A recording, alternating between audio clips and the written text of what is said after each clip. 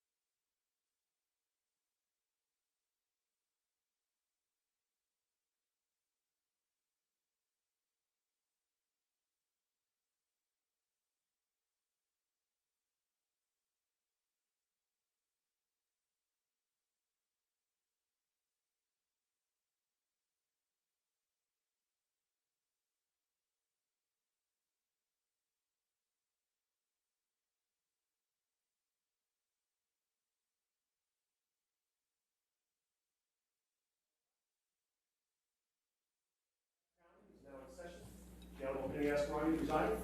Please be seated for a minute. Good morning. Good morning, Your Honor. All right. The first thing I want to say is I get a call from my mother last night and my mother-in-law saying, "Why did you have your phone on the bench?" So I want to clear everything up. That was not my phone.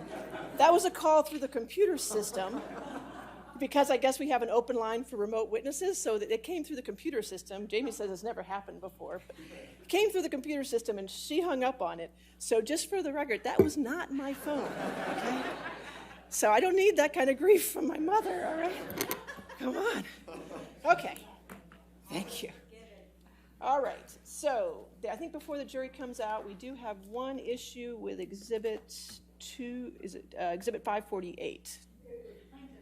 Plaintiff's Exhibit 548, okay? So you had offered it to come into evidence, and I know there was an objection. There's a lot of hearsay on it, and so is there a redacted copy for me, or is that something you haven't worked through? We haven't seen it. Okay. Okay, that's fine, Mr. Chu. I think it was her witness, but that's fine. Well, I know it's their exhibit, but you're offering it. And so if you're offering it, you have to redact it to basically, I think it's those two. I wanted to make sure that, in fact, I was going to bring that up right this morning. I wasn't sure of the court's ruling, so I didn't know what. Well, I just wanted to make sure. I know there. I think we need to work out the details on that, Your Honor. Okay, if you could work out the details, so you owe me one exhibit, so we'll get that at some point today, right? Or even if, I guess, tomorrow when I see you guys, that's fine. Okay, perfect. All right. Anything else preliminary before the jury? Mr. Rottenborn? One brief matter, Your Honor. May we approach? Yes, that's fine.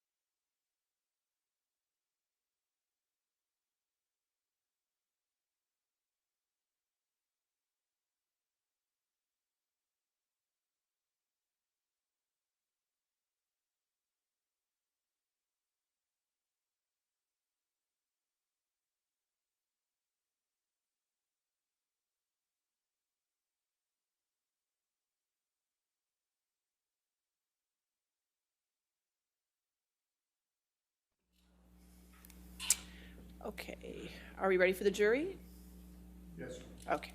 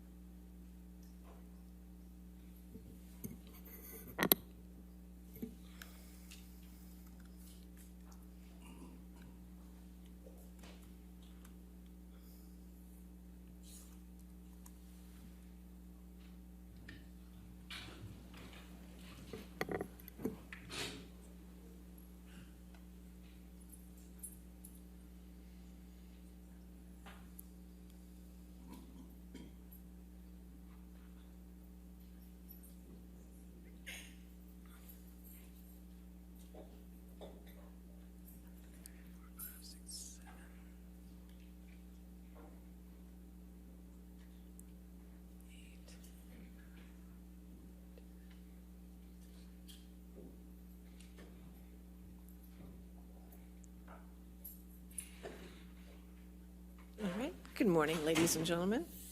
All right. Your next witness.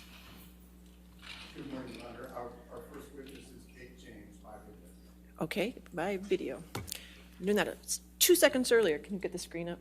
I like to get the screen up before. Ladies and gentlemen, we usually try to get the screen up before you because of that, the sound, but we'll get it up for you.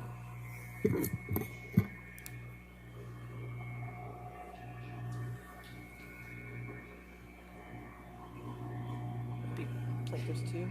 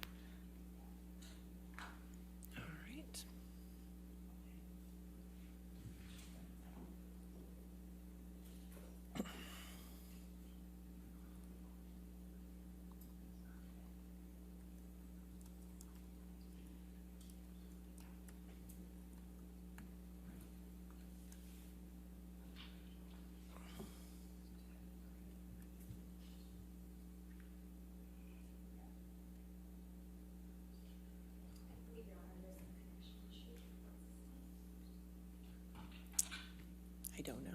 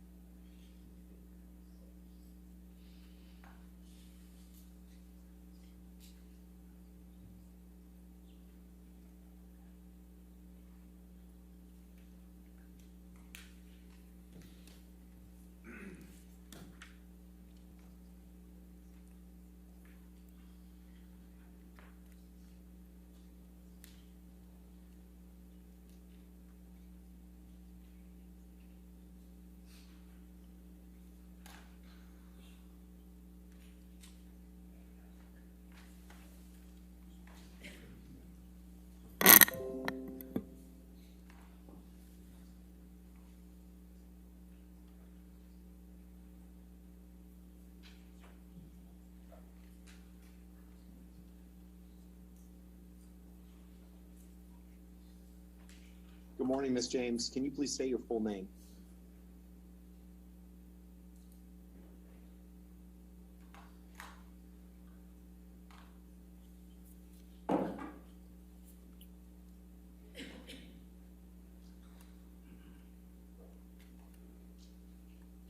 My name is Catherine Olwyn James. What's your current address? Have you ever spoken with Ms. Vasquez before today? Yes, When? I don't recall. What was the substance of that conversation? I don't recall. Was it in the past month? No. Was it in the past year? Yes. Did you talk about this case? No. What did you talk about? I don't recall. If you don't recall, how can you recall that you didn't discuss this case? Have you discussed this case or the UK litigation with Mr. Waldman? Yes, I discussed the UK case with Mr. Waldman. What did you discuss about the UK case with Mr. Waldman? Your Honor, can we stop this, please? Okay. I don't recall. Could you pause, details. please? No details whatsoever that you recall? Yeah. Did Miss? You could, there you go. All right, you want to approach? Or, Sure. I'm not sure.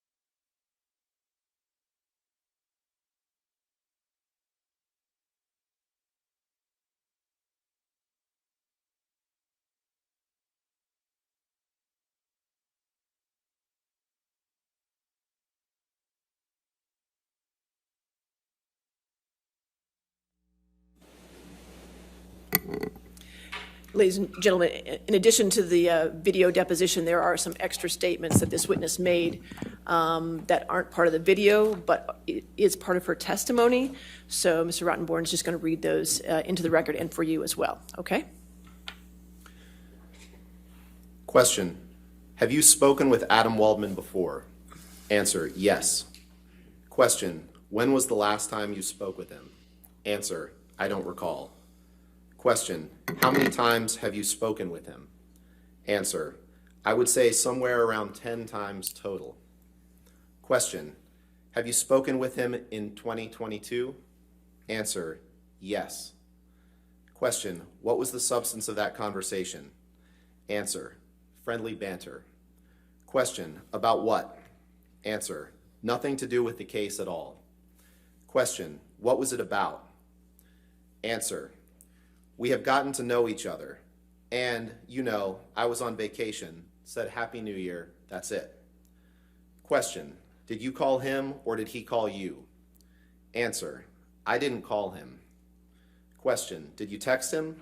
Answer, I sent a message saying Happy New Year to a lot of my friends. Question, over text? Answer, yes. All right, thank you, sir. All right, you can continue the video. Waldman assist you in preparing your witness statements for the UK litigation? No. Did you exchange drafts of those statements with Mr. Waldman? No. Who did you send those drafts to?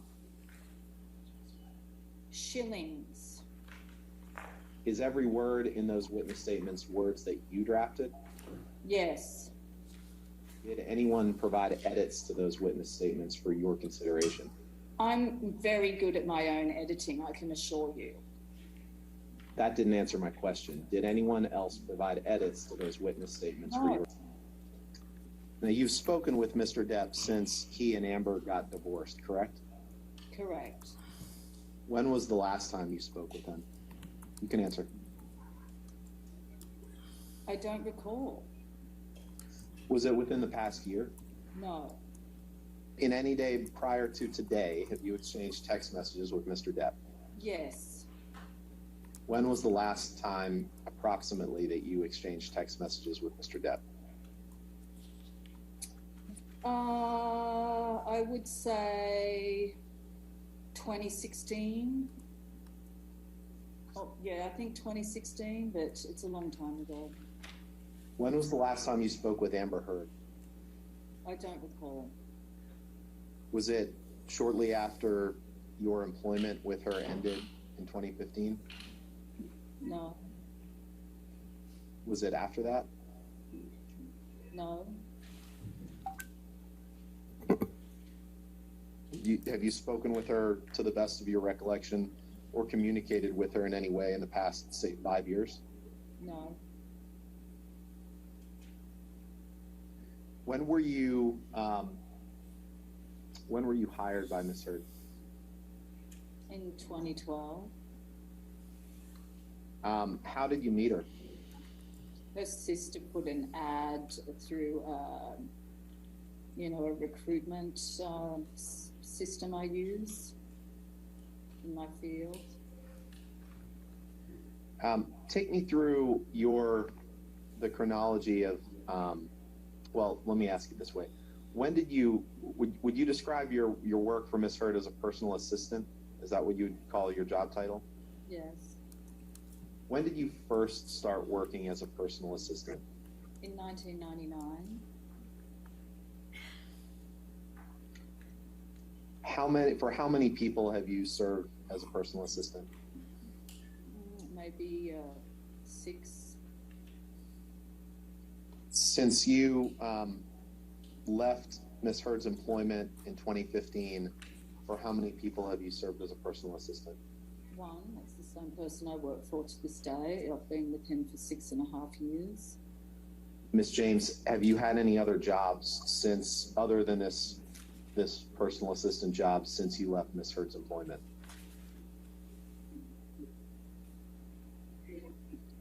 No,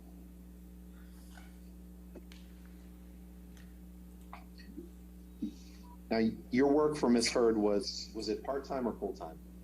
it started as part-time and became full-time. When did you change from part-time to full-time? I don't recall. What were your job duties? Too many to mention. Give me your best summary of what your job duties were, please.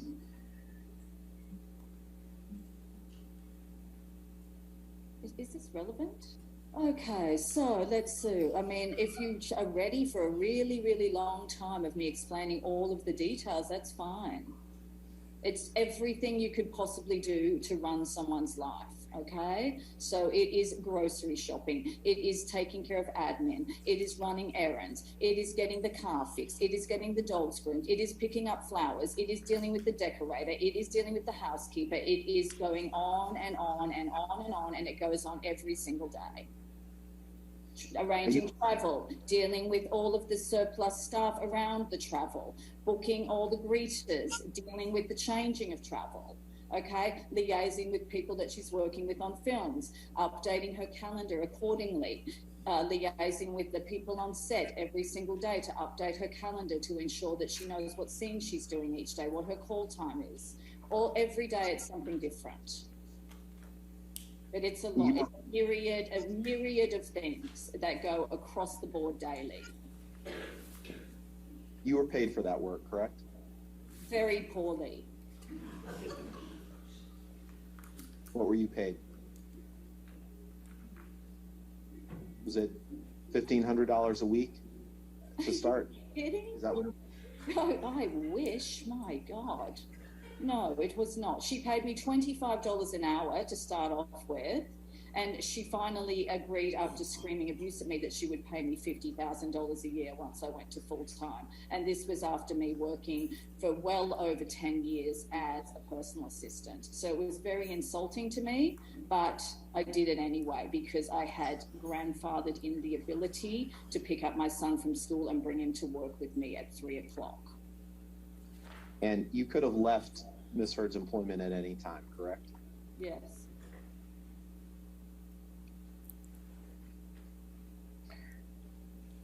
You were based in Los Angeles when you were providing personal assistant services to Ms. Hurd, right?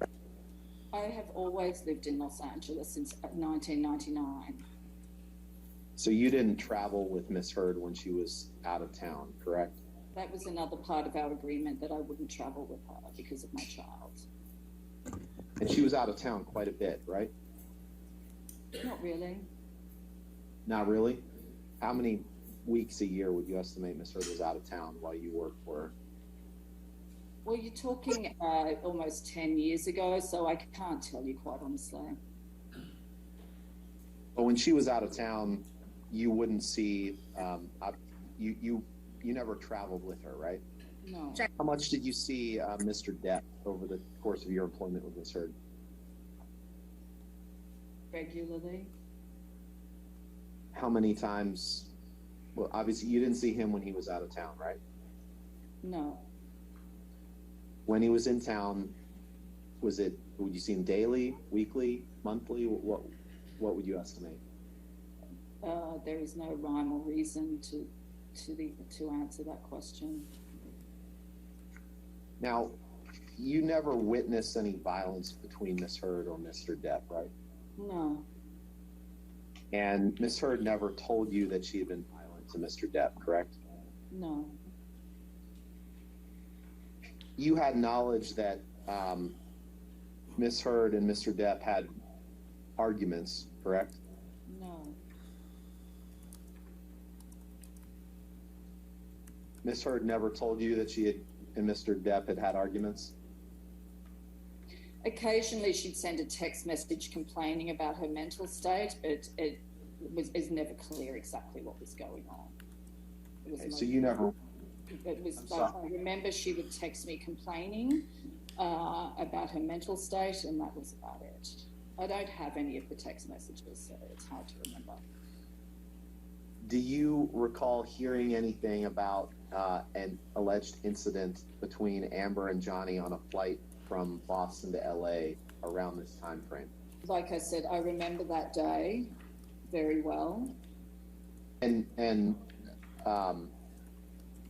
to follow up on that, I'm not asking just about what Amber may have told you. I'm just trying to drill down generally to what you may have heard, whether from Amber or Johnny or anyone, about that flight. Does that make sense?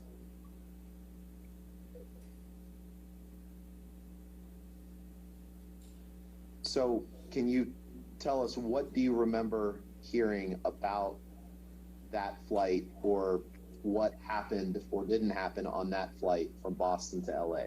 Don't know. Sitting here today, you don't remember anything that you heard about that? I don't know. I wasn't on the plane. I just know what happened afterwards, okay? When she asked me to come meet her at the shuttle. Did you think to ask her if she was okay? You know, I probably did, because that's my role, to play a caregiver. That's all I can imagine. So what do you remember about this day that you alluded to earlier? Mostly my surprise that they went to the Chateau Marmont, because Amber had an apartment of her own in West Hollywood that was like completely set up and available to her. So that was my biggest confusion. Like, why did she go to the Chateau? And then she asked me to get her bathing suit. I remember that. So I had to go to her apartment to get her bathing suit, which again seems strange to me. And then what also seemed strange is when I got there, she had a bunch of friends with her. And originally I thought she was alone. Did, when you refer to Amber's apartment, are you referring to the apartment on Orange Avenue? Yes, yeah. And isn't it true that Mr. Depp would spend time in that apartment with Amber time to time, correct? Well, I don't really know what the question is in relation to that. He wasn't there at that time, if that's what you're referring to. Yeah, no, that's not my question. My question was just, over the course of your employment, you have knowledge of Mr. Depp spending time at that Orange Avenue apartment, They right? spent time there, and at his residences, they would go around different places, yeah. Were you concerned about Miss Heard and her well-being on this day? No, because it had become a pattern with her, and so I was merely placating her, I would say, and especially when I saw she was there with about 4 or 5 girlfriends and basically having fun, enjoying each other down by the pool. That's why she needed a swimsuit. And then they proceeded to hang there all day drinking while I sat around waiting with my son. Actually, I think it was a Sunday that day, I remember. We had to wait all day, and while they just hung around drinking by the pool.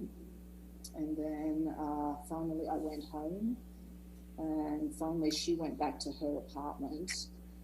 And then she wanted me to go back and pack her bag for her at about 10 o'clock at night on Sunday. And I said I couldn't go. By that point, I'd already spent the whole day sitting there. So I said I couldn't go and pack her bag because I'd already put my son to bed, and she was very angry about that. I remember that. Okay, so when you asked her if she was okay, you didn't actually care if she was okay. You said you were just placating her, right? It was a standard procedure at this point. She was a very dramatic person. So you didn't actually think that there was anything that Amber was actually upset, correct? As I said, it just didn't make sense that she went to the chateau instead of going home.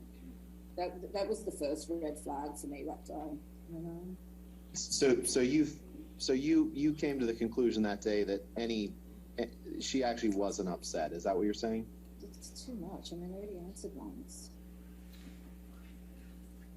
What I'm asking is, did you come to the conclusion that there was nothing wrong with Miss Heard that day and that she wasn't actually upset? I don't know how to answer. I mean, it's such a strange question. Like they said, you already asked me and I already answered.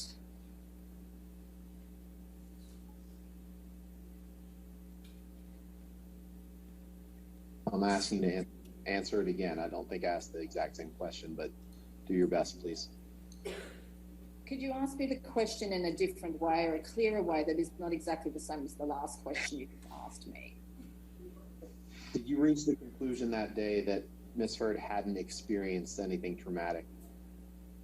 Over the course of the day, I observed Miss Heard enjoying the company of her friends for several hours. That's all I have to say on that matter. And would it be odd for someone who's experienced trauma to want to be around friends? To you? Yeah, I don't know. So in any event, you said you sat around at the Chateau Marmont, is that right? Yes, well, she was deciding what to do. Now you were being paid for that time, correct? Not overtime, it was a Sunday. I was not being paid, no. Did you avail yourself of anything at the hotel? Like, did you order any food? No.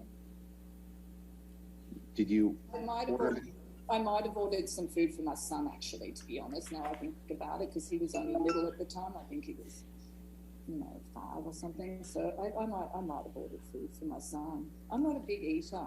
Food is not a huge priority for me. Would you have put that on Miss Heard's tab that day? Everything was on Depp's tab that day, so no. On Johnny's tab? Yes. Let's bring up the document entitled, or that ends in 6151, please. Showing exhibit 3 on the screen. When she wrote, "I love you," and you wrote, "Love you too, hon, won't be long, X," was that just placating Miss Heard? Standard friendly text exchange in my role of work.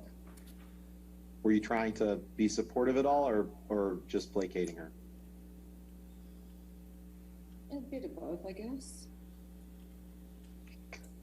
Did you have any concern whatsoever about Miss Heard's well-being that day? No. When was the first time that you remember Miss Heard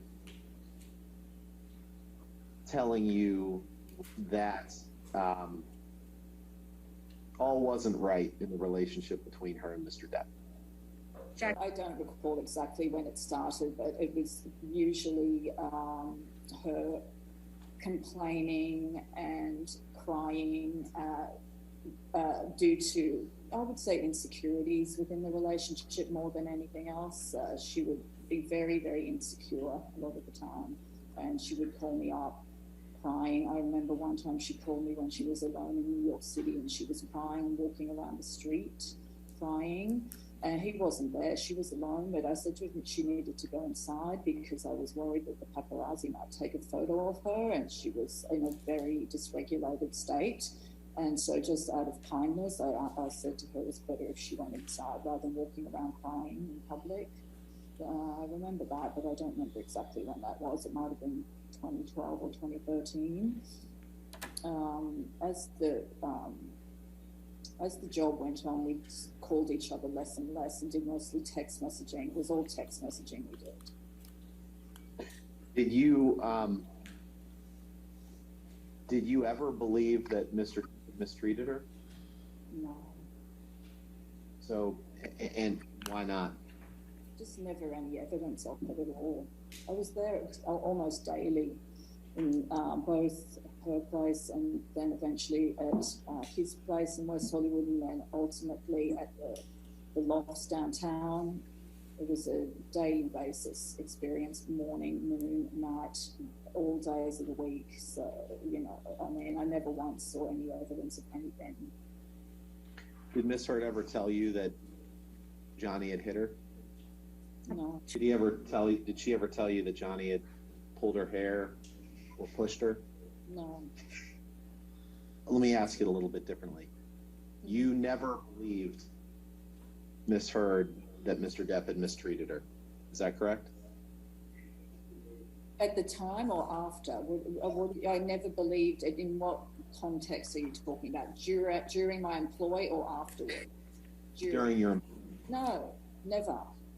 And there was never any damage to the apartment that I witnessed. There was never any aftermath of anything ever that I ever saw. Now, you, of course, have no personal knowledge one way or the other whether Johnny was abusive to her, correct? Well, I don't know if that's necessarily true, because if it was true, I would have seen the damage, even if I wasn't physically present in the moment of these alleged arguments. And what's your basis for that statement? Well, if someone's being beaten, there's generally physical evidence. So your testimony is that if there was no physical evidence that you observed, then it couldn't have happened, the domestic violence by Johnny toward Amber. Is that your testimony? No. Well, I'm trying to understand what your testimony is. Maybe you could clarify for me, Ms. James. Is your testimony that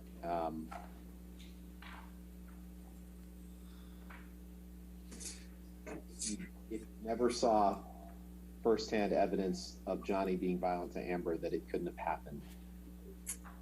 That's not what I said. You're trying to put words into my mouth. I don't appreciate that. Can you pull up the document that is, well, let me see what it ends with here.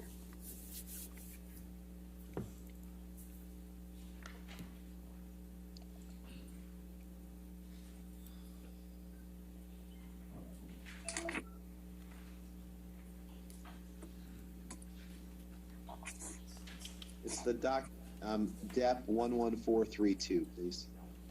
Showing Exhibit 4 on the screen. Could you pause for a moment, I'll please? direct your attention to the Okay. This is a document that we're just looking for the corresponding trial exhibit. You could just bear with us for 1 minute, and that we'd like to move for admission of it. All right. What's the number on it? That's what we're trying to figure Okay. out. Sorry for the delay.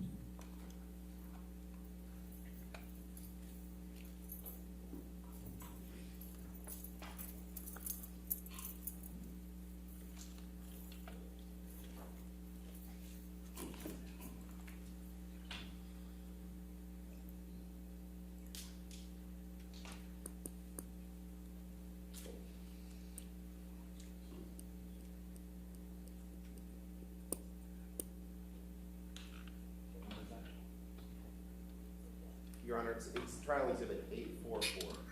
All right. And that's defendant's 844? Yes, ma'am. Okay, 844. Any objection to 844?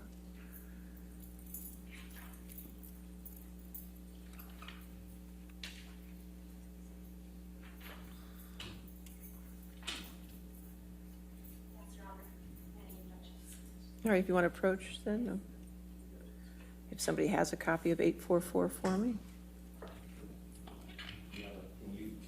Oh, we'll get it. We'll get it. That's all right. Oh, we'll get it.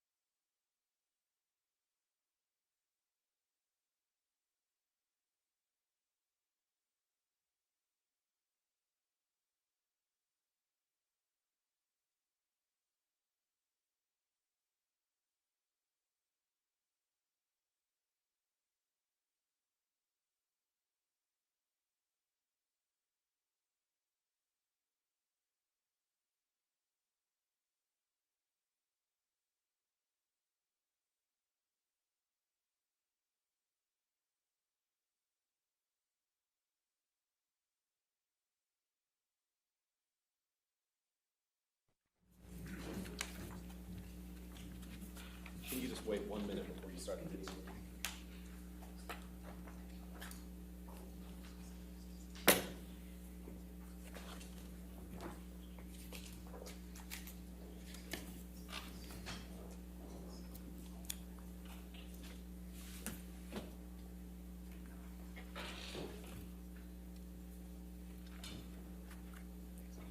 Yes, thanks. Box at the bottom.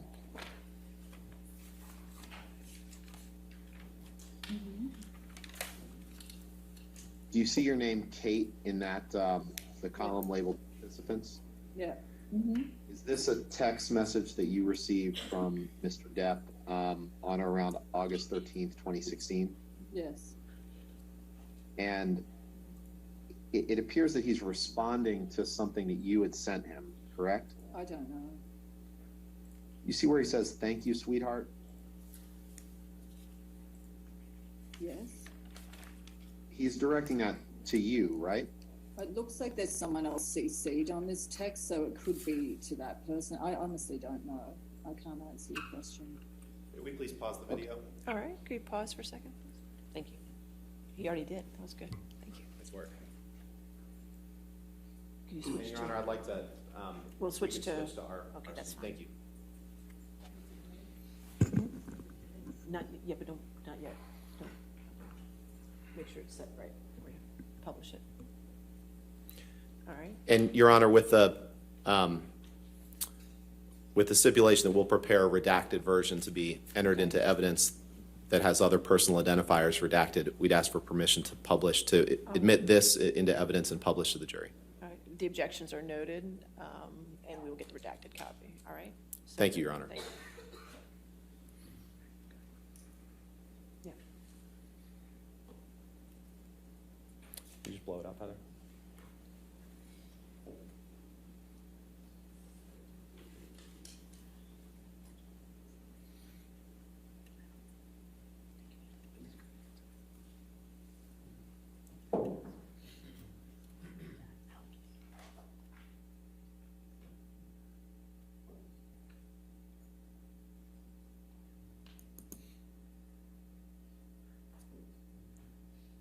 All right, sir.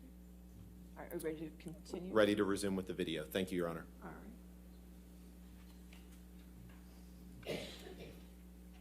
Do you see where he says, we'll hit you when I get back, doll, come over for a spot of purple and we'll fix her flabby ass nice and good? Yep. Come over for a spot of purple means come over for a drink of wine, right? I don't know. That's what you understood it to mean, correct? I don't know. Lucian, can you pull up the document labeled UK Trial Day 7 James testimony, please? And Ms. James, you remember giving testimony in the trial in the UK, right? Well, there'd be something wrong with me if I didn't. And in I need order in the when court. you gave that testimony, you. you gave it under oath, correct? Yes. Lucian, can you please go to page 39 of the PDF?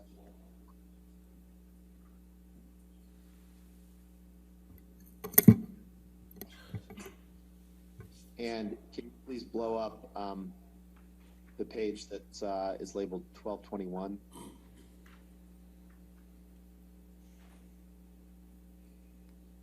And on line 7, Ms. James, am I reading this right? You were asked the question, and he is inviting you over for a spot of purple. What is that? Yes, is your answer. Question, what did you understand? And you answered red wine, I imagine. Do you see that? Yeah, I do remember that. Remember giving that testimony? Mm-hmm. Yeah.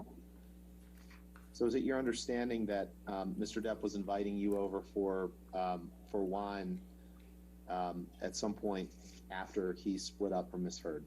And just speculation. Did you meet up with Mr. Depp for red wine around the time period of this text on August 13th, 2016? I did meet up with him, but we did not drink red wine, no. Was anyone else present for that meeting? No. When he said, come over for a spot of purple and we'll fix her flabby ass, you understood him to be referring to Miss Hurt when he said, we'll fix her flabby ass, correct? Yeah, it wasn't for me to speculate what he was referring to. And I'm not asking for you to speculate what he was referring to. I'm asking for your understanding was that he was talking to Miss Hurt, correct? You can answer. There isn't an answer. I mean, this is the way he writes. It's very random and you don't sort of question it. Okay? It's just the way he writes. He writes in a very abstract way. Okay. Lucian, if you can just pull up the prior testimony that we just looked at.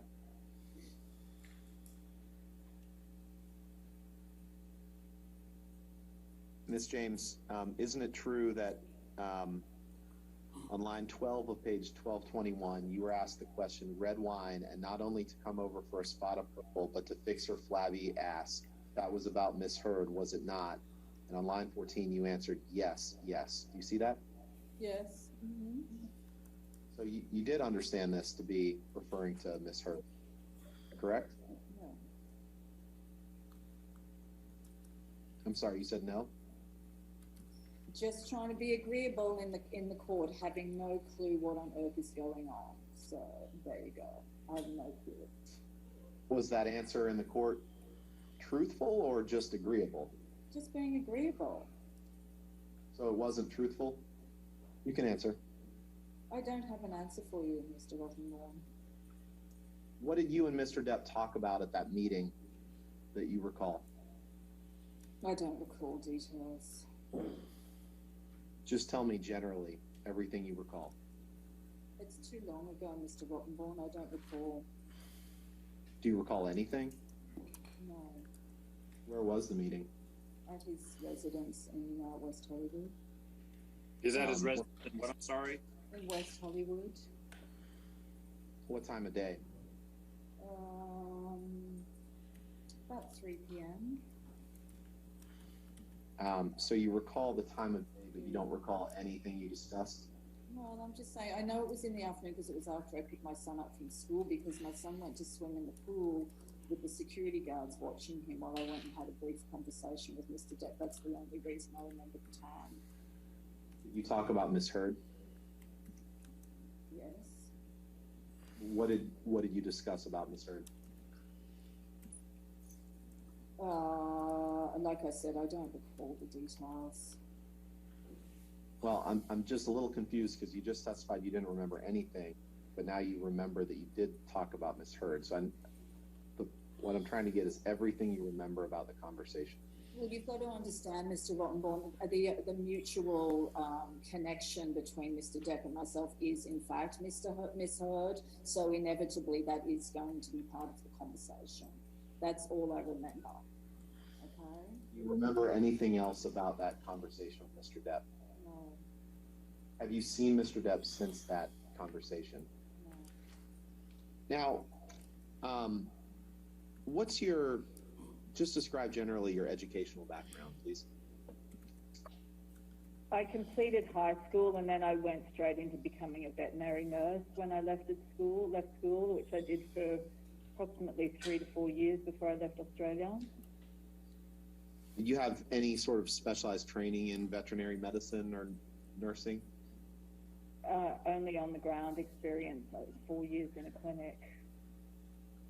So you don't have any experience with medical training for humans, right? No. And you don't have any training in healthcare, correct? Could you be more specific? You don't have any training in healthcare for people, correct? I'm not a human nurse, if that's your question. I don't really understand your question. Sorry, you don't have any training related to prescription drugs, do you? No. And you have no basis. Excuse me, only pertaining to animals. Yes, I would like to add that. Okay, and that was the training that you received on the job in Australia before you came to the U.S.? Amongst other things, yeah. You're familiar with Ms. Heard taking prescriptions for Accutane and Provigil, among other things, correct? Objection. You are not, you never served as a nurse or a doctor to Ms. Heard, right? No. And you have no medical knowledge to testify whether Ms. Heard used Provigil or Accutane in the way her doctors instructed, correct? No. And you're not an expert on the interaction of prescription drugs and alcohol or other drugs, correct? No.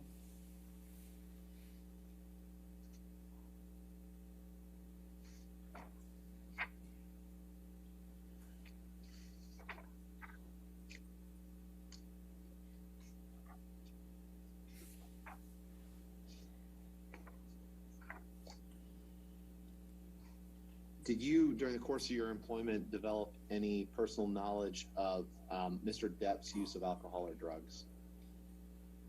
Not firsthand.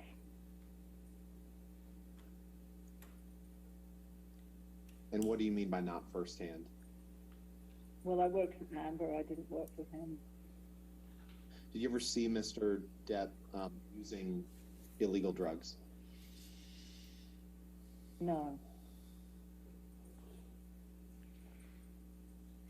Did you ever see Mr. Depp abuse alcohol?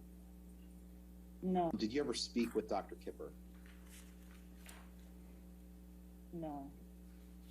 Did you ever speak with Aaron Borum? Yes. And Aaron Borum was a nurse who worked for Dr. Kipper, right? She was assigned to Amber. I'm sorry. how I spoke to her. I'm sorry. She was assigned to Amber. That's how I came to be speaking to her. And she also provided medical services to Johnny, right? I don't know. What do you recall speaking to Aaron Borum about? Just random chit chat in the course of the day, nothing specific. Do you recall ever forming any concern in your own mind about any of Mr. Depp's behavior in his relationship with Amber? Never. Nothing you heard, nothing you witnessed, nothing you saw during your time with Miss Heard ever gave you an inkling of concern about Mr. Depp's behavior toward Amber? Never.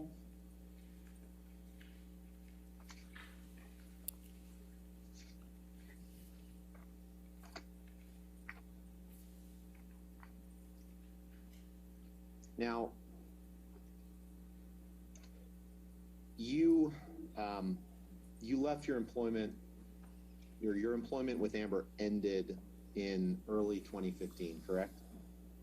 Yeah, just after they came back from the wedding on the island. Did Miss Heard terminate your employment?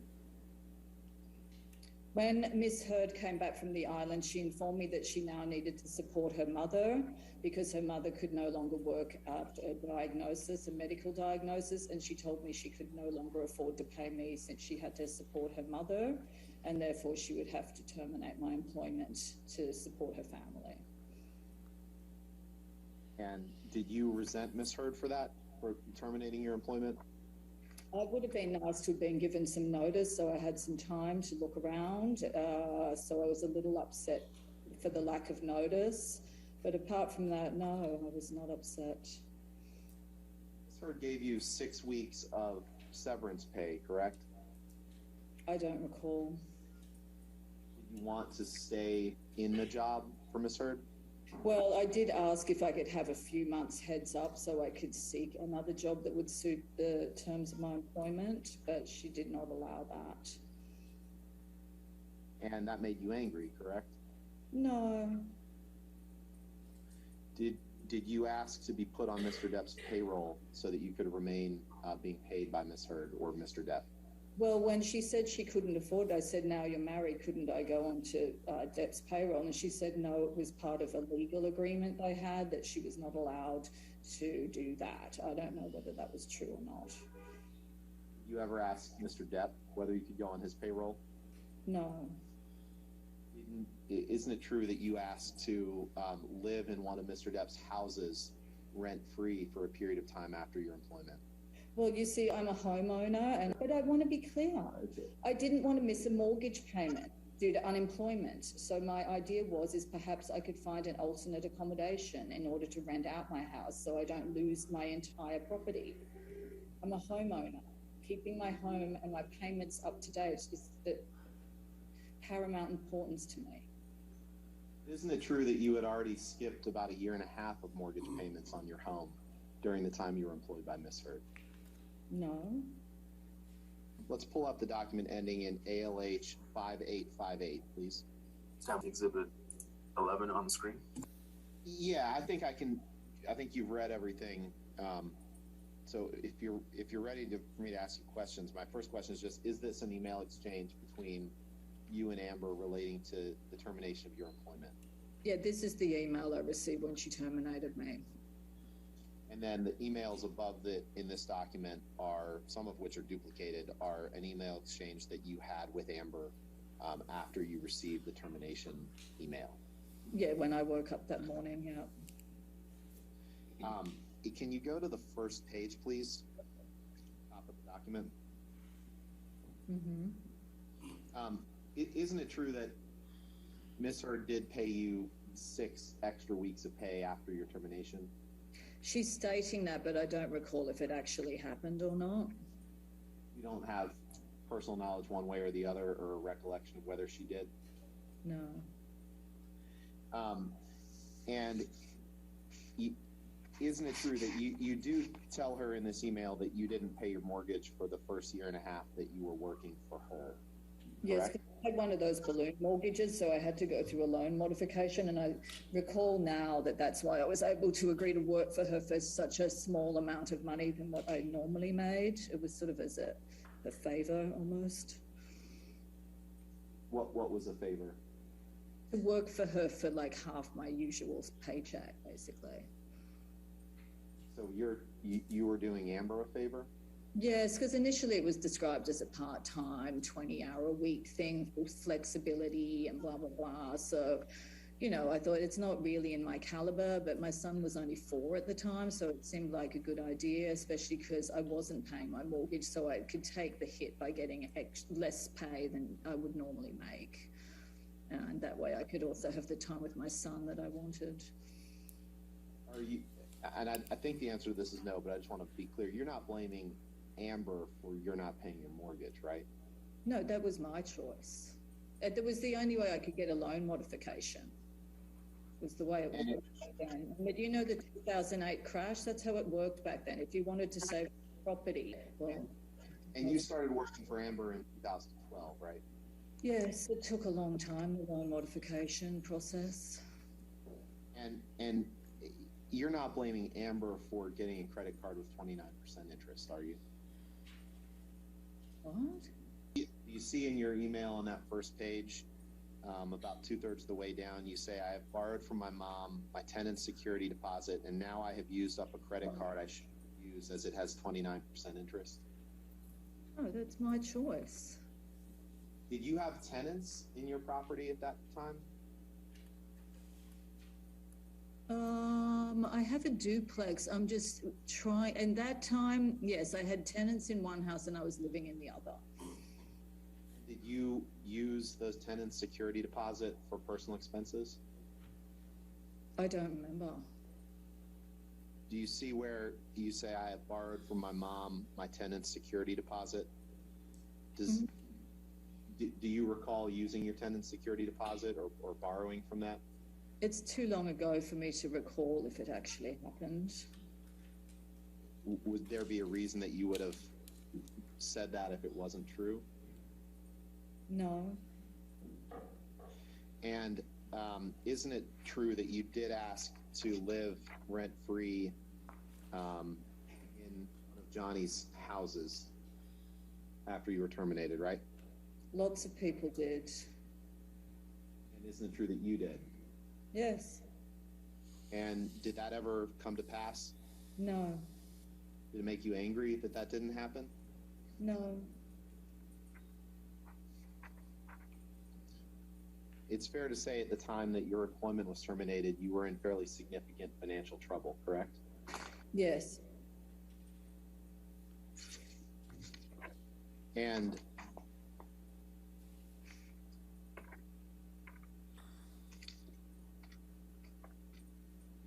you were angry with Amber for terminating you at this time when you were in financial trouble, correct? No. See at the bottom of your email on page 2, you say, Max and I love you very much, as the sign off to your email. Yes. And Max is your son, right? Yes.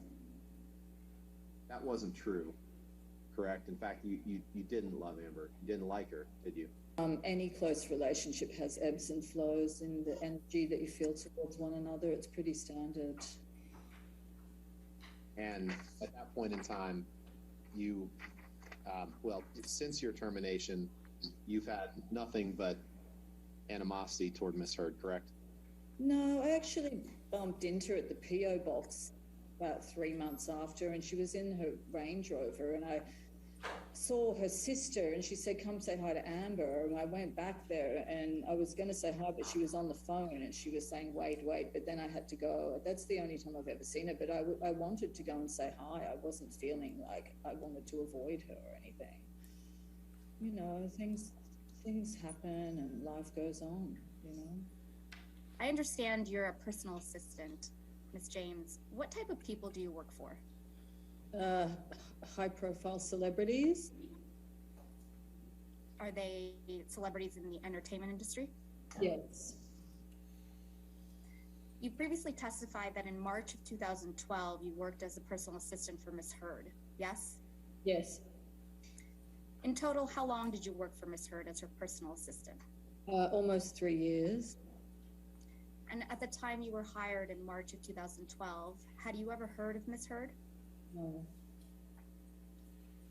You previously testified today that at some point while working for Ms. Heard, you transitioned from working part-time to full-time. Is that right? Mm-hmm. When did that transition happen? I don't recall specifically. Do you think it happened within the first year of your employment? I believe it happened within around 6 months into the employment. So most definitely it happened in the first year of your employment. Is that correct? Yes. You previously testified that you stopped working for Ms. Heard as her personal assistant in February of 2015. Is that right? Yes. And you also testified that Ms. Heard let you go upon her return from the Bahamas in February of 2015. Yes? Yes. Did Ms. Heard ever give you any indication or warning that your employment might end upon her marriage to Mr. Depp? No. How did it make you feel when Ms. Heard terminated your employment without warning? A bit of a shock, a bit of a feeling of being blindsided. When you first began working for Ms. Heard, and when Ms. Heard was in town, in other words, not traveling, how many times per week would you see her? Almost daily. And did that change when you became a full-time personal assistant for Ms. Heard? No.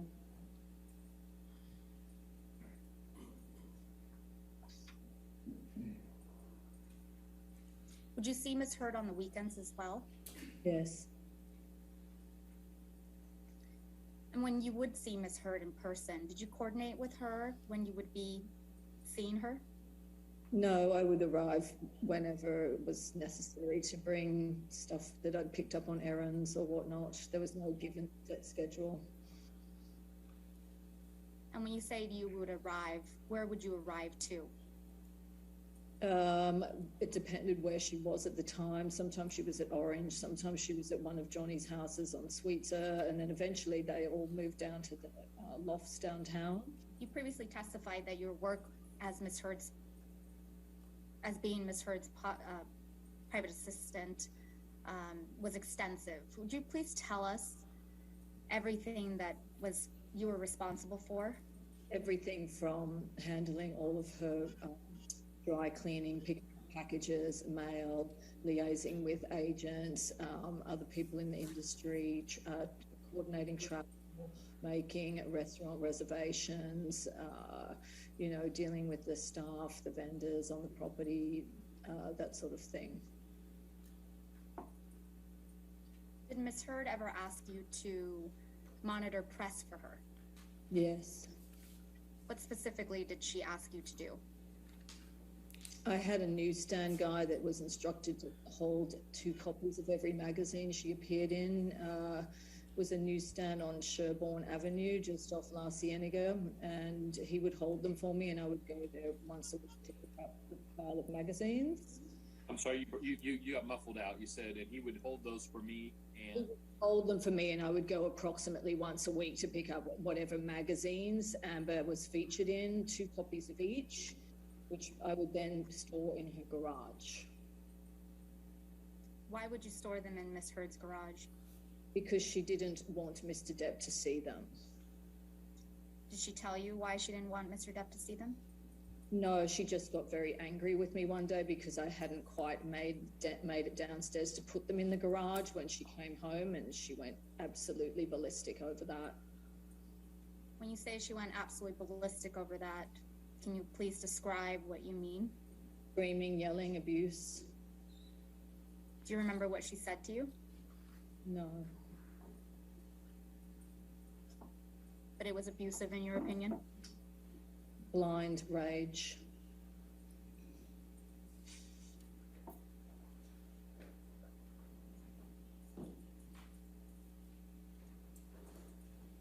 Over the 3-year period in which you worked for Miss Heard, were you ever with Miss Heard when she was getting dressed or undressing? All the time. How often were you present when Miss Heard was getting dressed? Every time she was getting dressed for a fitting, I would say 90% of the time I was there.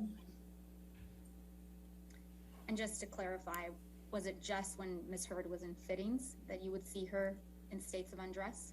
No, it was also in her apartment. She had no issue with walking around naked quite often. Did you ever observe Miss Heard putting on makeup? Yes. How often did you see Miss Heard doing her makeup? Just when she was getting ready to go out somewhere for a party or something. And when you interacted with Miss Heard, and I understand it was quite frequent and regular, did it appear to you that she was wearing makeup? She usually never wore makeup unless she was going to a special event. And when she did go to special events, would you describe her makeup as heavy? It would depend. It would, a makeup artist would do it, or if she would do it herself. If she did it herself, it would be light and usually adding lashes, and that's about it.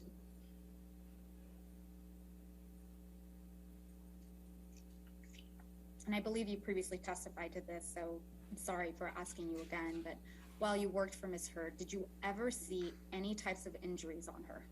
No. Did you ever see any cuts? No. Did you see bruises? No. Did you see swelling? No. Redness in her face? No. How about Miss Heard having black eyes? Never. A broken nose? Never. Missing hair clumps? I'm sorry, I didn't catch that. Ms. James. Never.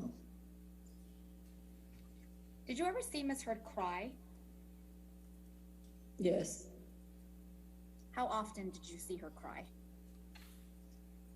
Hard to put a number on it. Sometimes she would cry on the phone. I think at least once or twice she might have cried on the phone.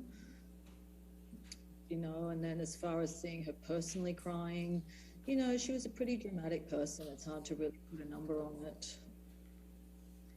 I'm focusing on when you saw her in person crying. How many times do you believe that you saw her in person crying? I would say twice, maybe twice. Let's take that in bite sizes. The first time you saw Miss Heard cry in person, do you recall what she was crying about? Go ahead, Miss James. Insecure emotions. So the 2 times that you recall Miss Heard crying in front of you, you remember her crying about being insecure. Is that correct? Yes. You testified that she felt insecure about her relationship. Is that correct? Yes. Can you expand on that? What do you mean by that? She didn't like being away from his physical presence. Did Miss Heard tell you that she felt insecure when Mr. Depp wouldn't be present with her? Yeah. Other than telling you she felt insecure about her relationship with Mr. Depp, what else did Miss Heard say about feeling insecure? She told me she didn't like hanging out in his house with his friends because it was boring and they were all old men playing guitars and it wasn't interesting to her.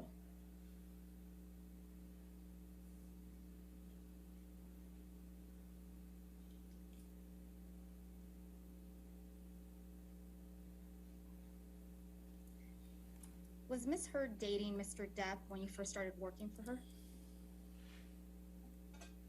Yes.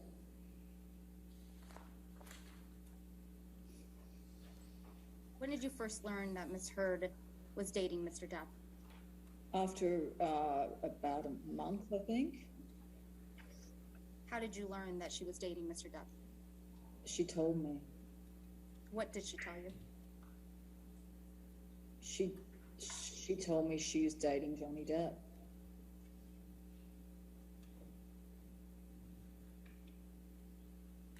Do you recall the first time you met Mr. Depp? Yes, When was that? it was in her apartment on Orange. Probably shortly after she told me she was dating him. He was standing in the dining room. And approximately when was that? I don't remember. I would say April or May of 2012. What was your impression of Mr. Depp? He was very peaceful, very calm, almost shy, and very quiet. And I remember he was wearing red suede shoes because I didn't know where else to look. I looked at his shoes. It was it's a weird recollection, I know, but I'm just being honest. Did you ever witness Mr. Depp be rude to anyone? He's such a gentleman. He's like a total Southern gentleman. So no. Did you ever see Mr. Depp lose his cool? No. Did you ever see him scream at anyone? No. Did you ever see him break something? Only in a video. In your presence, did you ever see Mr. Depp break something intentionally? Never break anything, never throw anything, always completely passive.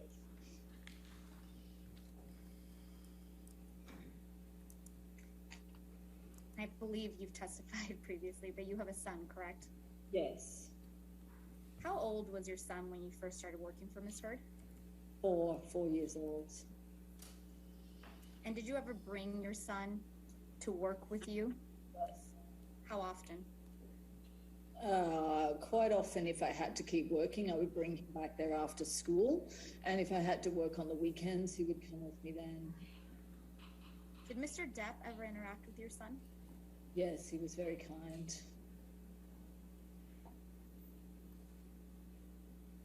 How often did Mr. Depp interact with your son? Whenever they were in each other's presence. Can you give me an estimate of how often that happened? Oh, countless times. He would even teach him how to play guitar. He brought him back from vacations. He showed him his amazing makeup makeover when he was doing Black Mass. He tricked him. He leant over and was saying, "Do you know who I am?" And he had the full makeup on his son's jaw, almost hit the ground. It was really cute, actually. Yeah. He gave my son a little pick as well, a guitar pick, which he cherishes to this day as well.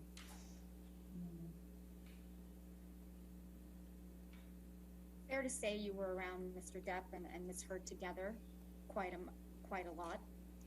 Yeah, it became increasingly more as the time went on. Yeah. What was your impression of Ms. Heard and Mr. Depp's relationship?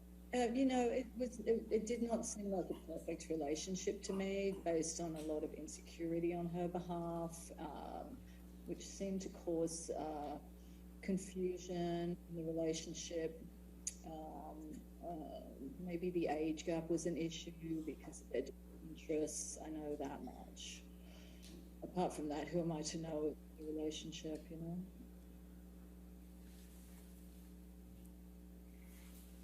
Do you think that Mr. Depp was smothering of Ms. Heard? Oh, no. Did it appear to you that Mr. Depp was jealous of Ms. Heard? No.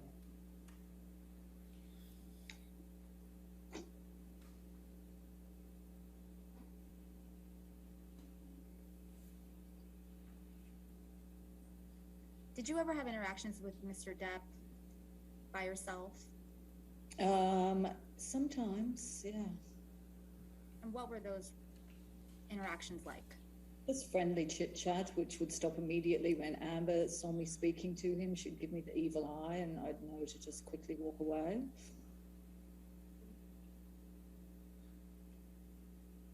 Did Amber ever talk to you about your interactions with Mr. Depp? No.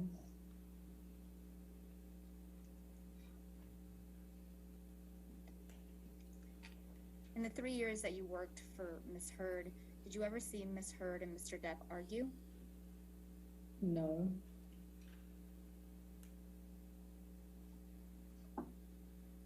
In the 3 years that you worked for Ms. Heard, did you ever see any physical violence between Ms. Heard and Mr. Depp? Never. Did you ever see either of them being physically aggressive with one another? No. Did you ever see any property damage at Ms. Heard's home? Never.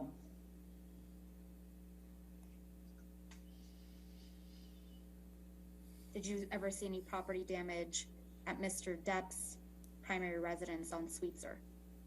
Never. Did you ever see any property damage at the lofts or the penthouses at the Eastern Columbia building? No. No, never.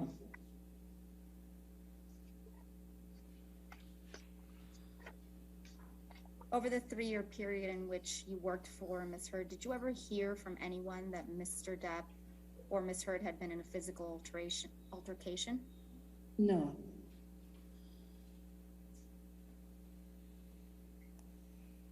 Over the 3-year period in which you worked for Ms. Heard, did you ever see Ms. Heard be physically aggressive with anyone? No. Let's break that down a bit. When you say she was verbally abusive to you regularly, can you explain to me how she was verbally abusive to you? Screaming over the phone. She screamed at me once in person, multiple times screaming at me over the phone. Barrages of abusive text messages, day and night, a lot of them in the middle of the night, I think you're aware. I think between 2 and 4 a.m. the barrage would start. That's what I'd wake up to. All incoherent, not really making sense, just basically someone to lash out at, you know, no apparent reason to it. You testified previously that you observed Ms. Heard be verbally abusive to her sister. Yes. What do you recall about that?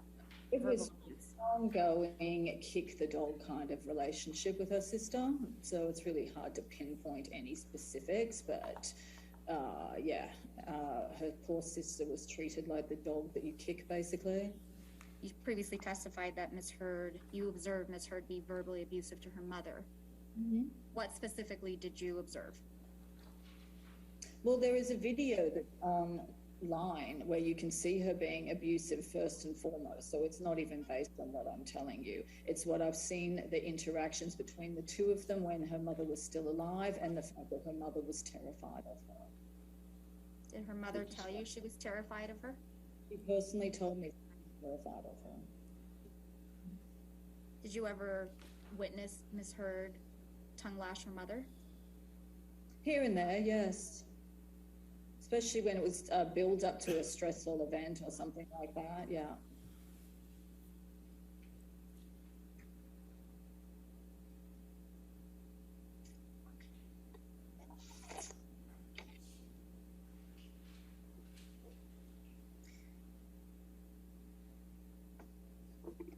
You said you felt that Ms. Heard was verbally abusive to you. Can you provide me with any specific examples of this behavior? Well, I thought I did earlier, but yeah, it was just so random and ongoing. You would never know when it was going to come left of center. I do remember on one occasion when we were moving from part-time to full-time, and then the salary negotiations became a real bone of contention. And I specifically remember standing in her office where she leapt up out of her chair, put her face approximately 4 inches from my face. She was spitting in my face and telling me how dare I ask for the salary I was asking for, which was in fact approximately half of my regular annual salary.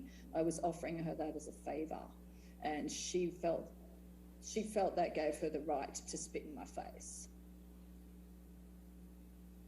And there was a witness in the apartment at that time, by the way. Who was at the apartment at the time? The handyman, Hector Galindo. I'm sorry? The handyman, Hector Galindo. He was so mortified. He was so embarrassed to hear her speaking to me like that. Miss James, while you worked for Miss Heard, did you ever observe her drinking alcohol? Yes, I did. How often did you observe Miss Heard drink alcohol? Don't recall.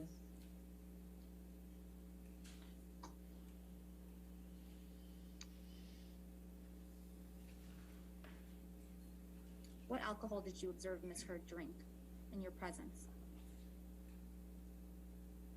Red wine.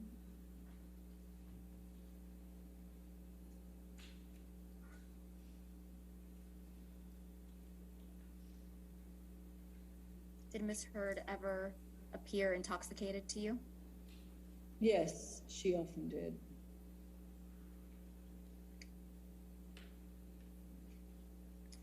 While you worked for Miss Heard, were you aware of what, if any, prescription drugs she was taking? Yes, because I had to pick it up and I often had to deliver it to her. To You set. anticipated. I'm sorry, Miss James, I interrupted your question, or your answer, excuse me.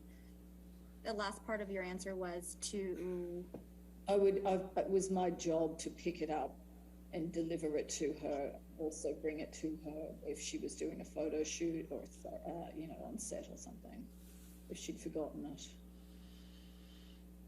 it. What prescription drugs do you remember picking up from Miss Heard? Provigil.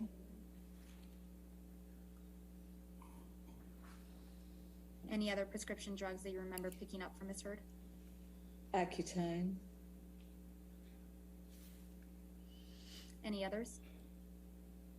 Not specifically. To your knowledge, did Miss Heard ever stop taking Provigil or Accutane while you were working for her?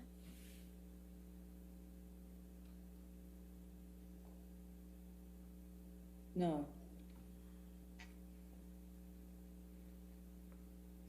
Did Miss Heard ever tell you that she was experiencing any side effects from Provigil? She didn't say it, but I observed it. We'll go back to that in a minute, but did Miss Heard ever tell you that she was experiencing any side effects from Accutane? No. You previously testified that you observed Miss Heard having certain side effects from Provigil. Yes? Yes. What side effects did you observe Miss Heard exhibiting?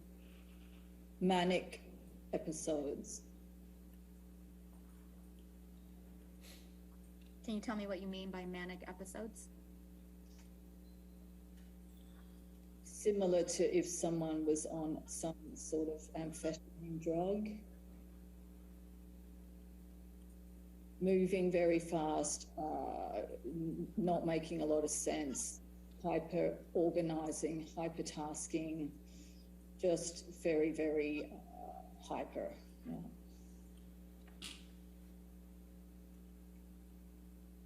Besides prescribed medication, did you ever observe Miss Heard ingest any illicit drugs while you worked for her? No. Did Miss Heard ever tell you that she had ingested illegal drugs? Yes. When did Miss Heard tell you that she had ingested illegal drugs?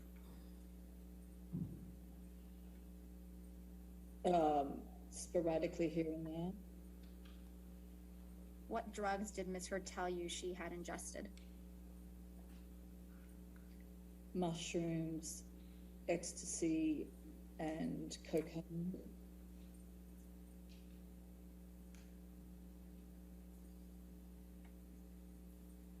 If you remember, how many times did Miss Heard tell you that she had ingested illegal drugs? I can't remember.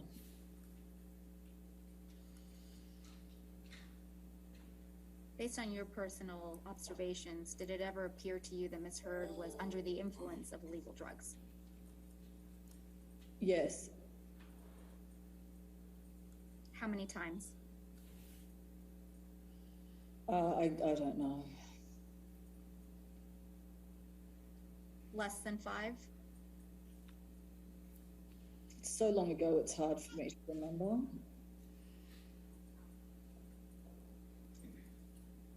why did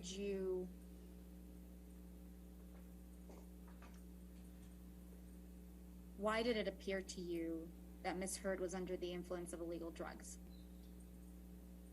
Disoriented, partying with friends, lots of heavy drinking, laughing, dancing, playing, all the sorts of things that go hand in hand with imbibing in drugs.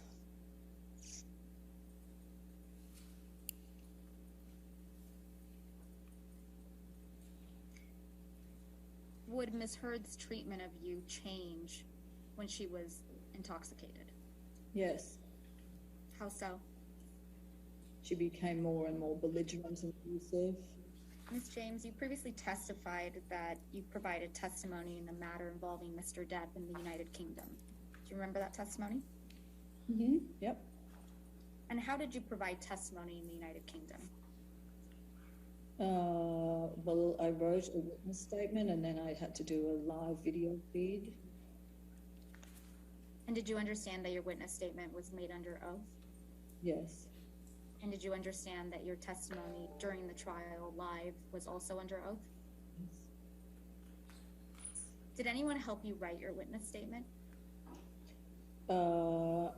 Shillings over in the UK helped me with the first draft, and then I took over and completely edited it to be my own words. That was after a phone conversation we had. They jotted down notes, sent me some basic notes to work with, and then I worked on it from there. How long did it take you to write your witness statement? About 3 or 4 days. Did you feel you had an adequate amount of time to prepare and write your witness statement? Yes, I was very proud with the outcome of how I wrote it because it was all my words and it was the absolute truth. And did you have enough time to review your witness statement for accuracy before you signed it? Yes. Was everything that was in your witness statement true and accurate to the best of your knowledge? Yes. And is that still true today? Yes. Lucian, may I please have you pull up Depp exhibit number 4, please? Showing Depp exhibit number 4 on the screen. Thank you.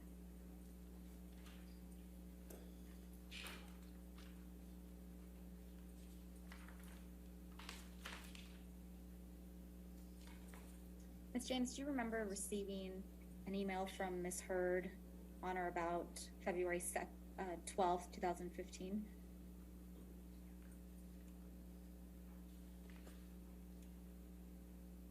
I don't even believe I was still working for that date.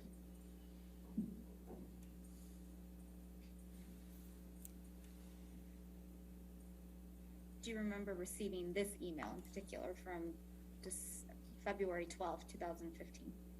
Again, I don't, as far as I know, I wasn't even working for her at that time, so I wouldn't even know why she wrote this letter to me, quite honestly. Do you remember receiving this email then? No. Okay. Can we please pull up exhibit number 5? Stand by.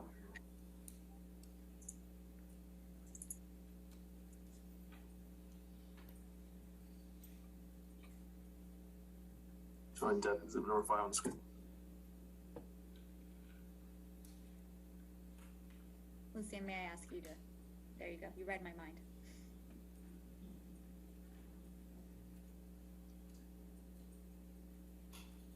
Lucian, may I either take control or have you scroll down to the bottom?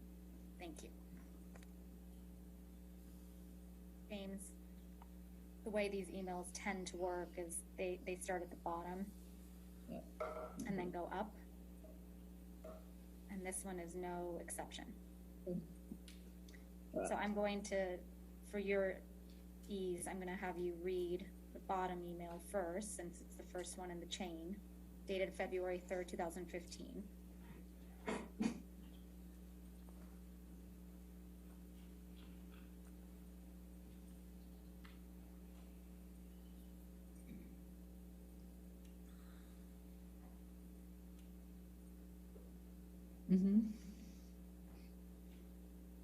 Looks like she was travelling straight to London after the wedding. That's what I'm reading.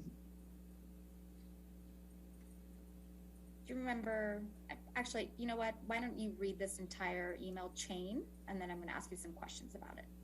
Mm-hmm.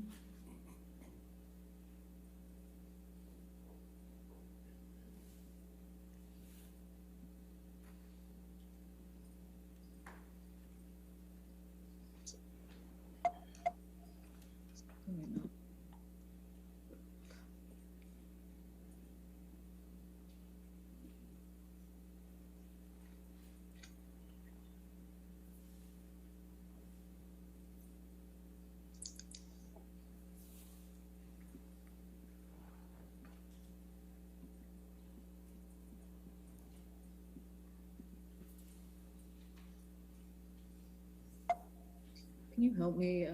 Oh no, it's moving. I don't know. It's being finicky. No, do you have control of this? I do have control. Sorry, Miss James.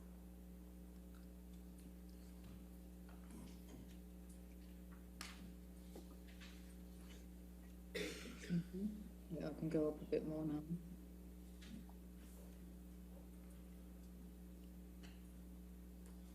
Mm-hmm.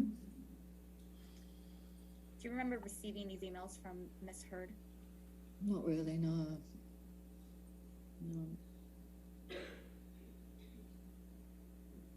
Do you see where Miss Heard on February 4th, 2015 writes in all caps, "Are there no direct flights?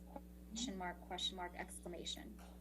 I'm just pointing her to the top email, Mr. Rottenborn. Do you see where Miss Heard writes to you, "Are there no direct flights?" in all caps? Yeah.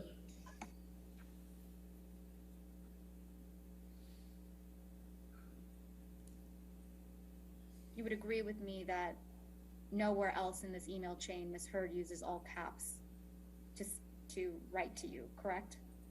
No, there's not.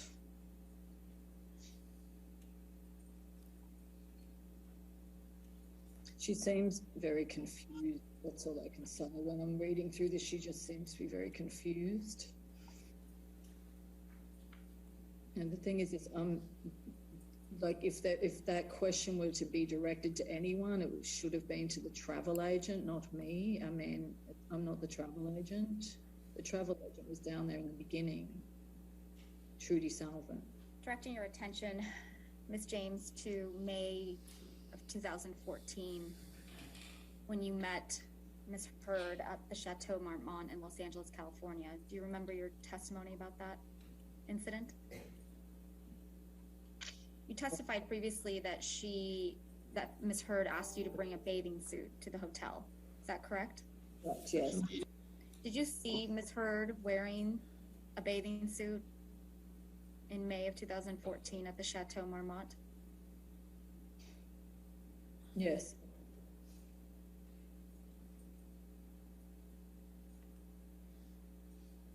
Based on your recollection, did you see any bruises on Miss Heard's body? Objection. No.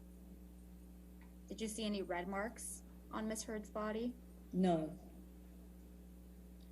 How would you describe the general atmosphere or mood of Miss Heard and her friends at the Chateau Marmont? To be honest, it seemed a little conspiratorial to me. How so? Like a strategy meeting or something, and combined with a pool party. Hard to describe. It was very confusing. Originally, I thought I was going over for some major emergency, but then something else completely different was going on that day. What made you think something completely different was going on that day? Well, because originally it made it seem like she was having this major emergency and she was completely alone and she needed me very badly to come as quickly as possible. But when I got there, she was surrounded by people. Savannah, Io, Tillett Wright, and Rocky specifically, Raquel Pennington. What was the second name you said? I got Rocky and who? Io, Tillett Wright. It's the letter I, the letter O. Tillett Wright. Did you observe Miss Heard showing what appeared to be injuries to any of her friends at the chateau that day? No.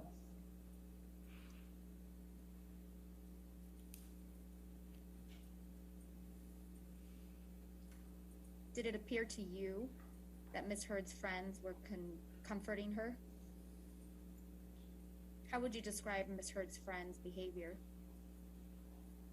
Friends hanging out together by the pool, having cocktails and spending the entire afternoon hanging around together. Did you ever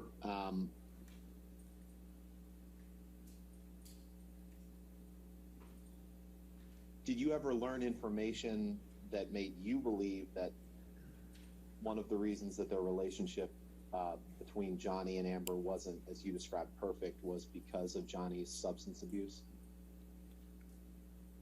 I couldn't speculate on the details of their personal relationship.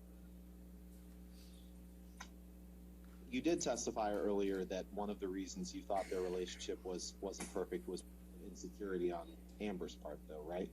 Yes. So you developed an opinion that insecurity on Amber's part affected their relationship, but you did not develop an opinion that substance abuse or any actions by Johnny affected their relationship. Is that right? That statement was based on communications directed to me from Amber, basically. What communications specifically? Expressing, exactly what I just stated. That she was sad, she didn't want to be away from him, blah, blah, blah, that sort of thing. It would happen all the time. And you believe that those statements were the reason that their relationship wasn't perfect? It's not for me to speculate. You would agree that just because someone is insecure in a relationship does not mean that she deserves to be abused, correct? I have no answer for you for that. You would agree that even if someone acts quote unquote smothering in a relationship doesn't mean she deserves to be abused, correct? I don't have an answer for you for that. I don't have any further questions. Thank you for your time today. All right, thank you. All right, ladies and gentlemen, let's go ahead and take our morning recess for 15 minutes. No outside research, do not talk about the case, right? Okay, thank you.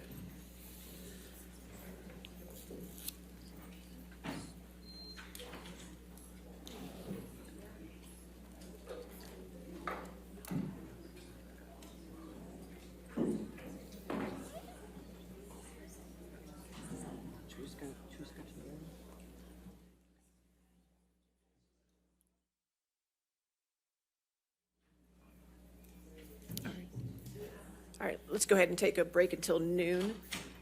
Is your next witness, we're going to set it up so it's all ready to go in next, okay. I really appreciate that. Okay, thank you. We'll be in recess till noon.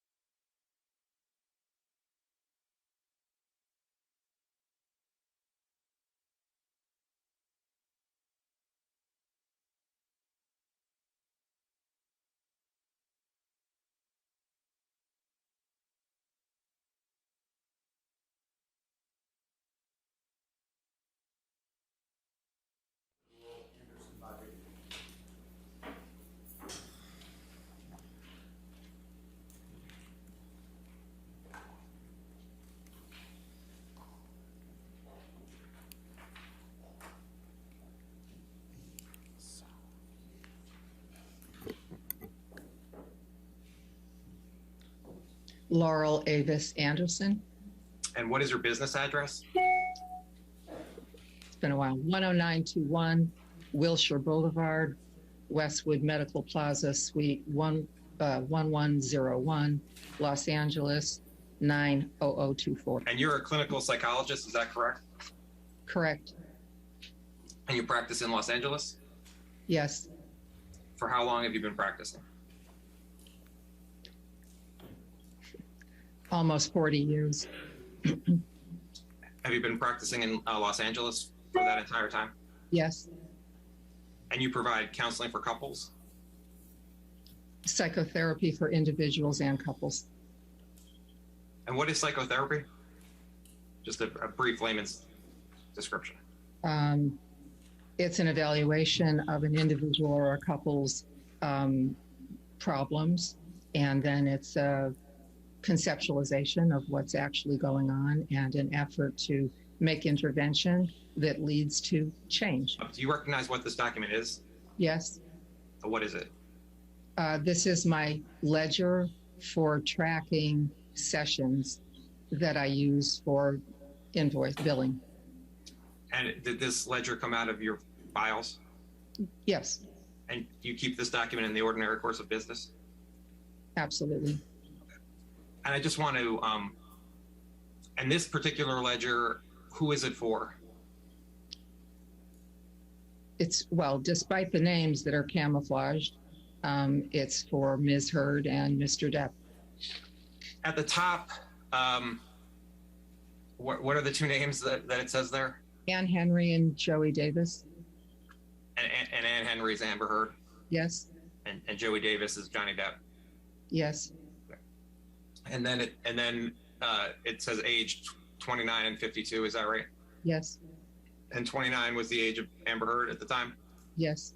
And 52 was the age of Johnny Depp? Yes. So as I understand it, on October 1st, 2015, Mr. Depp and Amber Heard came in for couples counseling for 3.5 hours? Yeah. Yes. Whether they were in for the full 3.5 or not, I don't know. But that was the amount of, that was when the session started, and they came in when they came in and not together. And it took 3.5 hours to actually do that first session. So as I understand it, for that first session, Mr. Depp and Amber Heard did not come in together? I don't believe that they did. The next session with Miss Heard alone for background intake, and that was a 2 1/3 hour session. And that session was on October 6th, 2015? Yes. And what's the next row The indicating? next day, You saw Amber on October 6th, 2015 for 2 1/3 hours, correct? yes. And what is the next row indicating? The next day, October 7th, Mr. Depp for 3.5. Again, it may not have been face-to-face for the full 3.5, but it was being at the beginning of the session, waiting for him, his coming in with the entourage and our getting to work. And for the three sessions we just discussed, the October 1st session, the October 6th session, and the October 7th session, those were all in person with you, correct? So yes, the first 3 sessions were all in person. And then what does it say for the next row, for the 1014 row? Couple, 3 hours. So on October 14th, 2015, Amber Heard and Mr. Depp saw you for couple session? Yes. There's a couple session on October 14th for 3 hours, is that right? 10/14, there's a couple session. On 10/21, there's a couple session where someone walked out for 2 hours. On 10/24, Ms. Heard was there, did a phone session for 1.5. On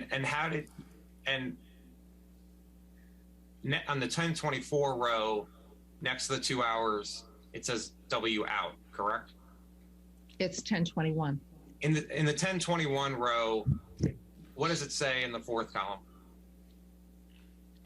For me, that's walk out. And do you recall who walked out of that meeting?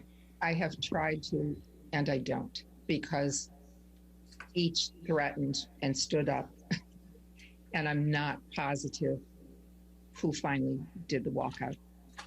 And then what does it say? What is it indicating on the row for 11/12/2015? Couple session showed 1.5 hours. And then on 12/17, what does that show? Amber alone showed 2.25 hours. Based on this ledger, you saw Amber and Mr. Depp for 4 couple sessions? That's right. Dr. Anderson, I'm showing you it's been marked as Anderson 3. And Your Honor, at this time, we're looking to move defense exhibit 397. I understand there's no objections from All right. plaintiff's side. 397, no objection, is that correct? You do have hearsay and relevance objections. They didn't list objections in their exhibit list, and then we actually communicated this morning, and they said they weren't objecting. All right. Do you know who on the team you talked with? I'm sorry.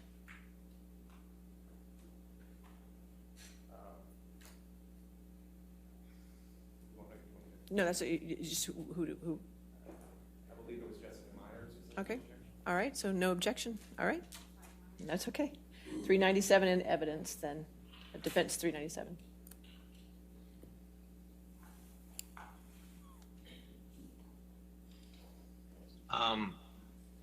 And I will let you, which is CC 000172. I'll let you take a look at it. It's a 1-page email. So let me know when you're finished. Do you recognize this email chain?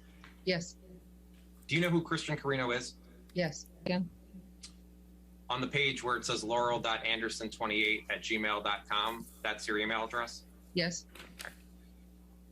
The email of March 28th, 2015 from Mr. Carino, he wrote, Laurel, my closest friend, Amber, on copy, wants to come see you alone first, and then with her husband, Johnny. We'll leave it to you two to arrange a time. Love you both. You see that email? Did you receive that email from March 18th, 2015? I did. And you responded to Mr. Carino's email, correct? As you can see, yes. Yeah. What was your understanding as to why Amber Heard wanted to meet with you? I took it at face value that Ms. Heard wanted to have a consultation, and if this is not infrequent that I might get an email like this, and when I hear that someone may then later want to come in with their husband or spouse, yes, I think it has to do with relationship issue. On September 9th, 2015, you received an email from Mr. Carino, is that right? Yes, apparently. He was trying to set it up. And Mr. Carino was trying to set up a meeting with you and Amber and Mr. Depp, is that right? Yes, that's what I assumed. And you responded to Mr. Carino's email, correct? I did. And then at the top, you received an email from Amber Heard? Yes. And she wrote, "Hi, Laurel, thank you so much for responding. I really appreciate it. I have to speak to my husband when he's done working today and make sure he's good with that time. I think it sounds perfect. Thank you so much again. I'm really looking forward to meeting you." Did I read that correctly? Yes. And you received that email from Amber Heard? I did. On September 27th, 2015, you received an email from Amber Heard, correct? Yes.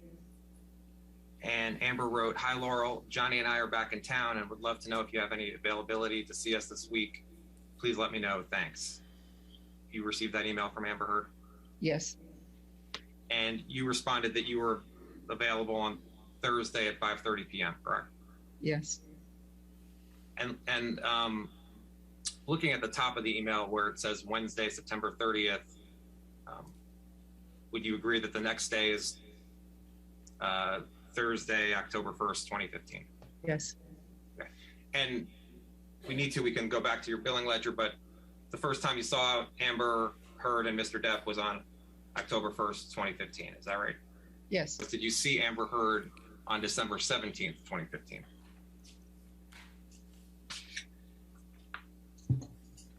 Yes, we had established that, yes. Exhibit 7 on screen. Dr. Anderson, I'm showing you it's been marked as Anderson Exhibit 7, which is depth 3202. Take a chance, read it, and let me know when you're finished.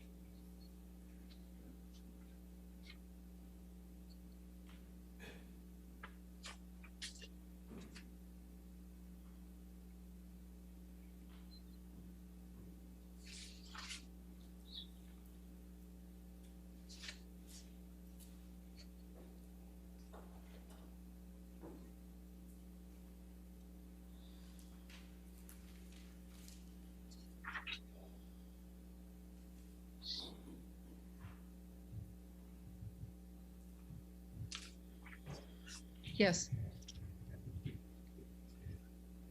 Attachment 7 is at the bottom is you see a March 8th, 2016 email from Christian Carino to you, correct? Yes.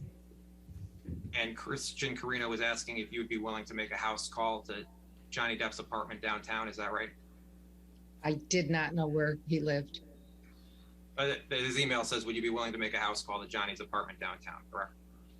Did it say downtown? Yes, it did. Okay. And then you responded on March 8th, 2016, correct? Yes. And you wrote, hey, Christian, have of course avoided this my whole career unless someone was in rehab. Would be willing to try it once, in that there's something I'd like Johnny to understand, and I don't think he does. Where you wrote, I'd like Johnny to understand where you wrote would be willing to try it once, in that there's something I'd like Johnny to understand that I don't think he does. What did you mean by that? I can't say exactly what it was I wanted to impart, but I know that I thought that he was having difficulty in the sessions, and I think it was something about the process between the two of them that I was trying to clue him into. What difficulty was Mr. Depp having in the sessions? Having a voice. What do you mean by that? Ms. Heard had a jackhammer style of talking. She was very amped up. He had trouble talking at a similar pace. Their dialogue, he was cut off a lot. So I'm guessing this is what I'm not sure what it is, but there was something. Anyhow, this is how he didn't have a voice. He couldn't keep up with her rapid fire way of conversation. And so he was really overwhelmed. In working with Amber and Mr. Depp, did Amber ever report to you any physical violence on behalf of Mr. Depp toward Amber? Yes. What type of physical violence did she report to you? Do you recall seeing photos from Amber Heard? I have, but I don't remember when I saw them. What do you recall about the photos? Her face was bruised. Do you recall where on her face on Amber's face you saw bruises? I think they were around her eyes, but I couldn't be positive. Did you witness abuse by either? I didn't witness. Had you worked with Mr. Depp before working with Amber and Mr. Depp? No. Is it your testimony that while Mr. Depp may have said he wasn't violent with any of his other partners, there was violence from Mr. Depp toward Amber, correct? Yes, you're right. He had been well controlled, I think, for almost, 20, 30 years. And both were victims of abuse in their homes. But I thought he had been well controlled for decades. And then with Ms. Heard, he was triggered, and they engaged in what I saw as mutual abuse. Sometimes I know she led on more than one occasion and started it to keep him with her, because abandonment and having him leave was her worst nightmare. And I think he may have initiated it on occasions too. I'm less sure on. And how did you come to the understanding that on some occasions Ms. Heard physically abused Mr. Depp? Ms. Heard reported that. What did Ms. Heard report to you? That it was a point of pride, two things. It was a point of pride to her if she felt disrespected to initiate a fight, and her father had beaten her. She was not going to. And the second,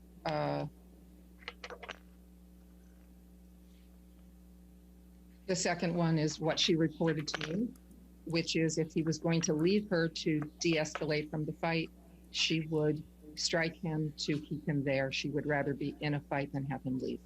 Did you speak to any other doctors or psychologists that worked with either Amber or Mr. Depp? No. Did you review any medical documents of Mr. Depp or Amber? I reviewed a pharmacokinetic that Ms. Heard showed me, which has to do with neurotransmitter function, genetics, and medications.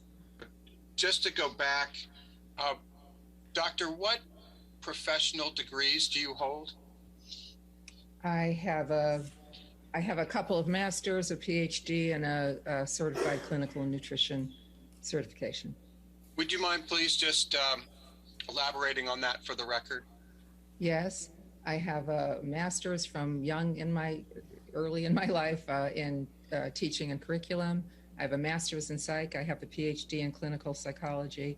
I have a CCN, which is a certified clinical nutrition certification. And do you recall, Doctor, in what year you obtained your PhD? Yes, I got it in '82.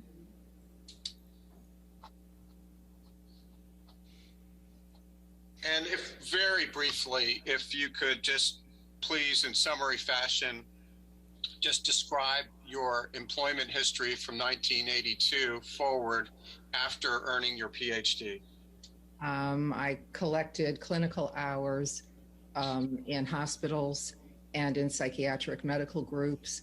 I was employed to do some nutrition evaluation and intervention as well, but there were MDs behind me. We worked in concert.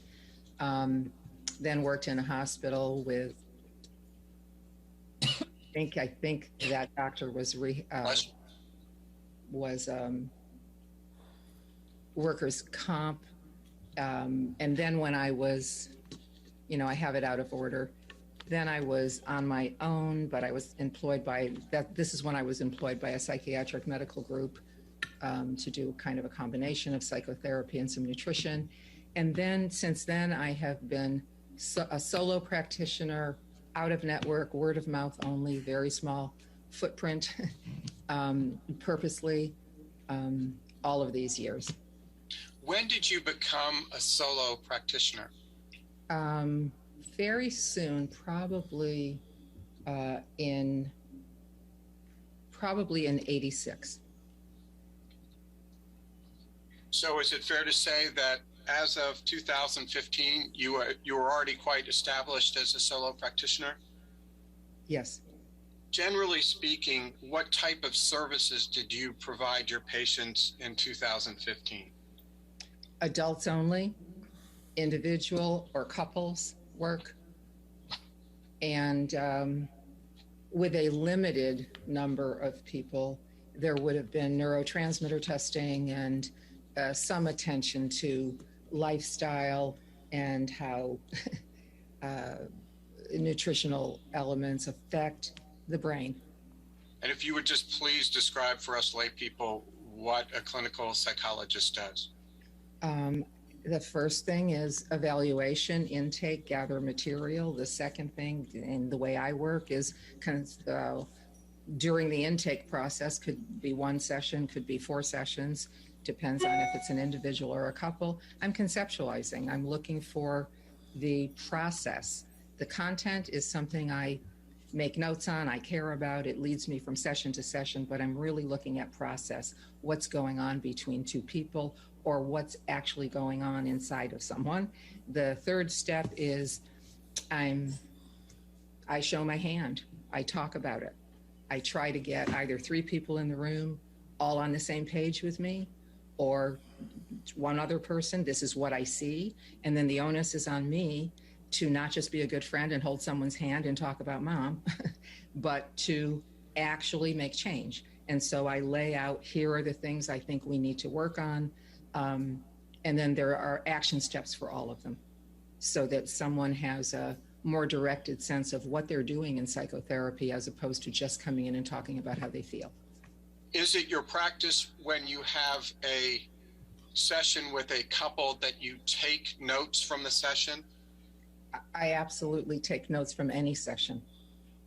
Do you take, at what time in relation to this session do you take the notes? I'm taking them during the session, and they know it. Because I don't want hours and hours and hours of homework at the end of a clinical day. So the notes are often, a lot of typos, wrong pronouns here and there, but essentially I'm just trying to gather facts as I go. Is it fair to say that you take the notes in a somewhat contemporaneous fashion? Sure. And do you take those notes in the ordinary course of your practice in your business? Absolutely. Do you maintain, or do you keep those notes as part of your treatment and regular course, ordinary course of business? I do. Thank you. And what type of information generally do you keep in your notes, other than what you've already testified about? Whatever I want to. Anything that it could be content that I'm tracking, just so I know in the next session what kind of content we were talking about. And it could be process too. Stand by, and I'll mark that as plans exhibit number 1. Showing exhibit 1 on the screen. Just to confirm, have you seen this document before, Dr. Anderson? Yes. And what is it? It's Christian Carino doing the first contact, and the second one is from Ms. Hurd, wanting to know how to get in touch with me. But accepting what's been thrust upon us, when was your first couples therapy involving Ms. Hurd? October 1st, 2015. Was that an in-person session? Yes. Where was the session held? In my office. And Mr. Depp was also there, correct? Yes. How long was that first session? 3.5 hours. Was that the first time that you had ever met Ms. Hurd in person? I think so. And was that the first time you had ever met Mr. Depp in person? Yes. Okay, now if you could please turn, and this is a multi-page exhibit Mr. Nadelhoff did not show you. This is going to be Plaintiff's Exhibit 2. Stand by. Can I interrupt a second, Ben? Sure. Adam, can you turn up your microphone? Because everyone's a lot louder than you, and when you object, I struggle to hear you. Can you hear me? Well, Michelle is a lot louder than you, so if you talk at the same time, I can't hear you. All right, I'll see what I can. Yeah, I'll see what I can do. Thank you. And Dr. Anderson, if you could just take as long as you would like to familiarize yourself with this document. I'll just state for the record, these are documents that you produced that have a Bates designation 1 through 17. Yes, I'm familiar. What are these? Oh, well, strike that. Have you ever seen Plaintiff's Exhibit 2 before? Yes. What is it? It's a redacted copy of my personal notes that I provided to you guys. And are these, I think you testified in response to Mr. Nadelhoff's questioning that the names Ann Henry and Joey Davis are pseudonyms? Yes. And would you please just identify for us who Ann Henry is in real life? Ann Henry is Amber Heard. Joey Davis is Johnny Depp. And are these your notes that you took contemporaneously of the four couples strike that? Are these your contemporaneous notes that you took of the couples therapy sessions? Yes.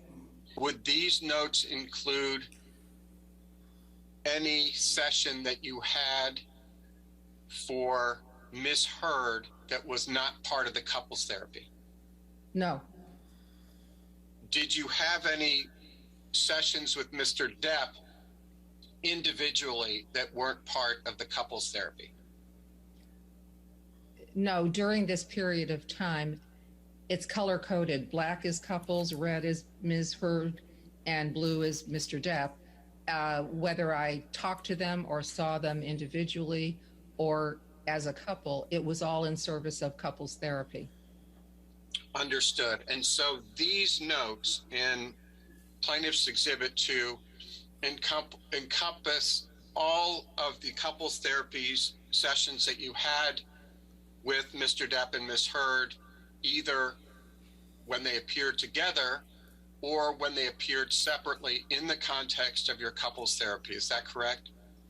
I'm looking at one page. If you're talking about the entire redacted document, yes. And I've asked you the question generally, but I want to ask you in the context of these 17 pages. Did you prepare these 17 pages of couples therapy notes in the ordinary course of your treatment of Mr. Depp and Ms. Heard? Yes. Did you maintain or keep them in the ordinary course of your practice or business? I did. So my question was, what is the significance of October 1, 2015?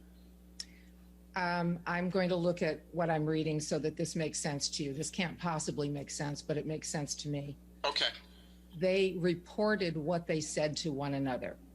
So the first line is Ms. Heard talking, saying that Mr. Depp says to her, "No one likes you. You're getting fame from me. I'm falling out of love with you. You're a whore." She's reporting just in the first session, just how bad the relationship is, just how mean they are to one another. And at that point, because I'm typing quickly as they go along, I'm switching into a different voice, more about the process between them, where she has, I believe, interrupted him. He says no more about what she says about him. And it's just that they're fighting and she has a hard time. She bites the bait. She can't let him talk, is my recollection. And from this, that's kind of what that is. So it gives me a sense of what they're doing at home. They're each reporting. This is what we say to each other. Okay, I appreciate that, Dr. Anderson. I'm just going to try to break it down into little bits. So October 1, 2015 is the date of the first couple session, correct? Yes. And 2.5 means 2.5 hours long from start to finish? I am guessing they were present for 2.5 hours, but that I waited, whatever the the ledger says, but I waited an hour for them to show up. And Dr. Anderson, in that first bullet point that we can see, you write, "Jay says no one likes you, getting fame from me, falling out of love with you, whore." Jay is Johnny Depp? Yes, but that was said by Ms. Heard. So is it fair to say that Ms. Heard was saying that Johnny said to her, "No one likes you, you're getting fame from me, I'm falling out of love with you, whore"? That would have come from Mr. Depp, is that correct? Ms. Heard reported that that's what Mr. Depp said to her at their worst. Yeah. Did Amber, when Mr. Depp told you that Amber had hit him in the jaw Did Amber respond in any way? Did she deny it? Did she admit it? I don't think she denied it, but what I believe from my notes was that she galloped off in a new direction, and they continued to talk, and there was no more that Johnny Depp was going to say about what he was reporting. It was more that they started into a fight. And I wrote that their process is a back and forth firing at each other. At that point, he had some energy. And they don't communicate. They have terrible skills. At any point during the first session, did Ms. Heard interrupt Mr. Depp when he was trying to talk? Yes. She talked over him. She had rapid fire talking. Did she interrupt him during your other sessions that are reflected in Plaintiff's Exhibit 2? Yes, and I pointed out the process to her at some point, and she got it, that no one could actually have a decent dialogue with her if she was rapid firing and talking over and just barraging. It was a process issue. You write, doesn't answer directly when he asks her a question. To what were you referring there? Don't have a clue. If I could direct your attention further down the page from plan, you see the notation to October 6, 2015? Yes. Was that the second couples session? No, it's red. It's Amber alone. So is it fair to say that you met alone with Amber for 2.25 hours in the context of the couples therapy? Is that correct? Yes, this was to get her background material. So tell us what you mean in that one section. He hits her, no closed fist. She hits back and now starts it for pride because father hit her. Would you please tell us what you meant by that? This is her reporting to me. It's the only thing in this clinical session that apparently was about physical abuse, or else it would not have been redacted out. It's so when she said in terms of physical abuse that he hits her, a no closed fist means an open hand slap to me. And she says that she hits back and now she starts it and sometimes hits him first because her history is having been violated by her father physically. And just out of pride, she, if she's, a lot of things trigger her. And if she's triggered, she would hit him first. And the he you're referring to is Johnny Depp, correct? Yes.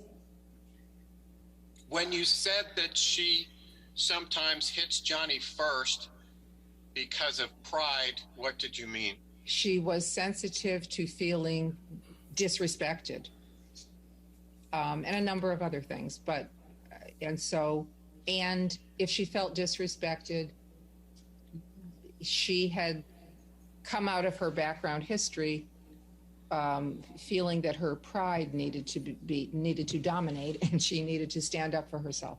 When Ms. Heard told you that Johnny Depp hits her or slaps her, Johnny Depp was not present, correct? Correct. Okay. And it wasn't plural. It was, she referred to, well, I wrote he hits her. Yes. So maybe it was plural. But he was not present when she made that assertion. He was not. Did Ms. Heard tell you that she socked Mr. Depp? Yes. She was describing kind of the progression of the physical violence. Did you have any understanding of what she meant when she admitted that she socks Mr. Depp? Yes, because there were 3 lines above this that explained the progression a bit. And I've already said what it was.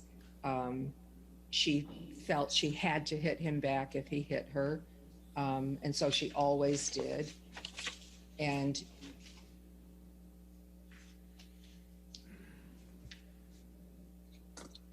again, that entry is from a session where Mr. Depp was not physically present, correct? That's right. Okay, let's move to the next session, October 7, 2015. And this is a 3.5-hour session. Is that correct? Yes. Was that an in-person session? Yes. Did both Mr. Depp and Ms. Hurd attend? No, this is Blue. This is Mr. Depp's intake. Understood. And let's move now toward the bottom of the page, and I think I'm finally getting the code right. So the next session occurred on October 14th, 2015, and it was the two of them for 3 hours. Is that correct? Yes. And that was another in-person session, true? Yes. And am I right to say that every single piece of your notes as to the October 14th, 2015 session has been redacted? Is that true? Yes, but to clarify something earlier on the ledger, Yes. I wrote 2 hours couple, then Amber. It means he is the one who walked out of that session. My question was, am I correct that all of your notes for the October 14th, 2015 couple session for 3 hours are completely redacted? Is that true? Yes. So, so the next session occurred on October 21, 2015, true? True. And it lasted 2 hours. It started as a couple, then Mr. Depp left, and then you spoke only with Amber, but in the context of couples therapy. Is that right? Yes. Okay, and let's go to the next session on page 10. The next session was on October 24th, 2015. And I can't see from the code, was that a couples therapy, or was it just one or the other of them attending? I don't know. This is a red phone session with Ms. Hurd. Okay, great. And it lasted 1.5 hours? Yes. So the next session was, after that, was on October 29th, 2015. Is that right? Yes. And that one was canceled. Oh, it was canceled. That's why it's so short. Okay. And then the one after that, still on page 10, was on November 12th, 2015. There's an appointment on 11/4 that was canceled that I didn't put an entry on. Okay. Well, that's helpful. What about November 12th? Was Yes. that a joint session? Yes, it was. And was that in person? Yes. Okay. And then the next session on page 11 is that even I can understand. So there was a no-show on December 4th, 2015. Is that right? Yes. I'd like to clarify the no-shows. Oh, please do. I think they both told me, but I think Mr. Depp told me at one point. But I already knew because this happens with couples. When a couple is having a lot of trouble in sessions, but they're doing well at home and they're in a little bit of a honeymoon, period, they cancel instead of coming in because they know coming in will get them into conflict. Okay. And fair to say that happened again on December 10th, 2015? I can't tell which sessions they were sick or which sessions they were canceling because of this dynamic, but it was admitted and explained to me and I understood it fully. Okay. And still on page 11, the next session was on December 15th, 2015, and it was a telephonic session. Is that right? With Ms. Hurd. That was with Ms. Hurd. Okay. You write, then last night, Monday, she slapped him as he sat there talking incoherently. Who slapped who? I actually know what happened. What happened? This was, as I said, Ms. Hurd talking on the phone to me. Mr. Depp's mother was in ICU. He had been doing he was fucked up, as she would say, on a lot of drugs. And She slapped him because he was being incoherent and talking about being with another woman. Did she tell you that he had hit her first, or was she the one who initiated the slap? She initiated that one because I think she felt demeaned and threatened. And this is what she reported to you, correct? Yes. He was not present. He was not on the call when she made these allegations. Was he? No. And you didn't see any of this, did you? No. And you didn't see her in person? No. After? Okay. Then there is a notation.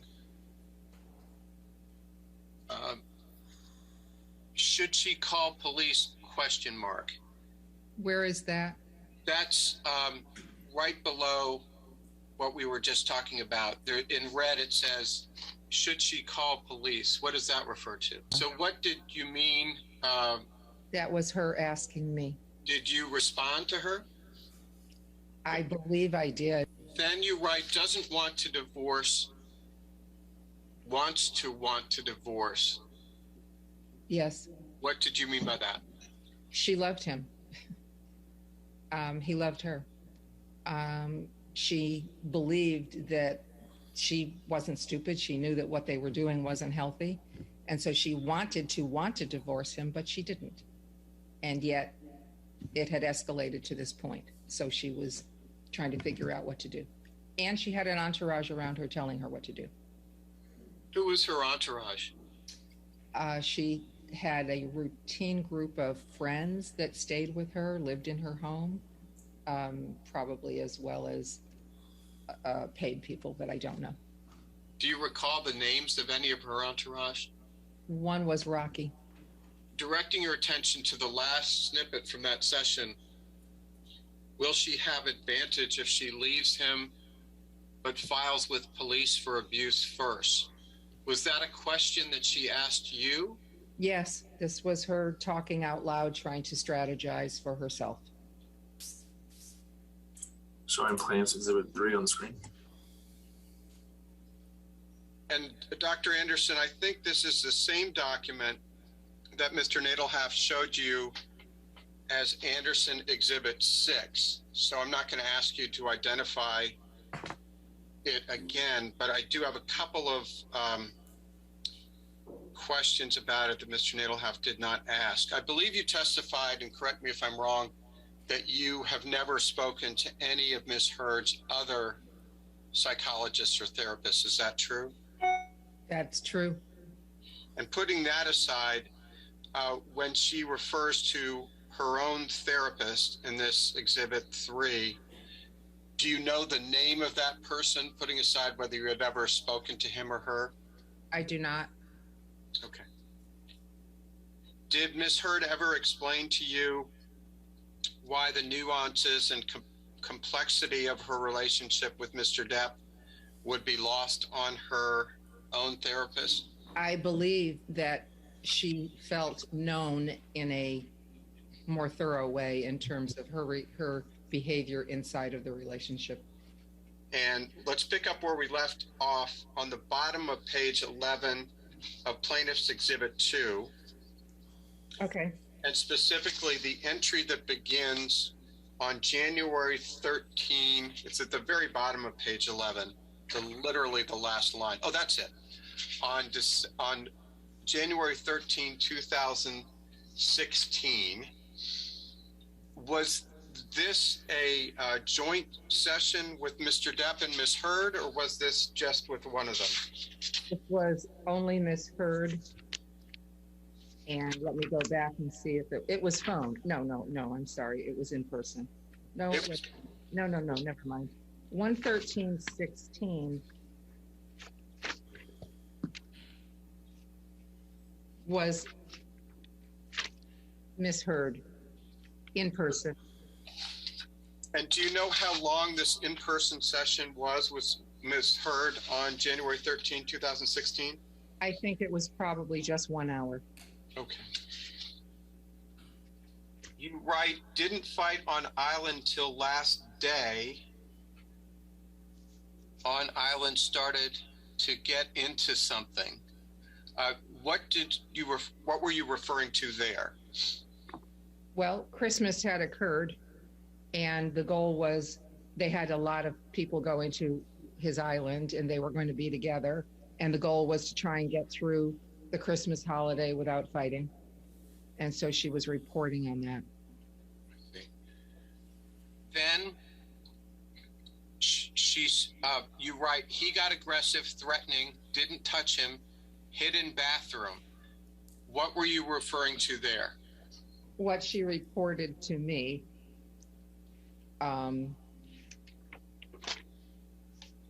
which was an improvement that she didn't participate.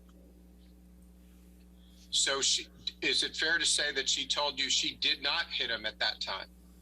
Yes, that's what I believe my notes say, yes. Then you write, she threw can at him since home fighting, then she better. Who is the she who threw a can at him? Misheard. And the him whom she threw a can at was Mr. Depp, correct? Yes. Did you receive that email on or about March 8th in the morning at 6:23 a.m.? Well, apparently because I responded in the morning. Okay, well then we'll skip it. We'll go right back to your response. So the response at the top of the page, the second entry, I suppose, did you write that email to Mr. Carino on March 8th, 2016 at 7:27 a.m.? I did. And fair to say that you weren't enthusiastic about the idea of making a house call? I was not.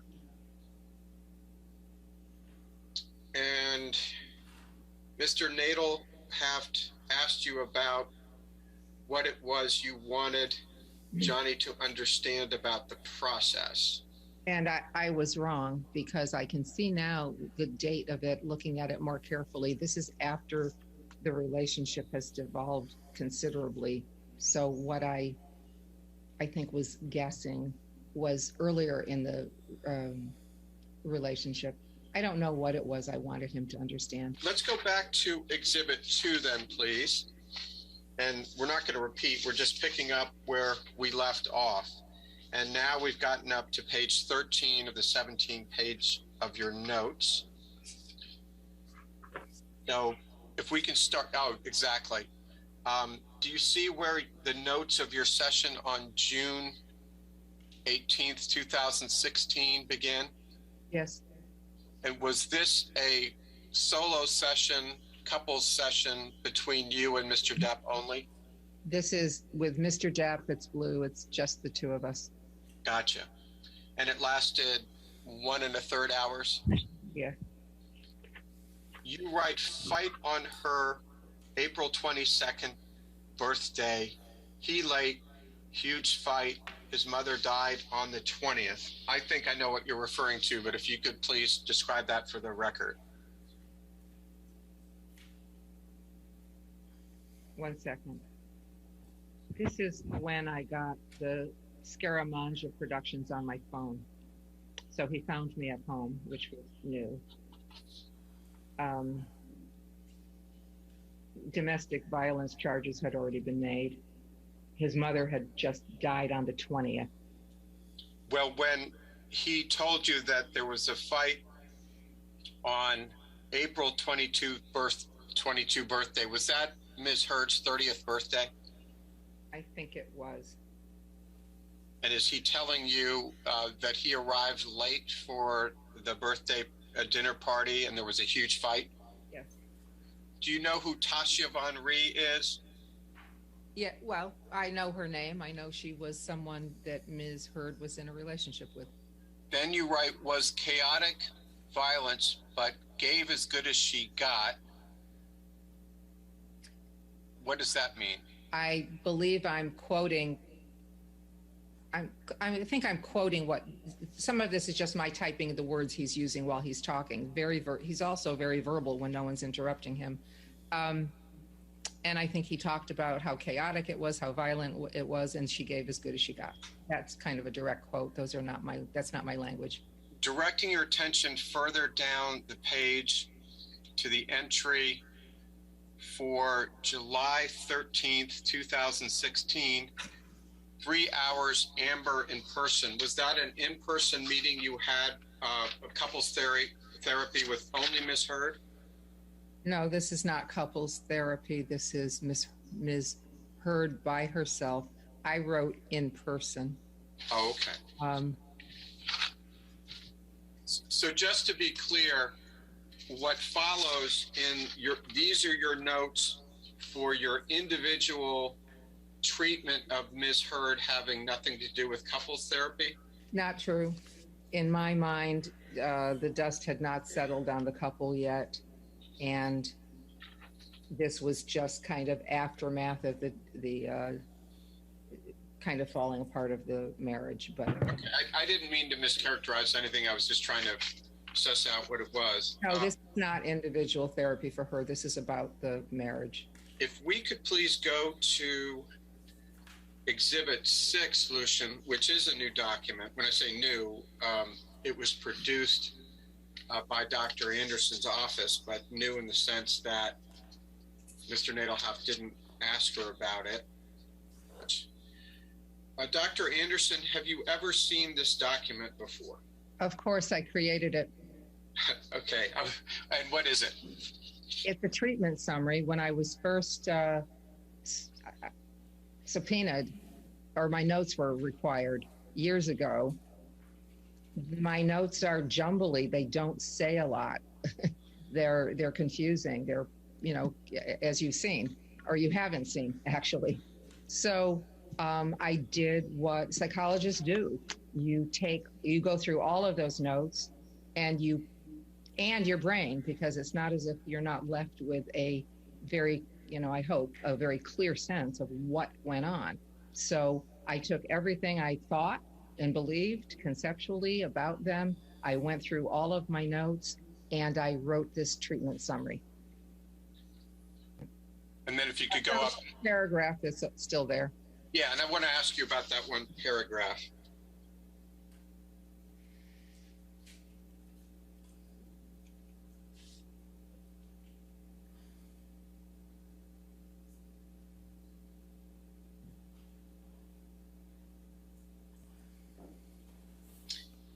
I think you've described this in the course of your testimony, but I did want to ask you about your sentence.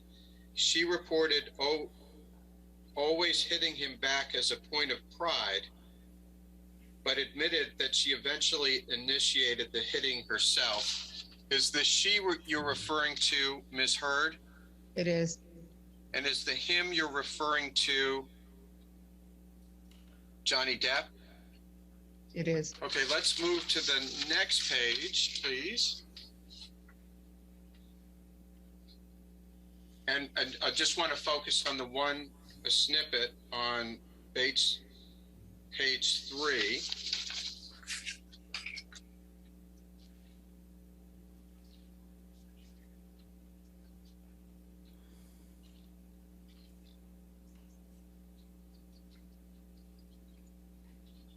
Sorry.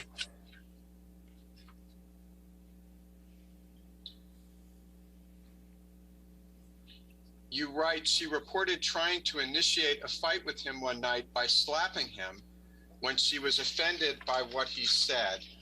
Is the she you're referring to there, Ms. Heard? Yes, it is. And is the he you're referring to Johnny Depp? Yes, it is.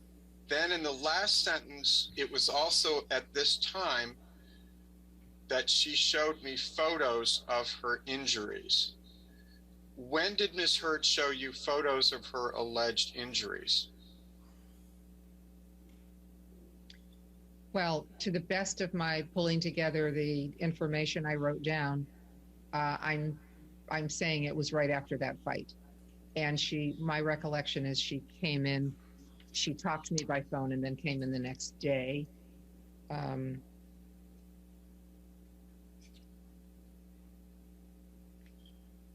Or at least I thought that. Somewhere around the time she got the injury. I know she came in person to show me. Did she show you photos or did she show you? Both. Both. You said she showed you photos, and so is it your testimony that she showed you photos of her injuries shortly after the alleged events? Somewhere in the period while she still had injuries, she showed me photos, but she also came in and showed me in person. And what did she show you in person? Bruising on her face. Other than the bruising on her face, what else? What other injuries did she show you? I don't remember. There may have been more, but I don't remember. And you weren't present during the alleged physical injuries, correct? Correct. So the only basis you had with respect to the cause of the injuries was what Ms. Hurd told you, correct? Yes. And you write, the physical violence that occurred between them appeared to me to be mutual. You never actually witnessed any physical violence by Mr. Depp or by Ms. Hurd, correct? Never.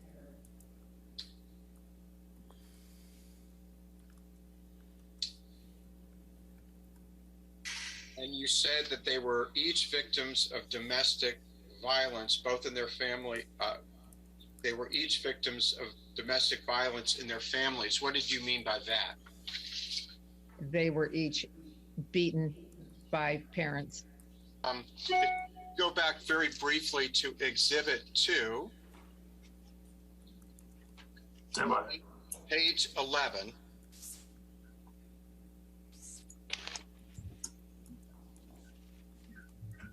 And after the part where this refers to a session that was just you and Ms. Hurd, correct? Yes. And this call, which was just between you and Ms. Hurd and not Mr. Depp involved, that occurred on or about December 15th, 2015? Yes. And was it just shortly after that call when Ms. Hurd showed you pictures and actually came into your office? Is that right? She came in on 12/17, so yes. So Ms. Hurd came in on December 17th, and you saw bruises on her face. Is that correct? I believe that's when. Was that bruising that you observed similar to the bruising that appeared on the photographs that she showed you? Yes. You testified that what you saw in person was similar to what you saw in the photographs Amber gave you, correct? Yes. When she came into your office on December 17th, what did her face look like? What I recall is not purple, green, and blue, but just a darkening, so kind of a darker gray blue sort of thing. But I don't have a photo of it. I don't remember that well. Is that, Dr. Anderson, consistent with your understanding that there were no other entries on December 15 or December 17th relating to physical abuse? You know, there was nothing about physical abuse, nothing in that next session. It was all about Christmas and her therapist telling her one thing. And what was the size of the bruise on her face that you observed on December 17th? Maybe like this, in more than one place, about an inch. You said it was so is it fair to say those are small bruises in more than one place? So there was, how many 1-inch size bruises were on her face that you observed? I'm not a good person to ask this question to. I don't really remember. I wasn't looking to memorize it. I think there's other data that will support this, not from me. A few minutes ago, you briefly spoke about seeing bruises about an inch on Amber Heard's face. You recall that testimony? Yes. And you were making motions with your fingers. But I was saying multiple. I'm not saying one. Right. You were seeing multiple bruises on Amber's face. Yes. Correct. When you were talking about how the size of it, your fingers were under your eyes. Did you remember seeing the bruises under Amber's eyes? That's what I recall. They may have been in other places throughout her body. I don't remember, but I do remember her face. You could turn to page 13.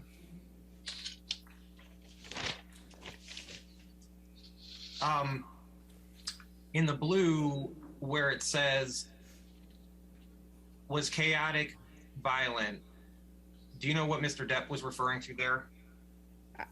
What I said previously, and I'll say it again, he's kind of doing a retrospective of trying to understand the relationship and is characterizing it as chaotic and violent, but she gave as good as she got, and she started it, but he's complaining, but he's also just kind of describing what the relationship was. His mother is dead at this point. The relationship is not good.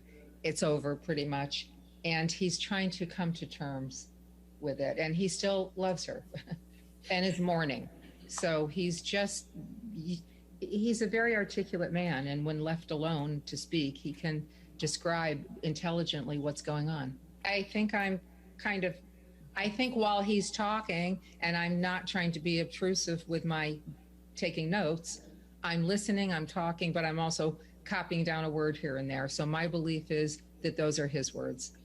And Mr. Depp, I think you testified about this, but I just want to make sure clear. Mr. Depp told you Amber gave as good as she got, correct? Correct. Did you ask what Mr. Depp meant by gave as good as she got? I was pretty aware of what he meant. I agreed. What did you understand Mr. Depp to mean? All right, I have. She initiated fights. She started violence. She rose to the challenge if he started first, and so she, in my opinion, that had been established throughout the relationship, that she fought as hard as he did, and he tried to de-escalate far more than I think she did. Do you know, did Mr. Depp talk about his fingertip with you before June 18th, 2016? No, because I would have written it when he first mentioned it to me. Did you ever see Mr. Depp with an injury to his finger during any of your sessions with Mr. Depp, or counseling, or sessions together with Amber Heard? During that session, yes, he showed me. On June 18th, 2016, but before June 18th, 2016, did you ever see an injury to Mr. Depp's finger? No. But no, I didn't.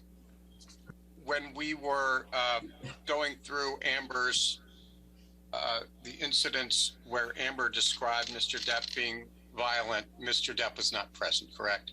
That's true. All right, thank you. All right, ladies and gentlemen, we'll go ahead and take our lunch for the afternoon now. No outside research, not talk to anybody, and we'll give you till 2:15, okay? So you can be excused with Debbie Lusa now. Thank you.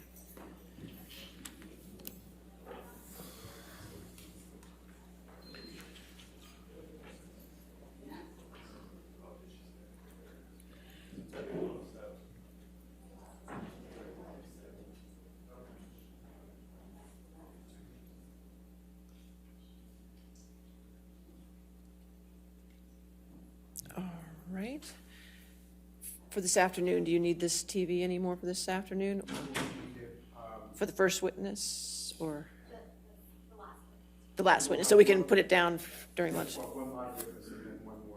Okay, perfect. All right, we'll be back at 2:15 then. Thank you.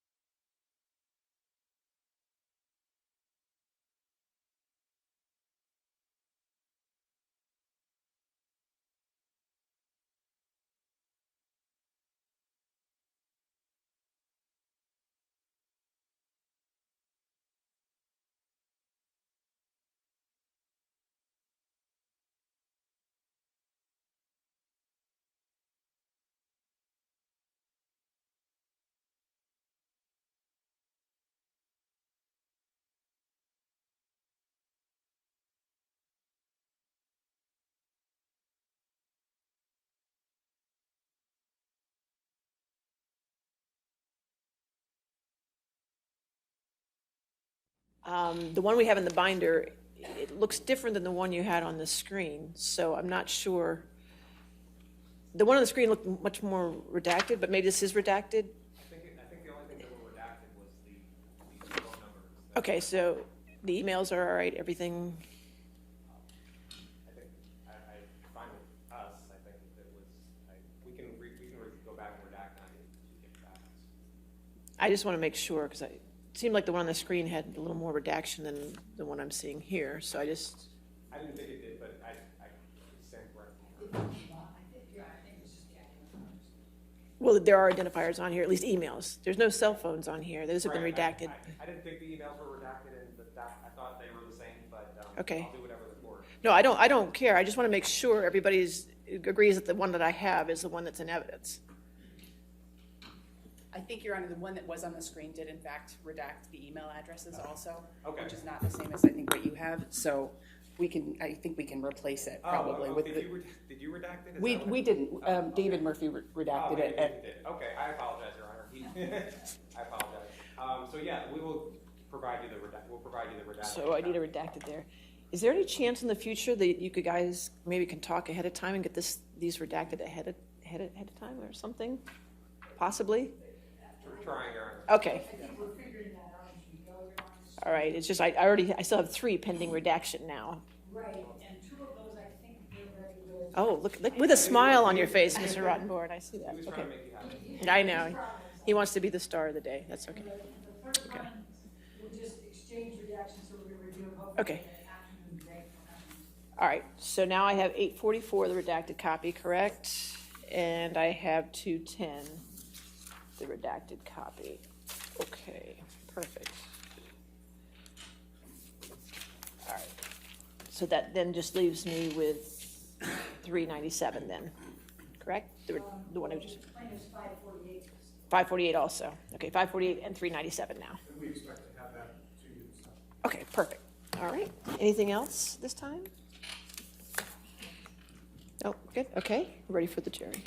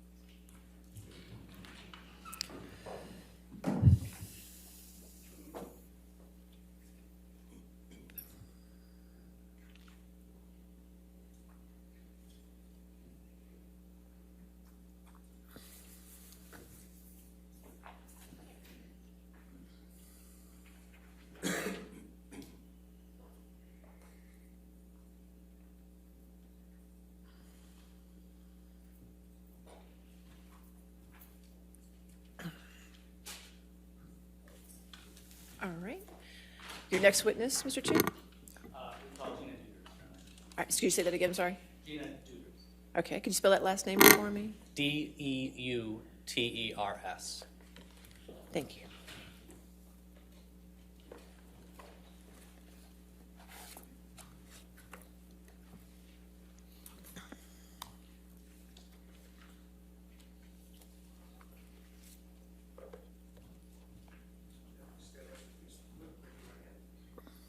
Do you solemnly swear or affirm to testify truthfully in this case of penalty of law?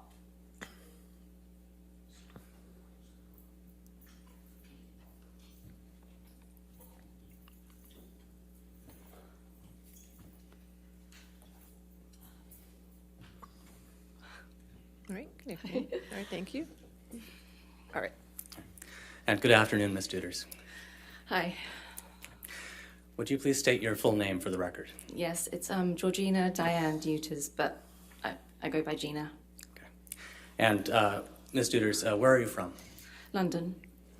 And can you tell us a little bit about what your occupation is? I currently am a freelance creator who kind of conceptualizes and shoots and edits photographs and clips, largely for social media. And how long have you been doing that? Just a few years. Before that, I was a visual effects coordinator for movies. And can you tell us just very briefly what that means? It's basically the managing of CG and effects in films, the delivery of, and just the managing of that. Yeah. And how long did you do that? From 2002 to 2016. Any films we might recognize? Charlie and the Chocolate Factory, The Dark Knight, terrible Christmas movie that I won't mention, Pirates of the Caribbean 4? Yeah. Do you know Johnny Depp? I do. And how do you know Johnny Depp? He is a good friend of mine. When did you first meet Mr. Depp? I met him summer of 2005. It was actually at the Charlie and the Chocolate Factory premiere. My husband Stephen introduced me to him at a dinner after the premiere.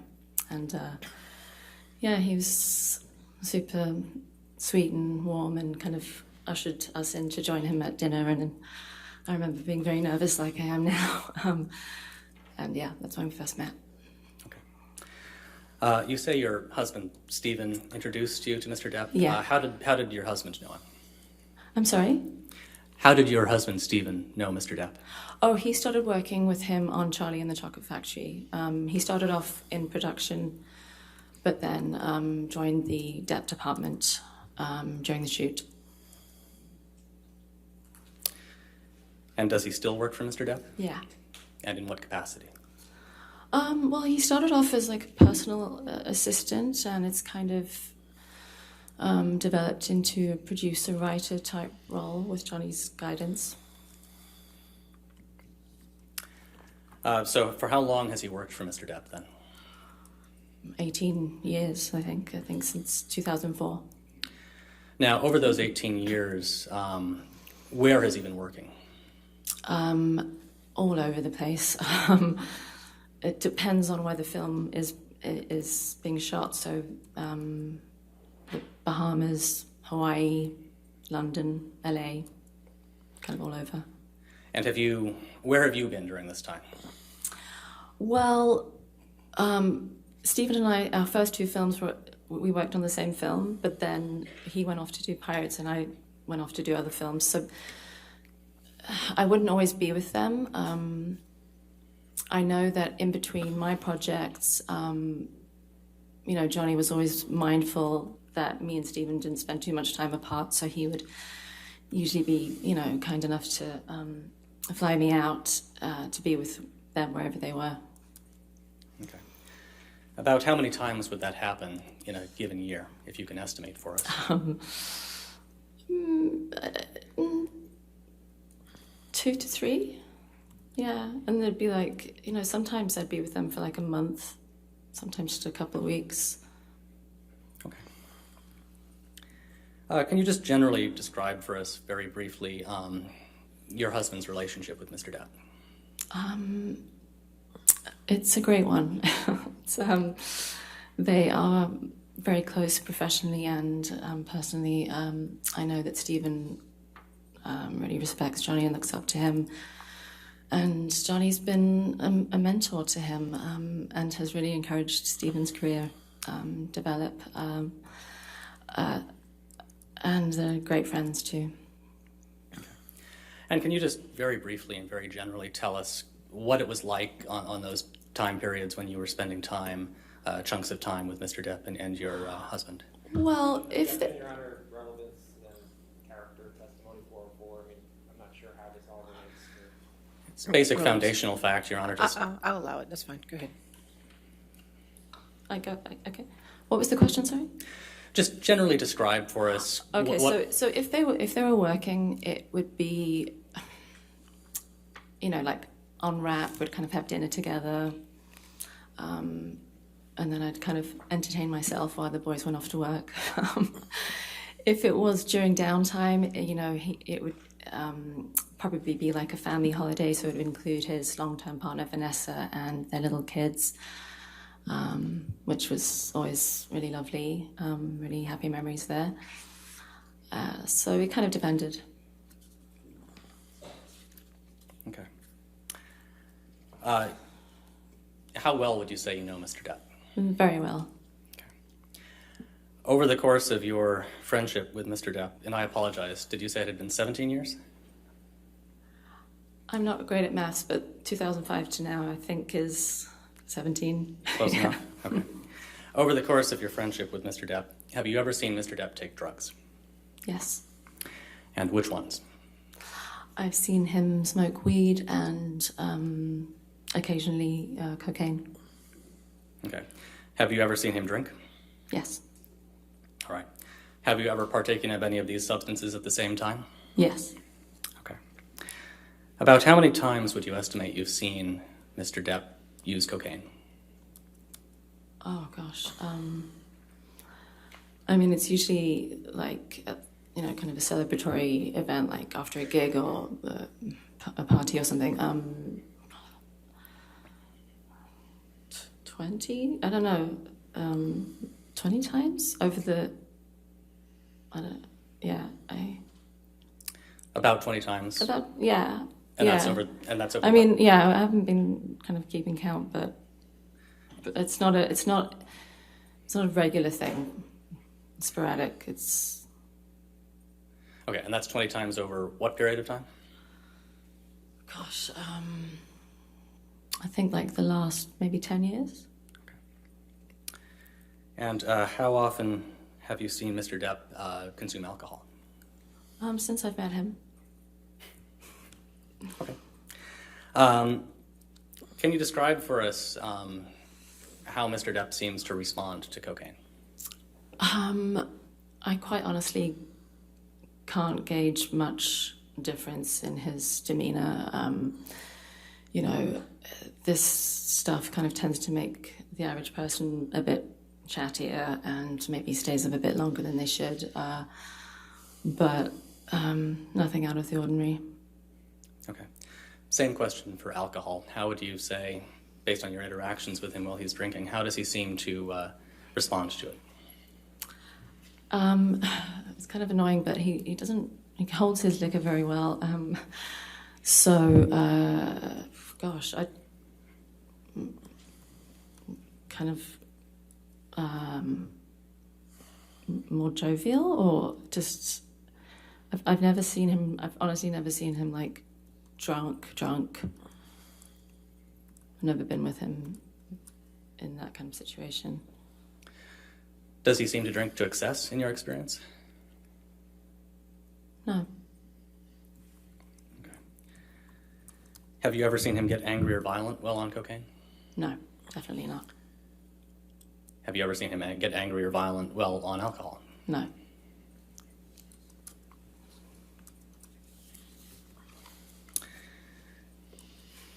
Ms. Deuters, do you know Amber Laura Heard? Yes. And when did you first meet Ms. Heard?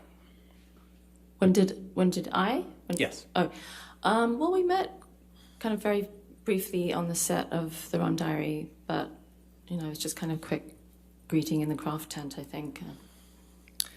And just so everybody's on the same page, what is The Rum Diary? The Rum Diary is a movie that we shot in 2009 in Puerto Rico. And yeah, it starred Johnny and Amber. And I was there with Stephen. That was one of the times that I wasn't working, so I traveled out to be with Stephen, and I was around. I did end up doing a little thing for the visual effects department, but mostly it was leisure for me. Was there anything noteworthy about your interactions with Ms. Heard on that occasion? No. Okay. When did you next meet Ms. Heard? I think a couple of years later, Rum Diary press tour, I went to the premiere in London. And again, it was just a kind of, greeting. It wasn't, we didn't kind of hang out or chat properly or anything. And again, just so everybody's on the same page, what is a press tour? A press tour is when a film comes out, the actors and the director usually travel around with the film and show it in different cities all over the world, and the actors usually have to do interviews to promote it and just get the word out. Okay. And this was a press tour for Rum Diary? Yeah. And what city were you in? I went to the London one. Okay. And does anything stand out to you about your interactions with Ms. Heard on that occasion? No. Okay. Were you aware at that point that Mr. Depp and Ms. Heard had started a relationship? Yes. And how were you aware? Because Depp's team, Johnny's team, there's just always an open, constant flow of information. Because ultimately, Jerry Judge would be looking after Johnny, so would kind of get updates as to where they were going and what he was doing. And so in that way, we got kind of,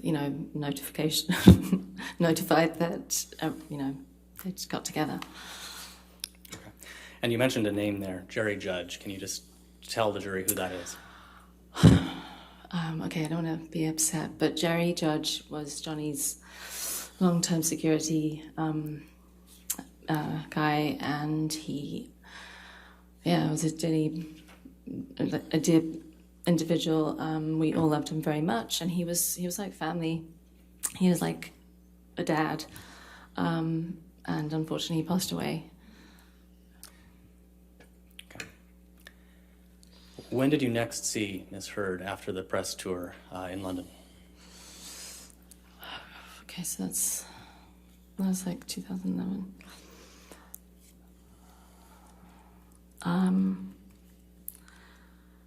I think it was on a trip that we accompanied Johnny and Amber on to Las Vegas for a few days.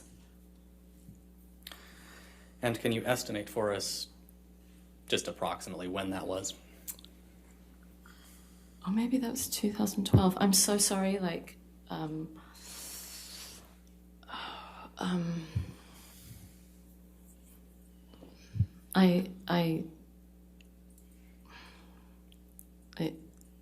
I'm blanking on the date, but it would have been after they'd started seeing each other, maybe a couple of months afterwards, and we just went out there for a few days. I don't remember if it was just like a little excursion for them, or if Johnny had something to do there. I don't remember that.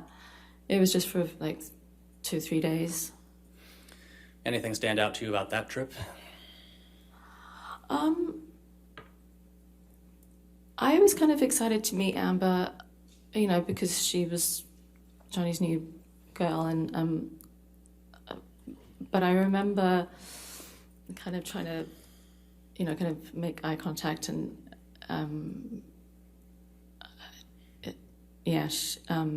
I kind of felt a bit ignored, which is fine, we're staff or whatever. So I didn't really chat with her. When you say staff, what do you Well, I mean, I'm not employed by Johnny, but I'm obviously Stephen's wife, and he's staff, and I didn't really interact with her. Okay. So can you kind of describe what happened when you saw her then, if anything?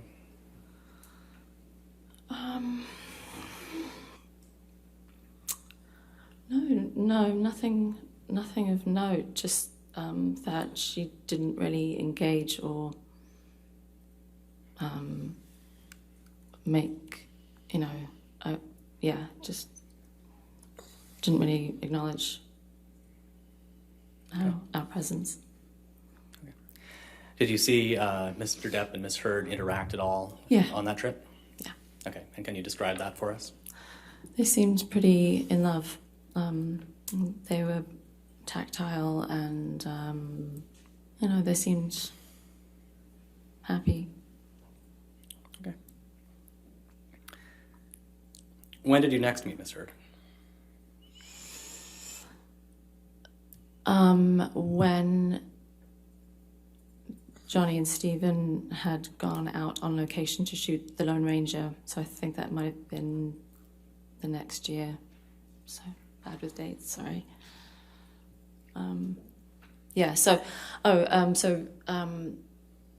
I think through Johnny and Stephen, Amber and I were kind of put in touch, and we went vintage shopping together, and went to get a coffee once, and then with Johnny and Stephen kind of looked around some galleries, art galleries. About how long would you say the period was that you and Miss Heard were together in this time frame? How long were we both out on location? Right, yeah. I'm not sure about her, and I know that I personally made 2 trips, which seemed to coincide with her being there. So it was nice, and kind of meeting up to go vintage shopping. She was really, really lovely, really sweet. We got on very well, and it was fun. It was, she's very charming. Mm-hmm. Did you discuss her relationship with Mr. Depp at all? I remember going for a coffee, and she seemed a bit, just a bit kind of frustrated that I don't think Johnny was ready to go public with their relationship yet, and I think that was, frustrating for her. Did you form an impression that she wanted to go public immediately?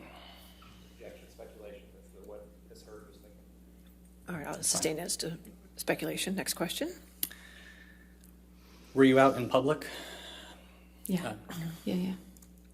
Yes. When you were interacting with Miss Heard in this time frame, did you notice at all whether she was wearing makeup? No, I don't think she was wearing makeup. She's naturally beautiful. I remember, just thinking how gorgeous her skin was and how, pretty she was.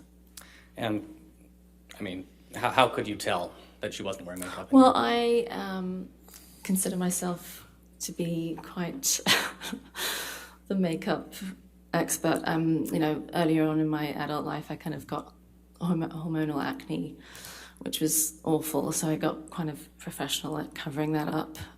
So I think I'm pretty good at telling if someone's wearing, foundation or concealer.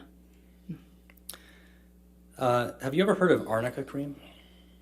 Yes. In fact, I actually was using it the other week.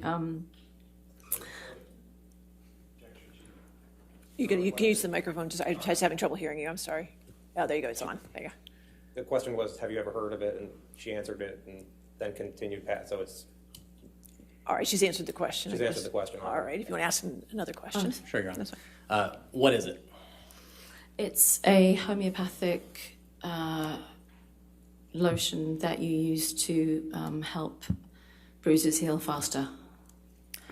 And have you ever used it yourself? Yes, I was using it a couple of weeks ago because I had a huge bruise on my hip after I had a fall. Okay.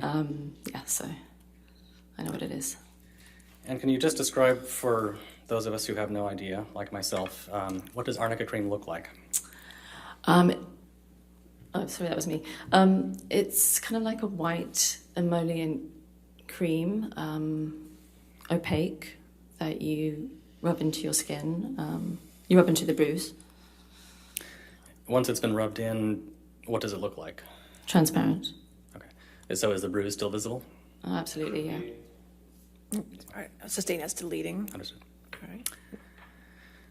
All right, after that, those interactions with Ms. Heard on the set of Lone Ranger in, did you say 2013? I'm not sure if that's an objection, but I'll withdraw the date, Your Honor. Just After your interactions with Ms. Hurd on the set of The Lone Ranger, Ms. Deuters, when do you next recall seeing Ms. Hurd? I think it was on the press tour for The Lone Ranger. By that point, I believe their relationship was public, and we traveled to Japan with the kids, Johnny's kids, and her friend Brittany, who I think was, along as Amber's friend, but also to help take care of the kids while, Johnny was working. And okay. And why were you traveling to Japan again? Because The Lone Ranger was premiering there, and they were doing press. And then we also traveled to Berlin, I think, as well, and all around. Were you traveling with Mr. Depp and Ms. Hurd? Yes. Okay. Did you witness any interactions between Mr. Depp and Ms. Hurd on these trips?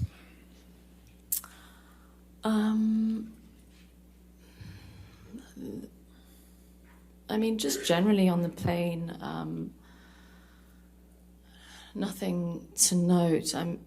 There was an incident, when we were all at dinner together. And when I say we all, I mean also the other actors and the producers and director. And I noticed that Johnny was kind of hiding a drink on the side of his chair and taking secret sips. And I noticed, she kind of saw that and was quite angry about it. And I couldn't hear what was said, but he seemed to got told off by, a telling off. It was kind of weird, it was a bit like telling off a child. What was he drinking? I think it was champagne. Okay, like a flute of champagne? Yeah, something like that. Okay. Do you have any impressions of, how would you describe their body language when they were having this conversation?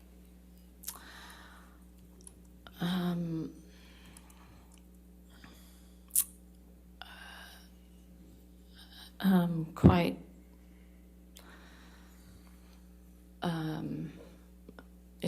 I think she was really angry, so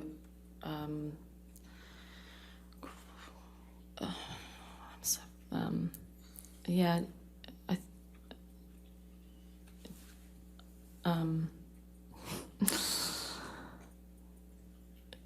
just kind of like dominant and just very angry, and telling him off. Okay, and how would you describe his body language? I think quite just exhausted by the whole being told off like a child. Okay. Over this period of time, and just to clarify, were Ms. Hurd and Ms. Depp public at this point? Yes. Okay. So it was. Yeah. Well, I mean, when we arrived at airports, there was photographers everywhere. So, and we, it wasn't very public. Yeah. Okay. Over this period of time, then, after they'd gone public, did you ever witness them together? Did you have a perspective on their interactions in general? Objection, Relevance Foundation perspective. Is your mic on? Because I'm just Pushed it. I'm sorry. There, now it is. Okay, thank you. All right, objection. Relevance Foundation leading. Well, their interactions are directly relevant, Your Honor. I can lay more foundation if the court wants. You don't lay foundation, that's fine. Did you ever witness Ms. Hurd and Mr. Depp together in this time period? Sorry, could you repeat? Sorry, I know you said it a few times, but could you just repeat it one more time? Of course. Over this next couple of years, after the press tour for Lone Ranger, did you have occasion to interact with Mr. Depp and Ms. Hurd at the same time? Did you see them together? Very rarely. Okay. Yeah, I'm thinking maybe a dinner here or there. Okay. Yeah. From those occasions when you did see them, did you form any impressions about how they were getting along based on their interactions with each other that you personally witnessed? Still don't think it's established the foundation. It's been a few times that he saw a couple dinners, and she's asking for her perspective on their relationship. Right. On those particular occasions, What's the relevance of her impressions? I'll rephrase her. Okay. How would you describe their interactions on those occasions when you witnessed them? It's the same thing, Aaron. It's still no foundation. If she's present. I'll allow it if it's fine.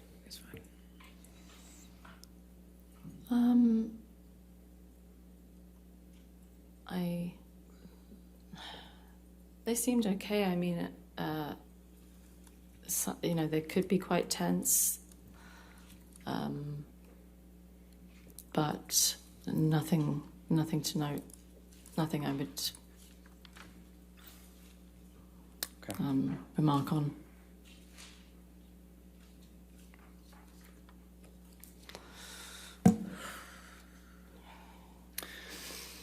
Were you invited to their wedding? Yeah. Yes. And did you attend? Yes. Okay. Can you just generally describe for us what the wedding was like? It was definitely a predominantly Amber event in the sense that a large percentage of the guests were her friends and family. And, a lot of his friends and family couldn't make it because it seemed to happen so quickly. And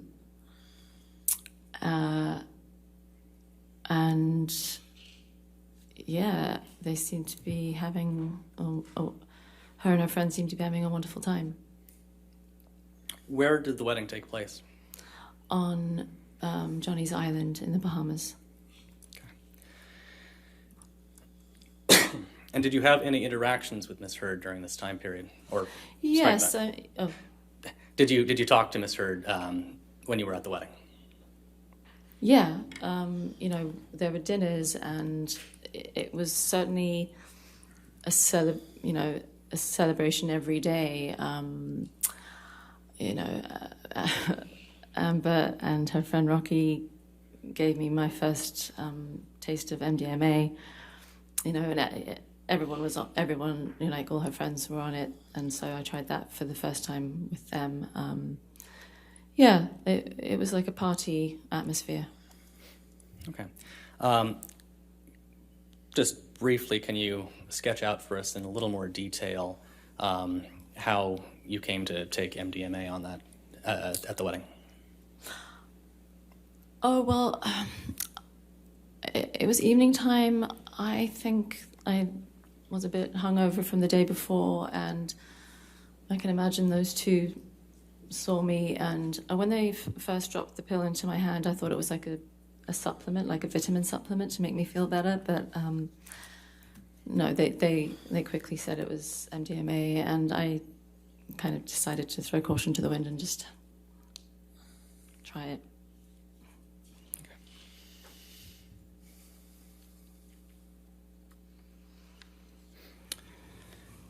You mentioned that you traveled with Mr. Depp and Miss Heard to Japan and Berlin and possibly other locations as well. Can you tell us where else you traveled with them?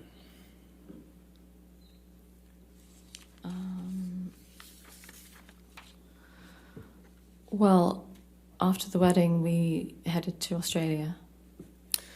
And why did you go to Australia? Because that's where Johnny would be shooting Pirates 5. Okay, and approximately when do you think you were in Australia? I think that I flew with Johnny and Jerry Judge and Stephen and a few others. I think that was February.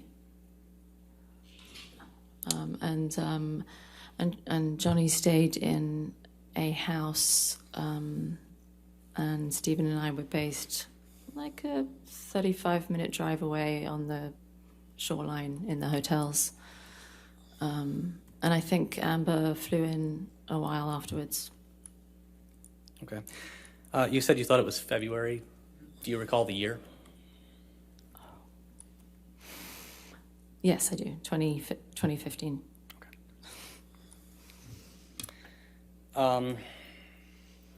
So just so we have the cast of characters clear, who from this group was in Australia at this point?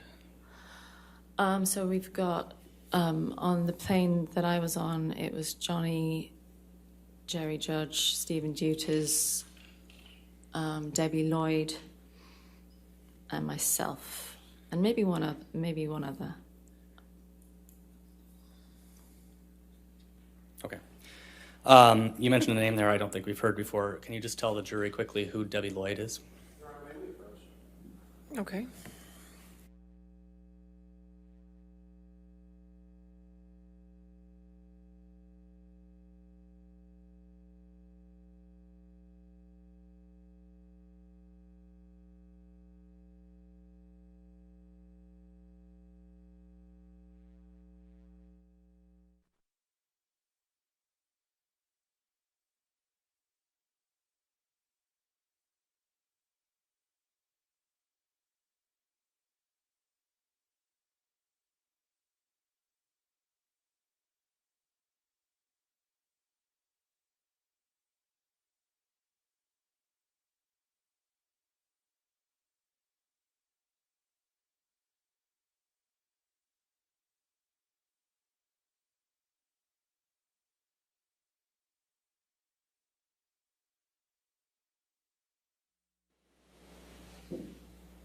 Ladies and gentlemen of the jury, we just have to take a few housekeeping matters up, so we're just going to have you take a recess for a few minutes, okay?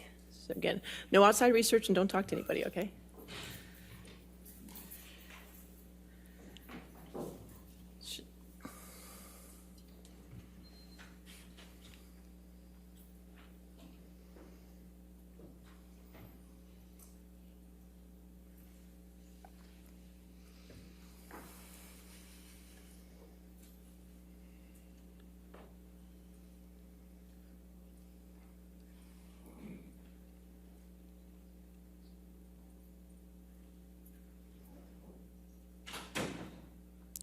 Ms. Deuters, I just had a question for you. Have you been watching the trial this past week? I've seen clips of it online, yeah. You've been watching, so you have seen parts of this trial? Yeah. Okay, and witness testimonies? Yeah, I've seen clips of. You've seen it, thanks. Yeah. All right, does anybody have any follow-up questions?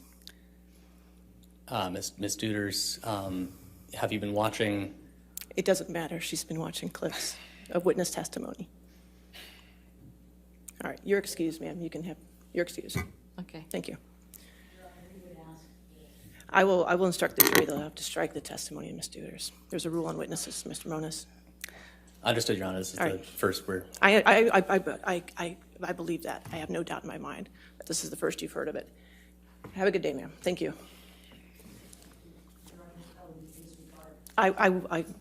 Mr. Hopp, I got it the first time. Thank you.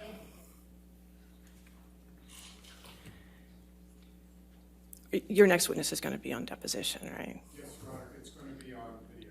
Okay. All right. Did you want to just take the afternoon recess now before we? Because your video thing. I'll take the afternoon recess, then I'll instruct the jury. Okay. All right. We'll take 15 minutes. Let's come back at 3:15. All rise.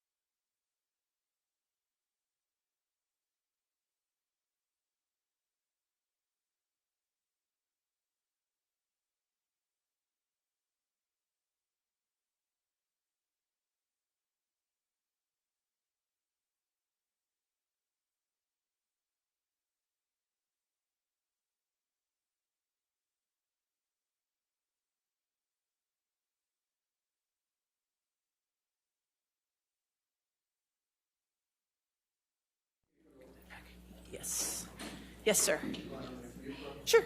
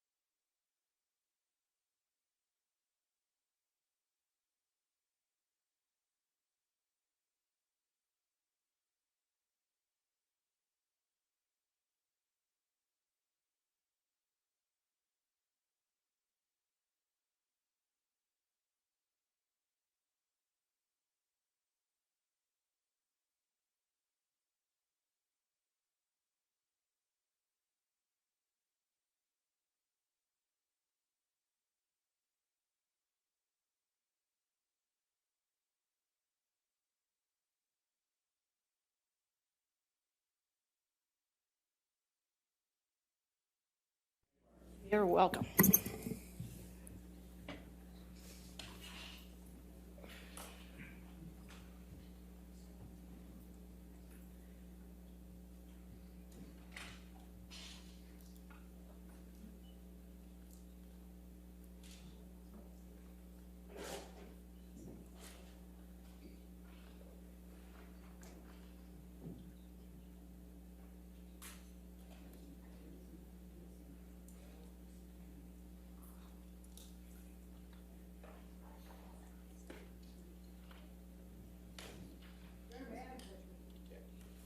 Can I get somebody from over here? Anybody?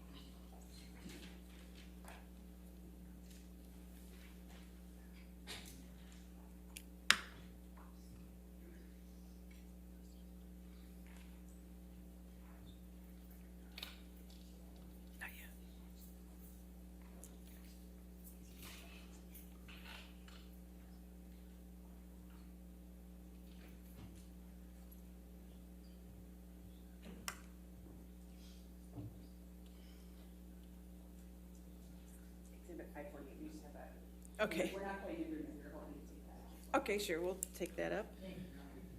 All right.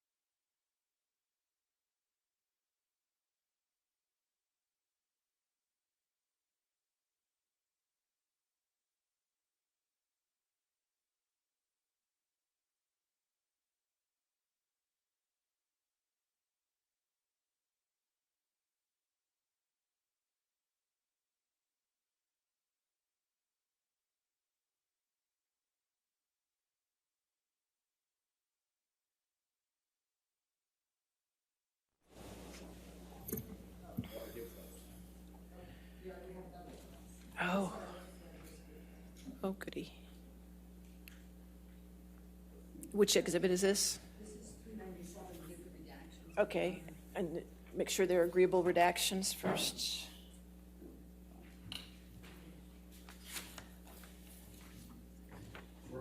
All right, so 397 with these redactions. Okay, there we go. If I don't give it to Jamie now, I'll forget. Okay.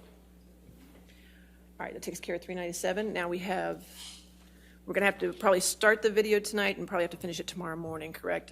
By the length of it? Okay. And are the exhibits, so you're going to be switching back and forth again? I think, Your Honor, that we're just going to run this off of ours. I believe the parties have worked out the redactions. Okay. I think I could be wrong. Or is there any objections to the exhibits? I don't think we've talked at all about what exhibits were coming in. That's music to my ears. I know. I don't think we had any. We've just exchanged the objections for this. So. Oh well, in that case, I think we're handling introducing them to the extent they get introduced, and we'll discuss any objections. That's how I understand it. It would be okay. like a witness that when it. Oh, so we're just going to do objections as we get to them. Yes. That's fine. I don't have a problem with that. That works out. Okay, so we'll start it when we're at 5 o'clock. We'll see where we are, and we'll find a good breaking point. Okay. All right. Are we ready for the jury then? Make sure you're ready. I'm ready. Okay. All right. You're ready. All right. Thank you.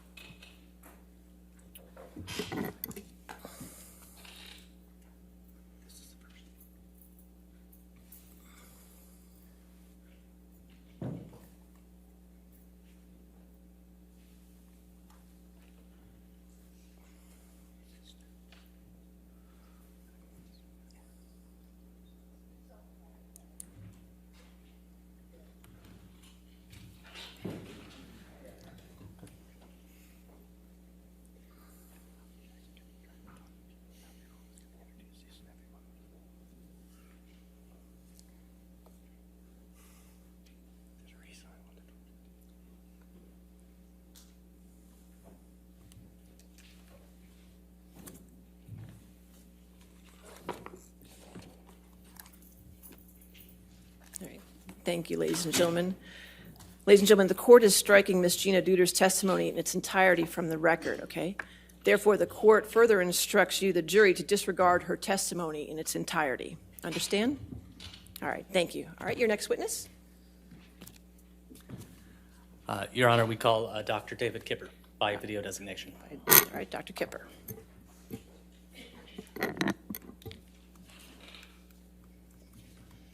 And I represent Amber Heard. Could you please provide your full name? David Allen, A-L-A-N, Kipper, K-I-P-P-E-R. And what is your business address, Dr. Kipper? 153 South Lasky, L-A-S-K-Y, Drive, Beverly Hills, 90212, California.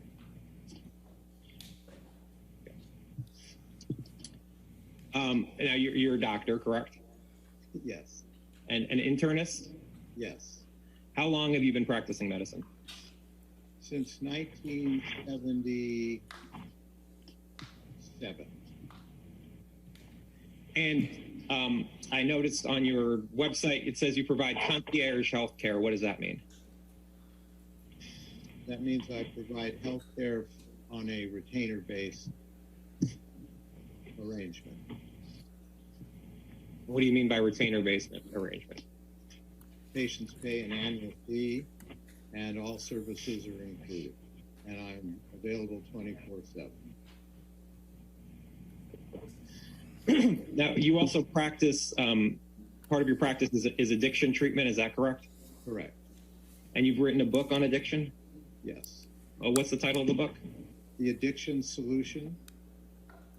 And by addiction, do you mean addiction to drugs and alcohol? Yes. Is there any other addictions that you practice treating?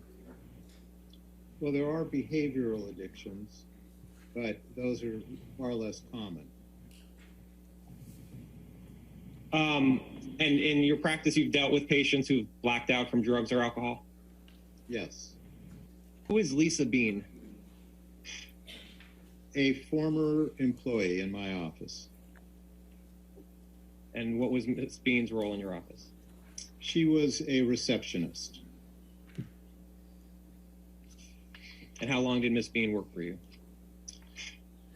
I don't have that specific information. I believe it was about 3 years.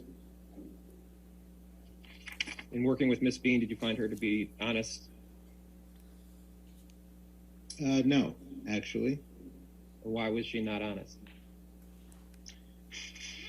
She was inappropriate with certain patients, beyond what I consider to be professional. She discriminated in some regards to some patients. She was divisive in the office and created a lot of problems with the other staff. Did you terminate her? Oh, no, she quit. And who is Debbie Lloyd? Debbie Lloyd is a nurse that I have known for many years who has worked with me on home care and addiction cases. And is Miss Lloyd an employee or a contractor with you? She's a contractor. Does she still contract with you, Miss Lloyd? Yes, until recently. She now has a new position, so I'm not able to have her services at this point. What was Miss Lloyd's role in Mr. Depp's care? She served as his RN, as his registered nurse. And was Lloyd paid by you for Mr. Depp's care? Yes. So would it work that you would bill Mr. Depp for the care that you gave and Miss Lloyd gave, and then you paid from that? Yes. And who is Erin Borum? She's an RN that was employed to help care for Amber. Was Ms. Borum also a contract nurse? Yes. And so did Ms. Borum have any role in Mr. Depp's care? Only if Debbie was unavailable, Aaron would step in and vice versa. And did Ms. Borum work with you on anybody else besides Mr. Depp or Ms. Hurd? Yes. Does Ms. Borum still work with you? Ms. Borum now has 2 little kids, so she's not really available. I understand. I have 2 kids myself. When were you first contacted about treating Mr. Depp? Somewhere in the spring of 2014. And do you recall who first referred you to Mr. Depp? He was referred by another patient.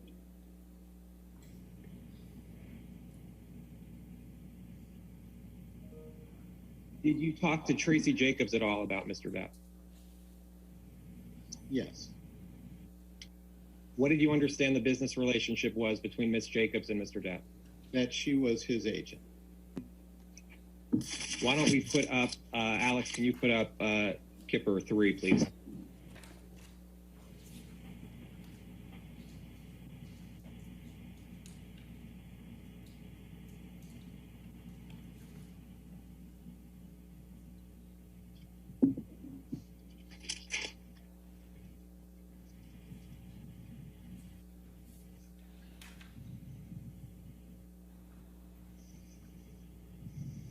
Dr. Kipper, do you recognize this document? Yes, I do. And what is it? This is an intake evaluation that I had with Mr. Depp regarding his treatment. And do you keep these notes in the normal course of business? Yes. And the notes are meant to be accurate? Yes. Okay. And did you take the notes or did someone take them for you? I took these notes. Is May 22nd, 2014 the first time that you met Mr. Depp? No. Your Honor, When did you? sorry, thank you. Your Honor, I move to admit Defendant's Exhibit 220, which is what Dr. Kipper was referring to there. Any objection to 220, Defendant's 220?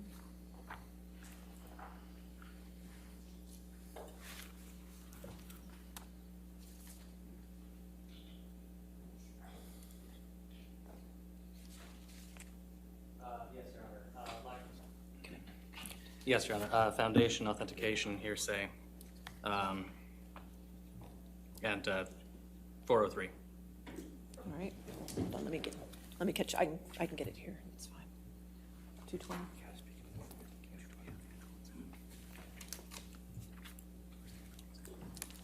And Your Honor, Dr. Kipper testified just now that these are his notes that he keeps in the regular course of business of his meeting with his initial consultation with Mr. Depp.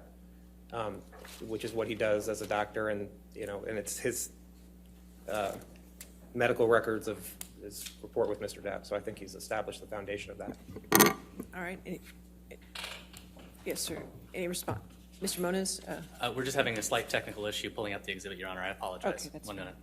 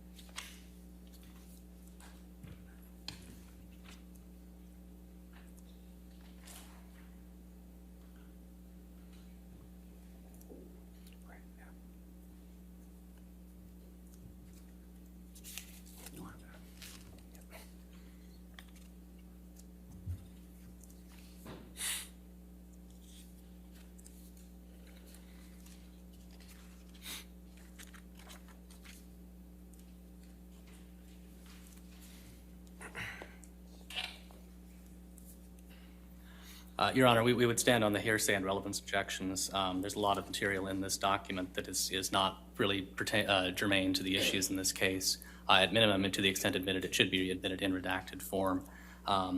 In addition, it's not clear that there's any hearsay exception that would apply to everything in here. Not everything in here is a statement of a party opponent, I don't believe. And finally, the medical records reflected here go well beyond any possible relevance to the issues in this case. It's not inappropriate. We would stand on that objection. All the statements in here are statements of Mr. Depp, so they either be a party admission or it's use of, and it's Dr. Kipper it's his evaluation of Mr. Depp to treat him for his, as you'll see, his addictions. So I think this is all relevant. There's no hearsay, and if there is, it meets the exception. It's all Mr. Depp's statements. They've not even argued it, but it's a business. It's clearly a business record. It's clear from the document, Your Honor, that there's more in here. That the records here are at minimum broader than is germane to this case. I mean, this goes well beyond any medical records that could conceivably be relevant. We would respectfully submit to the issues in this case. I understand, but given latitude as to the family history and family medical history to this, so I'll allow 220 into evidence. Okay. Okay. Understood, Your Honor. All right. Thank you, Your Honor. I guess can we publish it to the jury? Not if you're watching. Oh, well, the way we've that's fine, Your Honor. We can just have him testify, and then it's fine. Okay, that's fine. He's going to testify. All right, thank you, Your Honor. Mm-hmm.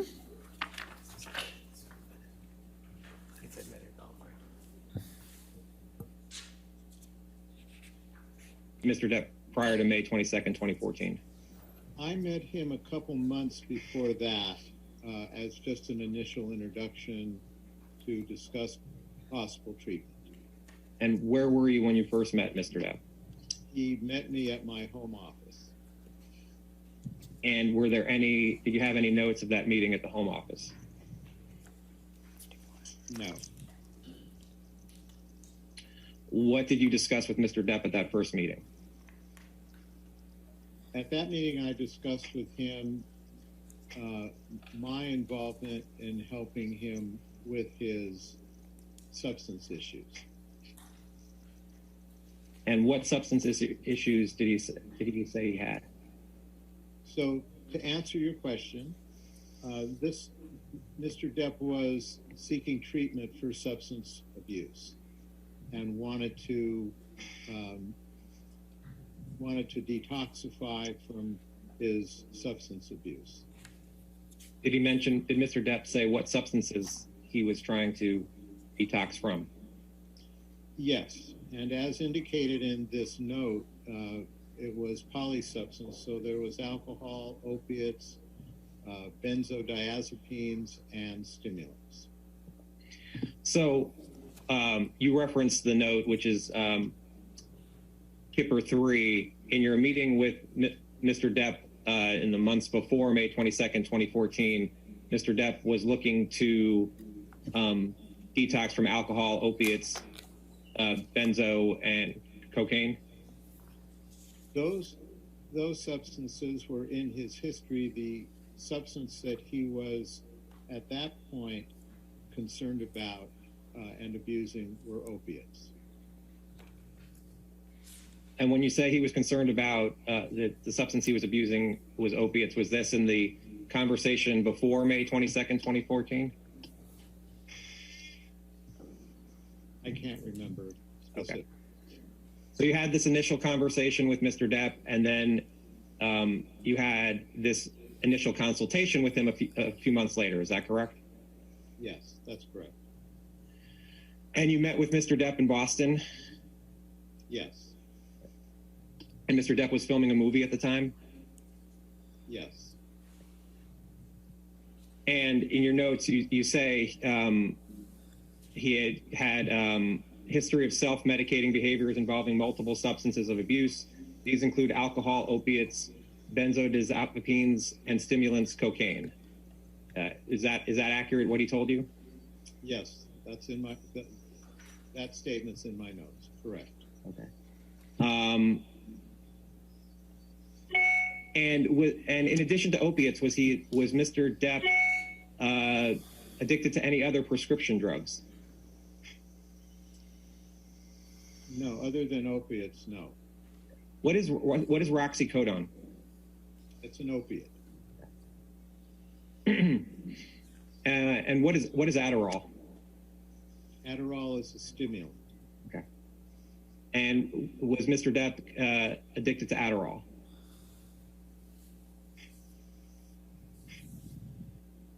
No. What is Xanax? Xanax is a benzodiazepine. This first paragraph on this page, these are notes based off of your discussion with Mr. Depp? Yes. Okay.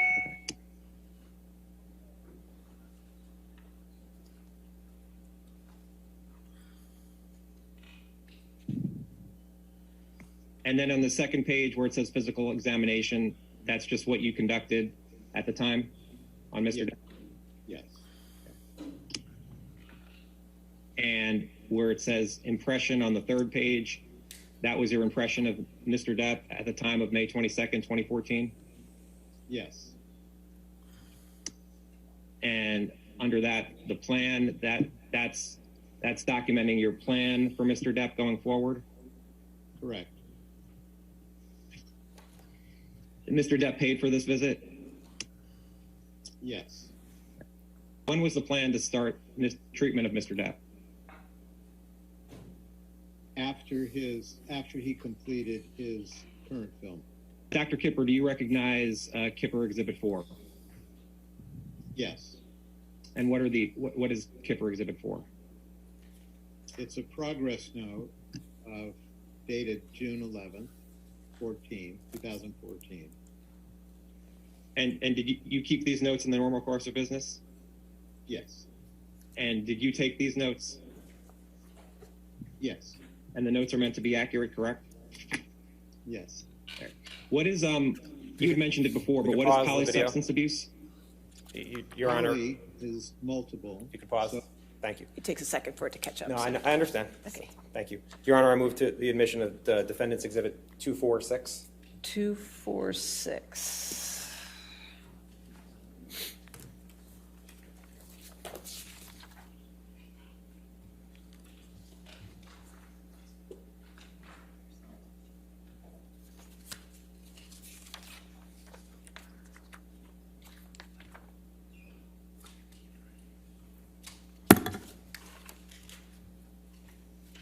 And it's the same type of medical record that was just admitted of for 220.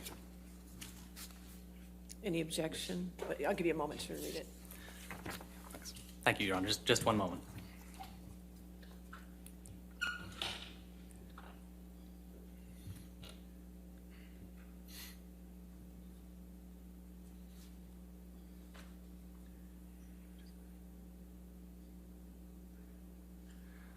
Understanding Your Honor's ruling on the last record, I think we'll anticipate that the exhibit can come in.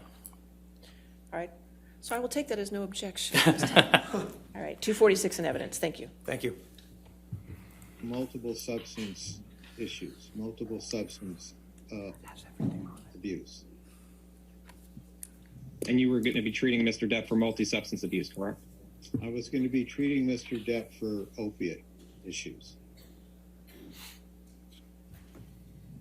On the bottom of the first page where it says impression, that was your impression of Mr. Depp at the time? Where it says polysubstance abuse?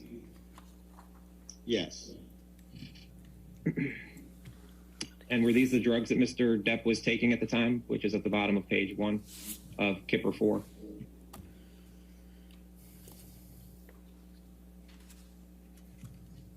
I'm sorry, am I relating to the first entry under impression?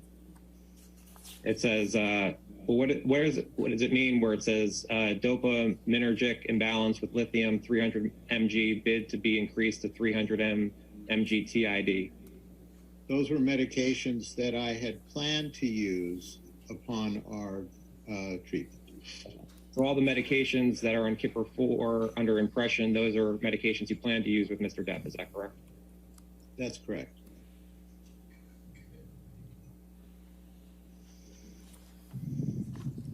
And on the next page where it talks about opiate dependence, you write, will maintain on current Norco dosage TID until current filming is completed in mid to late July. Mr. Depp agrees to undergo detoxification with clonidine, Robaxin, Bentyl, and anxiolytics. I can't pronounce it, I'm sorry. But is that correct? Yeah, you did a good job. That's what it says, yes. Okay. What does TID mean? Or you see where it says 3 times a day. 3 times a day, okay. And Mr. Depp was also going to undergo a sobriety program, is that correct? Yes. And it says to be regularly drug tested in my office. How regularly was he to be drug tested, Mr. Depp? That was dependent upon his progress and my understanding of how he was doing. And if he was progressing well, how often would Mr. Depp be drug tested? Okay, you can answer. The answer is what I said. It would really depend, Adam, on how he was doing at the time and how he was progressing through his treatment. Do you recall how many drug tests you gave Mr. Depp in 2014? No. You gave him at least one, correct?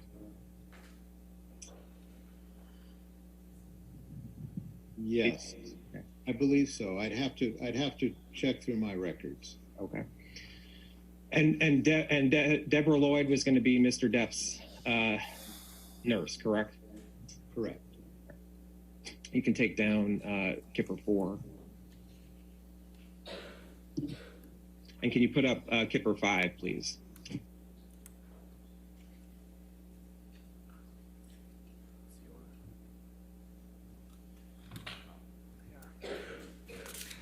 And Your Honor, we would move into evidence Plaintiff Exhibit 40. Plaintiff's Exhibit 40. Is there any objection?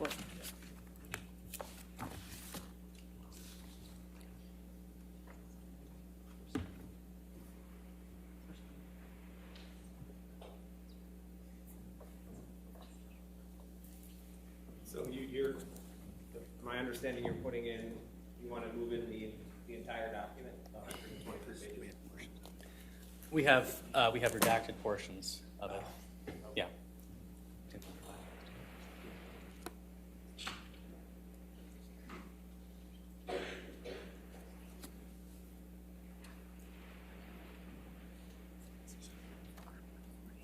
It's just 40.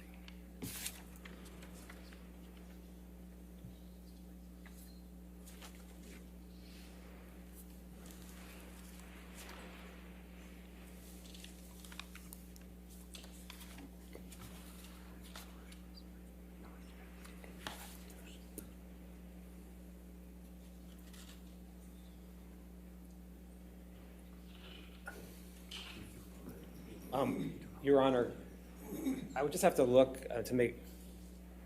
I'm generally okay with it. I'd have to, with 123 pages, and then there's certain redactions. I just would need to see what was redacted. I'm generally okay with. All right. Of the document. So I'll enter it, but with the reservation for redactions that need to be made. Okay. Thank you, Your Honor. We can do that. All right, that's fine.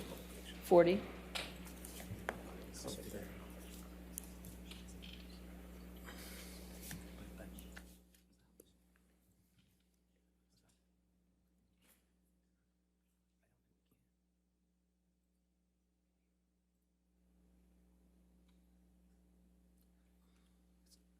So I don't know if they're thinking of publishing it, but I would ask that they not publish it and just let the video play as he testifies to it, and then we can discuss what needs to be. Is that okay? Given the lack of agreement, confirmed agreement on the redactions, Your Honor, I think that's Okay, fine. We can sure. just play the video. Do that. Thank you.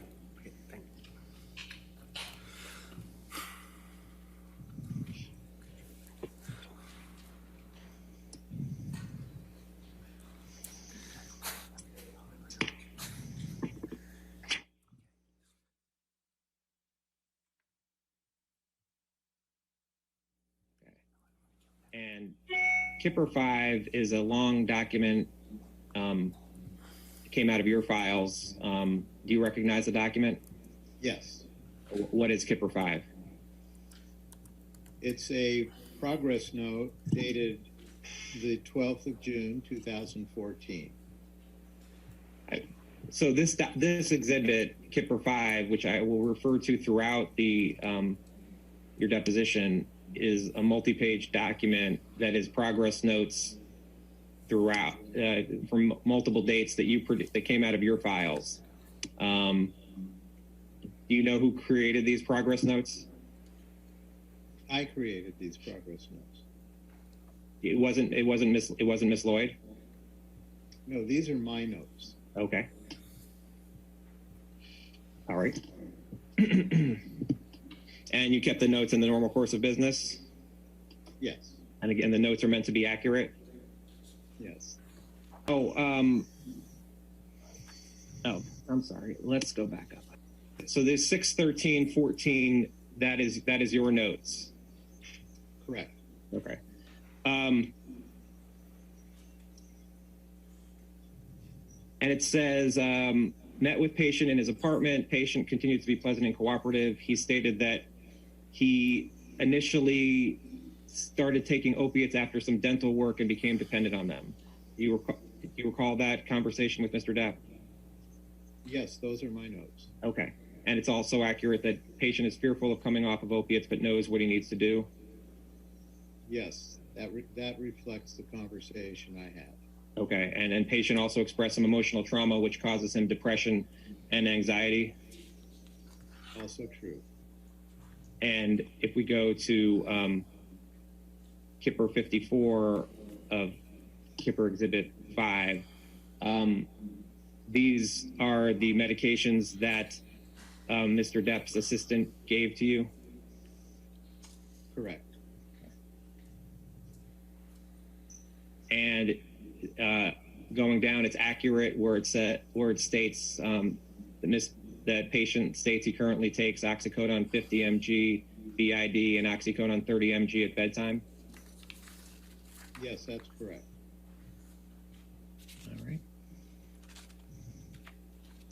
I'm going to scroll down a bit here.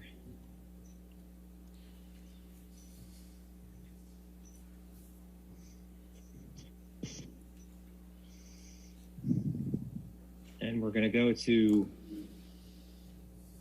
Kipper 60 on Kipper Exhibit 5, the notes for 6/22/14.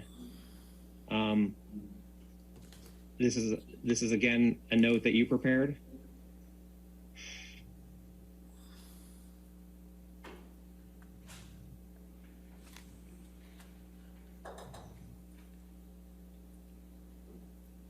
Is this a note that you prepared, Dr. Kipper?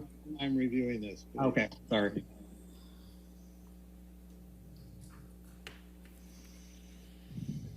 Yes.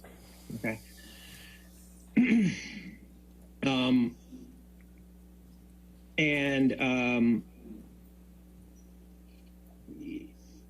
You see where it says in the middle, patient spoke about his difficult childhood and current mood swings? Yes. What did Mr. Depp tell you about his mood swings?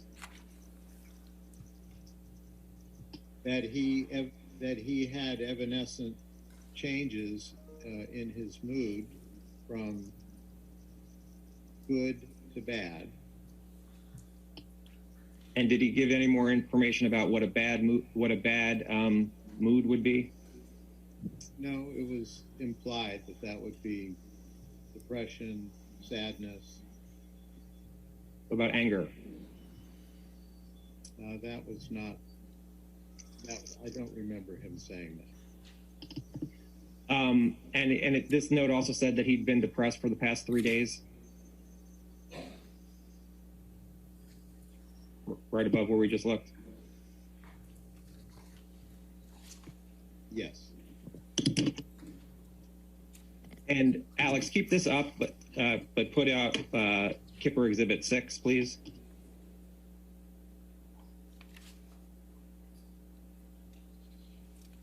Your Honor, we would move Your Honor, we would move into evidence Depp Exhibit 42. 42. Any objection to 42?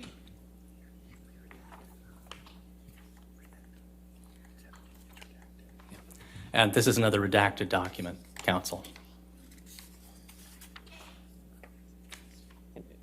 So mine's not redacted yet, correct? I don't see any redaction. We have a redacted copy, which we can provide. Also, I believe this is unobjected to on our exhibit list. All right. So pending redaction. Well, I'd have the copy we had didn't have redactions, so I'm not sure. Non-redacted, I'm happy to have it included, but I would need to see the redactions. Well, I'll reserve on redactions then, as we did with 40. Okay, so 42 in with redaction. Understood, Your Honor. Decisions. Okay.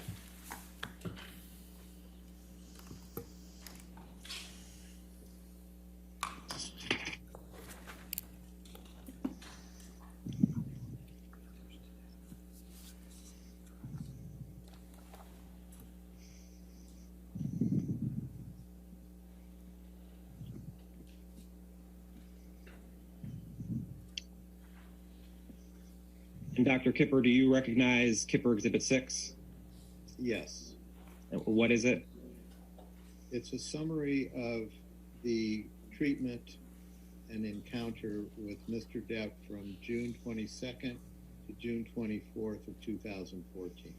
Okay. And you keep these notes in the normal course of business, correct? Yes. And again, they're meant to be accurate, correct? Yes. Okay. And these notes reflect that you saw Mr. Depp in Boston again? Correct. Okay. And in the second paragraph, you write, we discussed the need for compliance with his medications. We also discussed his nicotine habit and agreed we would address this when we completed the opiate and benzo detoxification. Mr. Depp's filming will be completed around mid-July, and we discussed the planned detoxification. Mr. Depp prefers to do this in his home in the Caribbean islands. The anticipated duration is between 10 to 14 days, and he will be completely isolated without any professional or personal obligations. Does this reflect the discussion you had with Mr. Depp? Yes, it does. And you also discussed that Mr. Depp understands that a nurse, Debbie Lloyd, will assist me with this program, and I will initiate this withdrawal and supervise daily, visiting him at the end of his treatment to design the next steps in his therapy. And this protracted therapy will include a 12-step private counseling and personal psychotherapy and couples therapy with his fiancée, Amber. Both are in agreement to this plan. Does that reflect the conversation you had with Mr. Depp? Yes. And was misheard at this conversation as well? I don't remember, but the last sentence implies that both were in agreement. So it's very possible that she was, but I honestly can't remember. And during this detoxification, who was going to be with Mr. Depp at his home in the Caribbean islands? His fiancée, Amber, and the nurse, Debbie Lloyd, and whatever staff members he had. Where was Miss Lloyd going to be each day in the Caribbean islands? She was going to be on his property in a separate area. And who was administering the medications to Mr. Depp?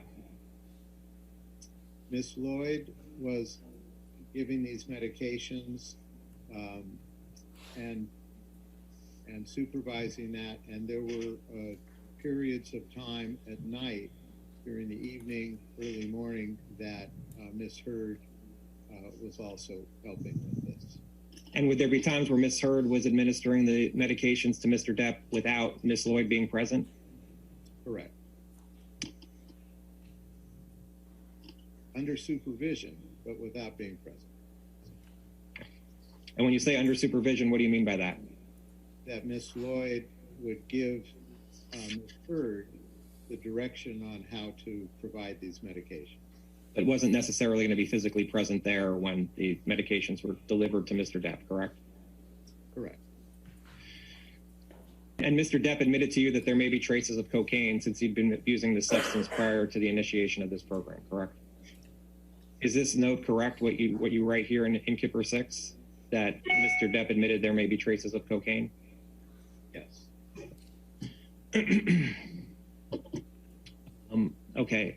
Can you, let's just go back to Exhibit 5. And if we go to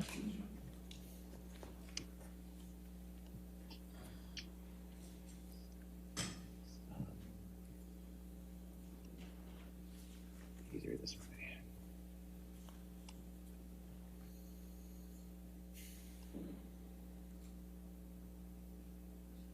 You see the note of 6/24/14 at 1200? Yes. Is 1200 the time? Yes. And it said, are these your notes again? These are my notes. Dr. Kipper, these 18 pages came from your production, and I'll represent to you that there were no drug tests that I saw for 2014 or 2015 for Mr. Depp. Do you know why that is? The only thing I can, the answer is no. I don't understand that. We had a flood in our office in 2014 October. The office above us flooded our office and the basement, which is where we kept certain records. But I'm not sure which records relating to Mr. Depp would have been involved in that. But other than that, no. Would drug tests for Mr. Depp for 2014 and 2015, would those also be kept electronically? No. Who did you work with to conduct the drug tests of Mr. Depp? Yes, I ordered the drug tests. And what company did you work with? It appears that it's MD Lab. That's the lab we use. And the drug tests that we do have, they came from your files, correct? Correct. And they're meant to be accurate, correct? Correct. And you would agree that drug tests that you took of Mr. Depp in the 2016 through 2019 period showed Mr. Depp testing positive for cocaine, correct? Correct. Drug test showed Mr. Depp being positive for cocaine, correct? Yes, correct. Okay. And for THC, Mr. Depp was also positive for THC, correct? Correct. And for benzo, is that correct? The answer would be yes. I'm looking for benzo. The answer would be correct because he was maintained on benzodiazepines. Okay. And how long was Mr. Depp on benzodiazepine? He was on benzodiazepines pretty much throughout our relationship during this period of time. Wasn't one of the objectives to get him off of benzodiazepine? It was, and we actually used a medication to accomplish that initially, but he didn't tolerate that medication very well. Not everyone does. So he was put back on his benzos. On page 3 of Exhibit 7, what's being shown here under where it starts with cocaine metabolites? This is a listing of substances with reference ranges. And I think if you scroll down, you'll see his specific analysis related to that. And on page 4, Robert Wells was a name for Mr. Depp, is that correct? An alien? Correct. Yes, correct. Okay. And this is a drug test for 11/21/16, correct? Yes. And what is it showing Mr. Depp positive for? What drug? Positive for cocaine, amphetamines, and benzodiazepines. And on page 5, this is a test, drug test for November 21st, 2016, correct? Correct. Okay. And it's showing, what drugs is it showing Mr. Depp was positive for? It shows cocaine, benzodiazepine, cannabinoids, and amphetamines.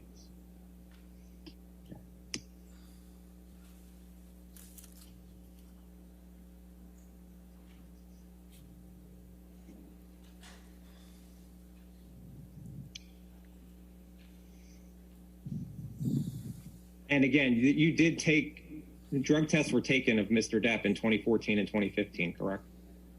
Correct. Now, you had mentioned before, and the note said that the plan was for Mr. Depp to detox on his island in the Bahamas. Is that right? Correct. Okay. Okay. And were you going to be going to the island at any point? Were you planning to? Yes. Was it going to be throughout Mr. Depp's entire detoxification, or when were you planning on being at the island? I was planning to see him and did see him towards the beginning as we initiated treatment, and towards the end when we were transitioning from that treatment into the next phase of his treatment.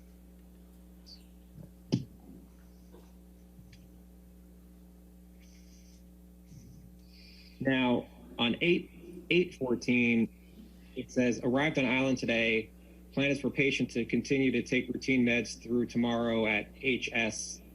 At that time, he will not take his oxycodone, and detox medications will be initiated. Do you see that? Yes. Okay. Is that you arriving at the island, or Miss Lloyd arriving at the island? That's Miss Lloyd. So that 8/14 note is her note, correct? So some of these notes are hers and some of these notes are yours? These notes going forward are her notes, appear to be her notes. Okay. What type of system were you putting these notes into? I don't understand your question. The notes just appear to be continuous, and you said some are your notes and some are her notes. I'm trying to understand how they got together. Because I put all of his treatment notes together to be in one place.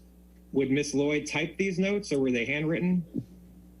She would type these notes. Okay. And then who put them all together? I did. Okay.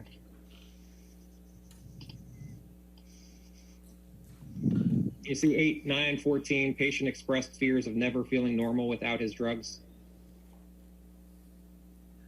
See that? I see that. Was that, did Mr. Depp ever express that to you? Yes, in some form he discussed that with me.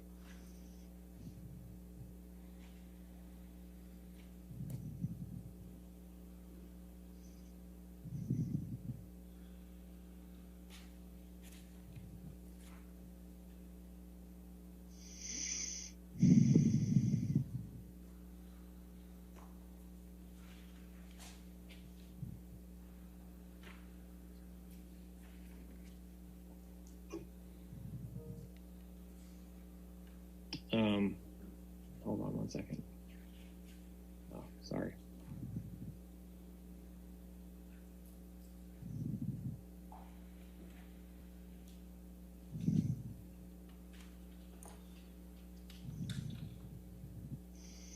You see at Kipper 71, where it says MD's flight has been canceled, arrangements are being made for him to arrive on the island on 8/12/14.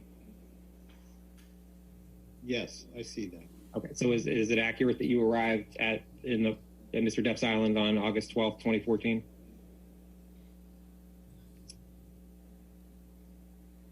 Is that accurate? Yes, that's accurate. Did you go to assess Mr. Depp on August 15th, 2014, according to these notes? That's correct. And by the way, fiance is misheard in these notes, correct? Yes. And patient is Mr. Depp, correct? Correct. And this is a Kipper 77 on Kipper 5.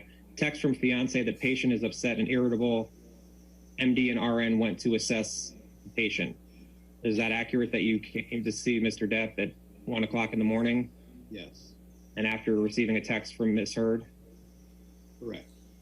And Mr. Depp, the note says he being Mr. Depp, states he had a fight with fiance and is questioning whether or not he can emotionally and physically handle detox.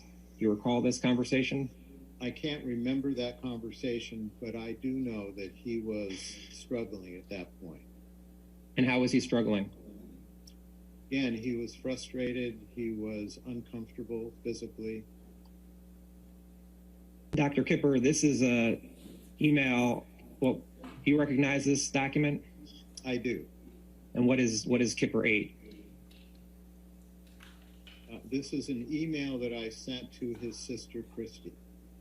Christi Dembrowski is Mr. Depp's sister? Correct.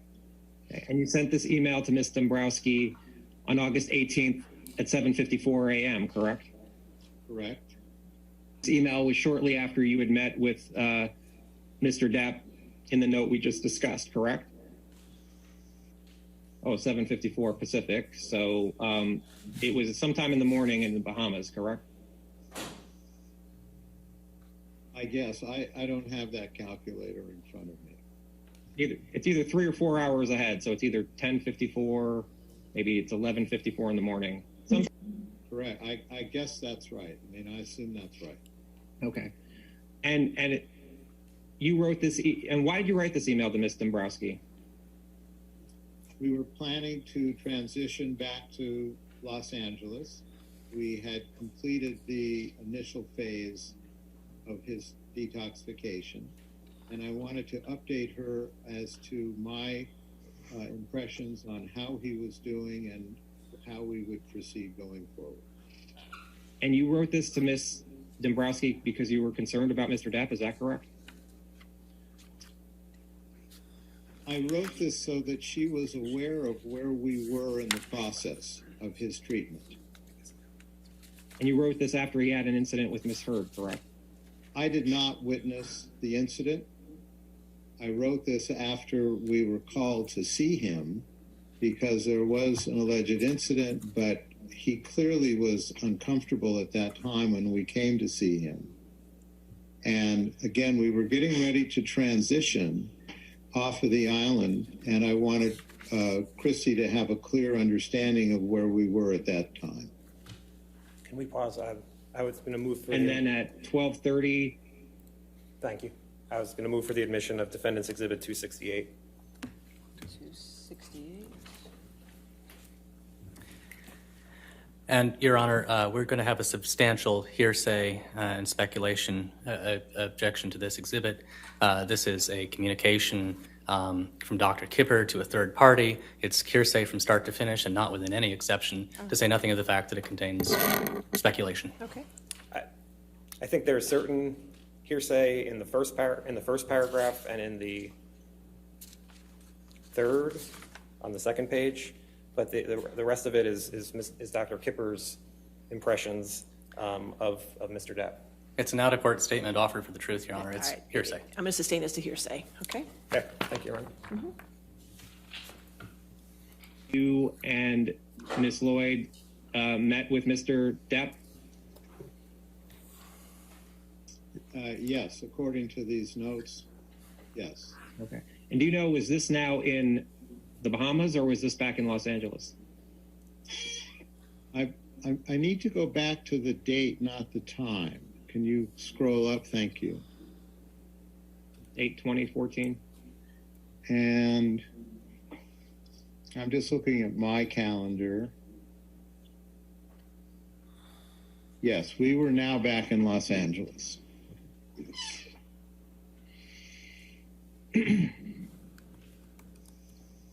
And in the notes on 12:30 on August 20th, Mr. Depp stated he was done with the process and no longer wanted MD and RN services. You see that? Yes. You recall Mr. Depp telling you that? Yes. And you recall Mr. Depp saying that there was tension between him and Ms. Heard? Yes. Was the plan for Miss Her to take a few days for herself? Yes. And Mr. Depp is it true that Mr. Depp wanted to stop taking all the medications you were providing him? Yes, that's reflected in this note. Now you mentioned you had, you did text with Mr. Depp on occasion, correct? I believe so, but I really can't remember any specific time or message that I sent to him. Dr. Kipper, Mr. Depp has produced a number of texts in this litigation between you and him, and they're in this chart here, and we're not going to go through all of them, I promise you. But I want to ask you about a few of them, and we'll do this kind of throughout the deposition. I have control here.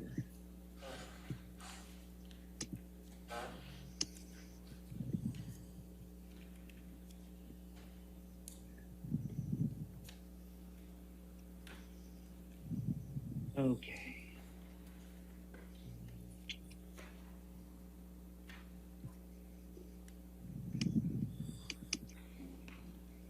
And on 8/21/2014, it says Dr. David Kipper.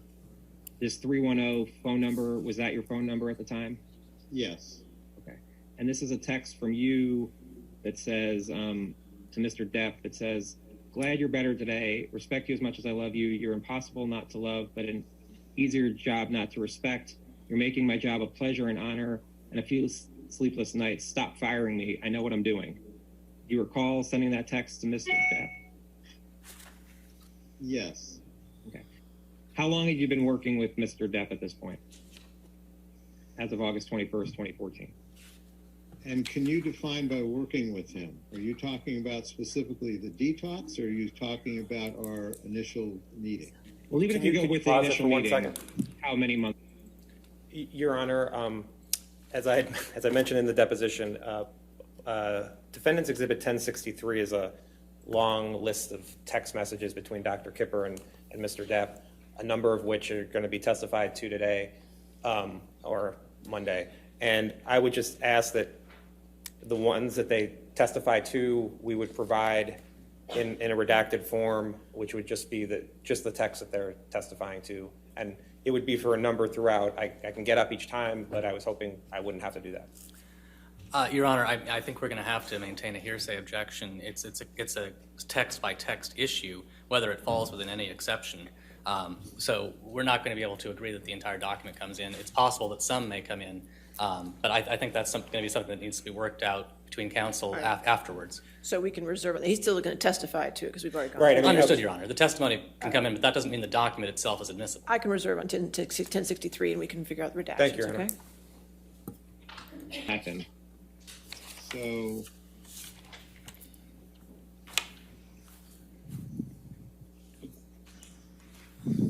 about 4 months. Okay, and you write stop firing me. In that 4 months, how many times had Mr. Depp tried to fire you?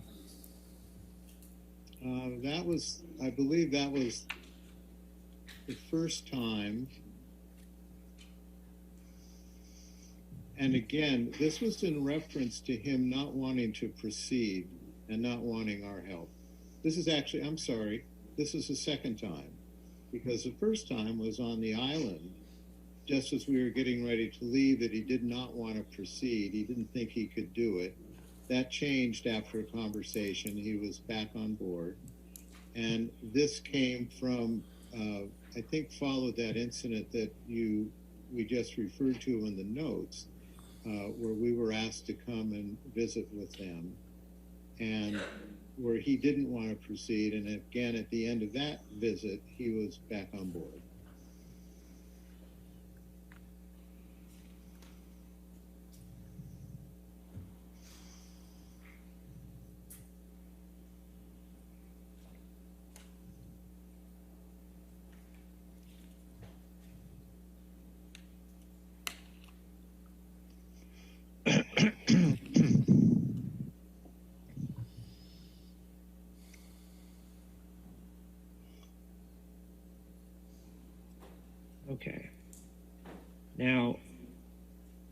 August 24th, 2014, shows a text when it shows him, that's Mr. Depp, to you, David Kipper.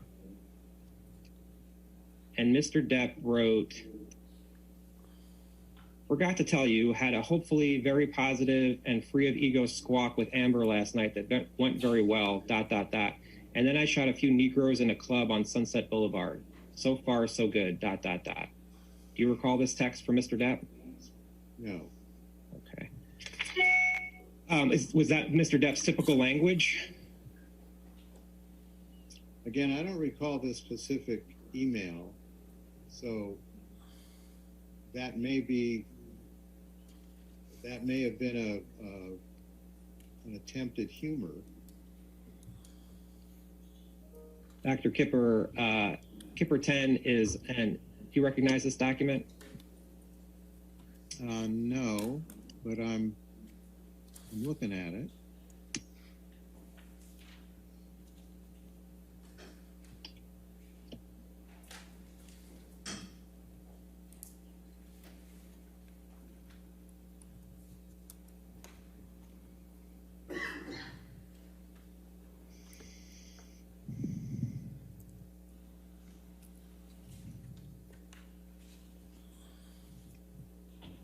Let me ask you this. Do you recall if arrowsarc@icloud.com is Ms. Hurd's email address?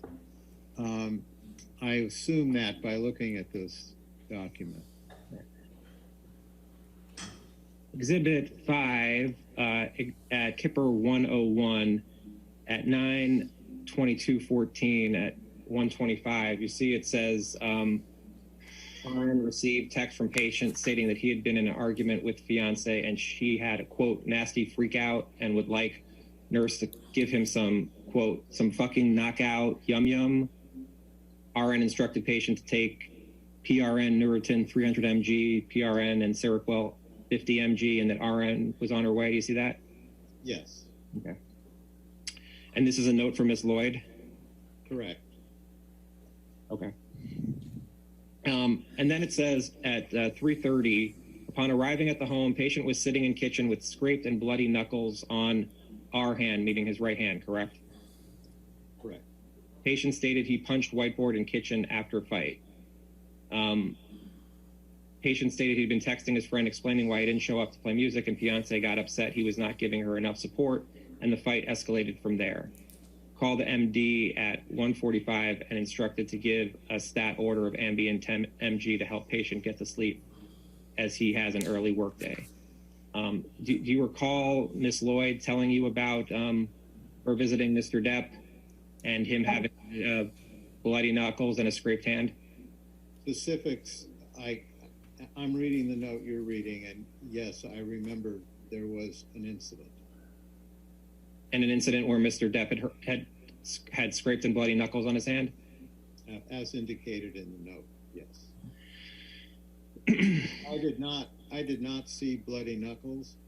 I did not see a punch board. This was a communication that I received through the notes from Ms. Lloyd.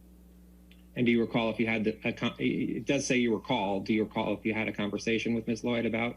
Yes, I recall having spoken about there had been an incident. I don't recall the specifics of that conversation. Okay. On Kipper 5 at 10, at the date of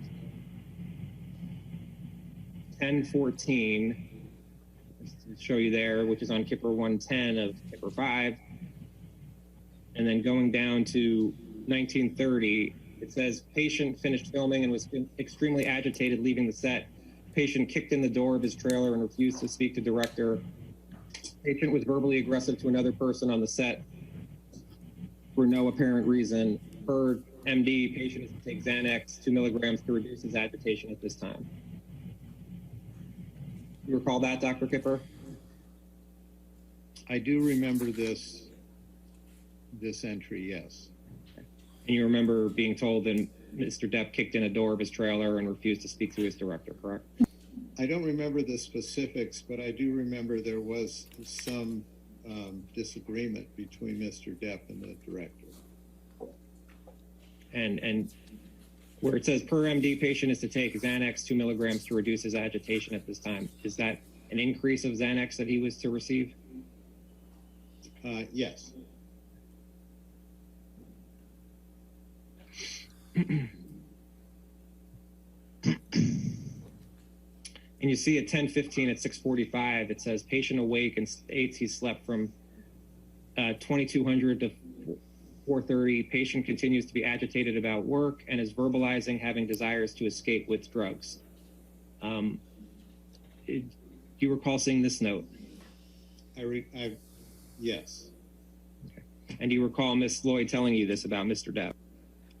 I don't remember if she told me that he wanted to use, but I do remember her telling me that he was upset. And is that reflected in the note of 8:45? MD informed of his state of mind and continued agitated. He's on his way to assess patient. Is this accurate? Can you show me that note? Yeah, it's right under, it's right here, 8:45. Oh, okay. The note's accurate, that MD informed of patient's state of mind and continued agitated. He is on his way to assess patient. Yes. And then at 12:30, as patient had fallen asleep and is now awake talking with MD, it has been decided patient is under too much stress, as it would be best for him to stay home and rest today. You see that? Yes. You recall having a conversation with Mr. Depp about his stress? Yes, I do. Do you recall anything that Mr. Depp told you? You can answer. I remember he was very upset. I don't remember the specifics of that conversation, but I remember he was upset. And how was Mr. Depp displaying that he was very upset? He expressed himself very well, that he and the director had some misunderstanding and that he was upset about it. Was Mr. Depp yelling? No. Was he doing anything to display his being upset other than his words? Just his words. You don't doubt the accuracy of this note, though, do you? I can say that the note was written and I believe it was good reporting. I trusted my nurses that they would report what they were told. Not for the opiates. Not for the opiates, is that what you said? Correct. Positive for cocaine, for instance? Yes. Now, on November 17th, 2014, Mr. Depp texted you and said, I have been to see Amber downtown. Yeah, interesting to say the least. Wow. Anyway, I'm still awake and don't foresee slumber arriving anytime soon to this broken instrument of a squash situated atop my shoulders. I would love to speak whenever you get a minute, dear David. Though honestly, if I were you, Debbie and or Aaron, I would, capital letters, run for the fucking hills, 3 exclamation points. I love you, Doc, ... Cannot thank you enough for all you've done, not only for me and my poor pack of wolves and my sweet, capital letters, fucking brave Mikey, ... These are the things that remind us that life should be a fucking gas. I'm waist deep in big muddy here, ... Hit me when you're drunk, ... It'll be far less boring. Love you long time, brother, ... And of course, the beautiful and luminous Chanel, ... And by now, 8'6" Sam, exclamation points. Mucho, mucho, ... From those of us who are not as others, XJD. You recall this text from Mr. Depp? No, I don't. But clearly I see that I received that text. Okay. Alex, can you put up Kipper 13, please?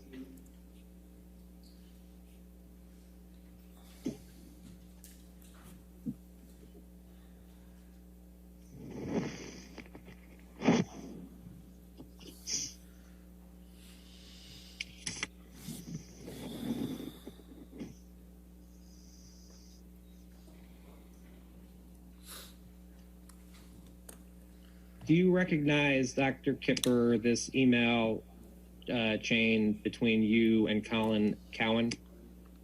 I don't remember it, but I'm refreshing myself with what you're showing me. Who is Colin Cowan? He's a psychologist that I had referred Amber to see. Is there any, Dr. Kipper, are there any ethical rules to report reports of violence if you were to be told of violence? If I were to see the violence, I would be obligated to make some reporting. I never saw any violence.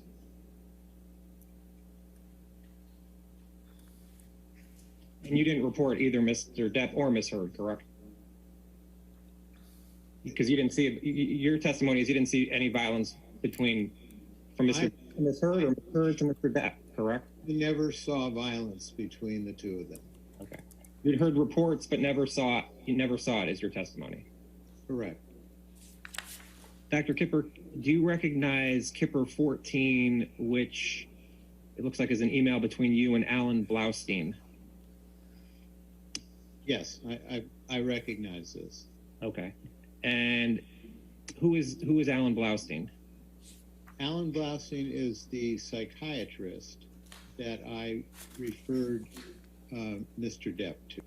And when you wrote this email as of March 1st, 2015, was it your understanding that Mr. Depp was in Australia at the time? Yes. At some point you flew to Australia, is that correct, in this March 2015 timeframe? Yes. Was that were you always planning to fly to Australia to visit with Mr. Depp in March of 2015? No, I hadn't planned on it. What made you fly to Australia? He had wanted to see me. He had just wanted to check in. He wanted my company at that point. He being Johnny Depp? Yes. Do you know when you arrived in Australia?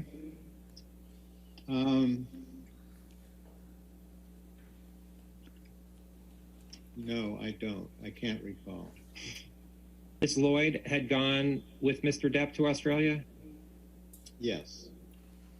She wasn't staying with Mr. Depp, correct? No, she was not. You know how far away Miss Lloyd was from Mr. Depp in terms of time to get from where she was staying to Mr. Depp's house? I would guesstimate somewhere between 20 minutes to 30 minutes. And when you went to Australia, how far away were you from Mr. Depp in terms of time? Exactly the same. Were you and Miss Lloyd in the same hotel? Yes.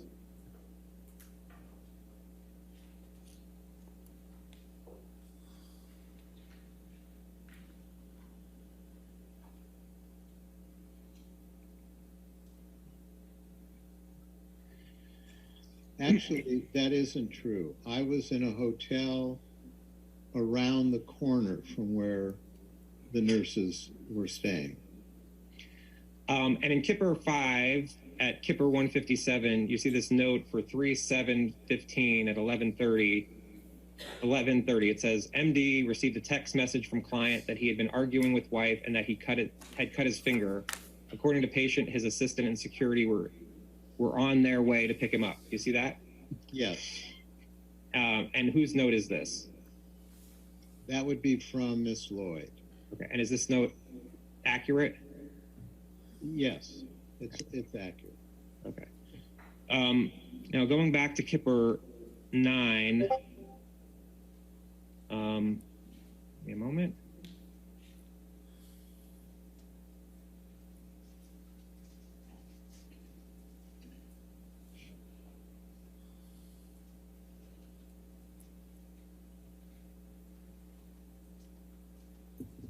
At Kipper 7, at depth 7790, There shows a text from Mr. Depp to you on March 7th, 2015 at 5 p.m.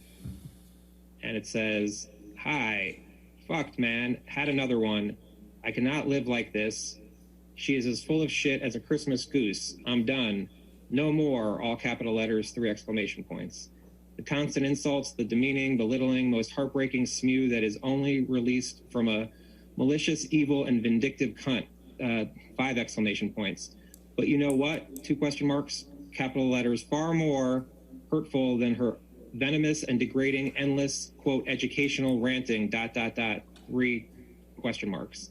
It's her hideously and purposefully hurtful tirades and her goddamn shocking treatment of the man she was meant to love above all, ... Here's the real deal, mate, ... Her obsession with herself, 2 question marks. It is far more important, ... She is, capital letters, so fucking ambitious, 3 exclamation points. She's so desperate for success and fame, ... That's probably why I was acquired, mate, ... 2 exclamation points. Although she has, capitalized, hammered me with what a sad old man has been I am, 3 dots. Cowan has done me the most cruel of favors, ... I'm so very sad, ... I cut the top of my middle finger off, ... What should I do? Exclamation point, 2 question marks. Except, of course, go to a hospital, ... I'm so embarrassed for jumping into anything with her, ... Capitalize, fuck the world, 3 exclamation points, JD. Do you recall this text from Mr. Depp? I don't recall the text, but I do recall him reaching out after this incident. Is this text a typical type of text you would receive? In retrospect and in reading this, no, I think it reflected the fact that he was injured. Right, and Mr. Depp told you in the text, I cut the top of my middle finger off, correct? That's what it says. Okay. and then you responded, call me. You see that? That's the next text. Yes. Okay. Yes. And did Mr. Depp call you? I can't recall if he called me, but I know that I went to the residence. Okay. And did you go with Miss Lloyd? Yes. Okay. And back to Kipper 5 at 1300, it says on March 7th, 2015, patient was having a hard time leaving the house, so security suggested the MD and RN go to house to see patient. Upon arrival to house, patient was sitting in car ready to leave. MD assessed patient's finger and will spend more time with patient at the location he's being moved to. So did you see Mr. Depp in the house? Yeah, I saw Mr. Depp outside the house in the car. Okay. So this note is accurate, correct? Yes. Was Mr. Depp intoxicated when you saw him? I don't. Was Mr. Depp coherent? Yes, quite. I don't recall what he said. I remember that he was very clear in speaking to me. Okay. What did he, other than his finger, what did he look like? He looked like someone who just had part of his finger taken off. Anything, what did the rest of his hands and arms look like? Nothing unusual. What did the house look like? The house was a mess. Anything else you can describe about the house? There were things on the floor. There were things that had been thrown around. It looked like there were just things were out of order in that house. What rooms did you see? What rooms did you look at in the house? I was in the kitchen, and I believe I went downstairs. Don't really remember. I saw it was more of the same. The things looked out of place. Did it look like there was painting on the wall? Someone had written things on the wall? No, I do. It did look to me like there was blood on the wall, not an actual painting. How long were you in the house for? 10 minutes, 15 minutes. And what were you doing in the house? I wanted to see what happened. I was trying to figure out what happened. Okay. Did you talk to Ms. Hurd? I did. Or what did Ms. Hurd say? Again, I can't recall specifics other than they had a fight. And the specifics beyond that, I don't remember. Before seeing Mr. Depp that day, when had you seen Mr. Depp previously? I don't remember. You know if it was the day before? I can't remember. Do you remember if this was the first time you saw Mr. Depp since your arrival in Australia? Again, I can't remember. Dr. Kipper, I'm showing you what's been marked as Kipper 15. And my question is, do you recognize this email? Yes, I do. Okay. And it's an email, and you told Miss Lisa Bean to please print for the chart. You see that at the top? Yes. Okay. So that is being printed for Mr. Depp's chart, is that correct? Correct. Okay. And Raja Sahani emailed you. You see that? Yes. Okay. And he writes, "Thank you for your time, David. Attaches a copy of my notes for you to use as necessary. Re Robert Wells." And Robert Wells is Mr. Depp, correct? Correct. And this was from March 8th, 2015, correct? Yeah. Is it accurate that his heavily contaminated hand and fingers with dirt, grime, and... Yeah, thank you. I was going to move for the admission of Defendant's Exhibit 370. 370? 370, yes. Just one moment, Your Honor.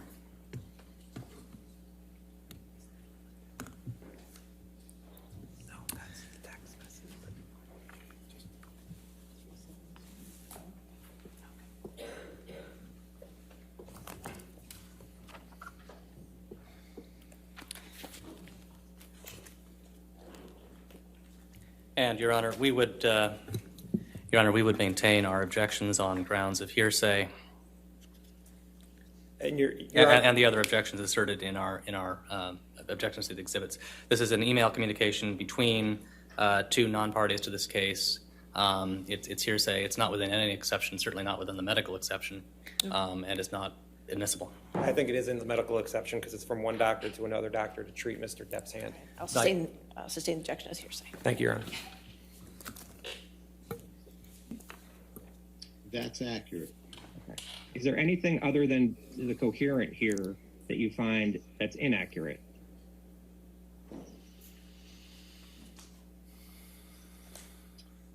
No, the rest of that seems accurate. Okay. And when you saw Ms. Hurd at the house in this March 7th, 2015 timeframe, did she seem like she was on, was she coherent? She was coherent. Dr. Kipper, do you recall seeing Kipper 16 from the Gold Coast University Hospital? Yes, I do. And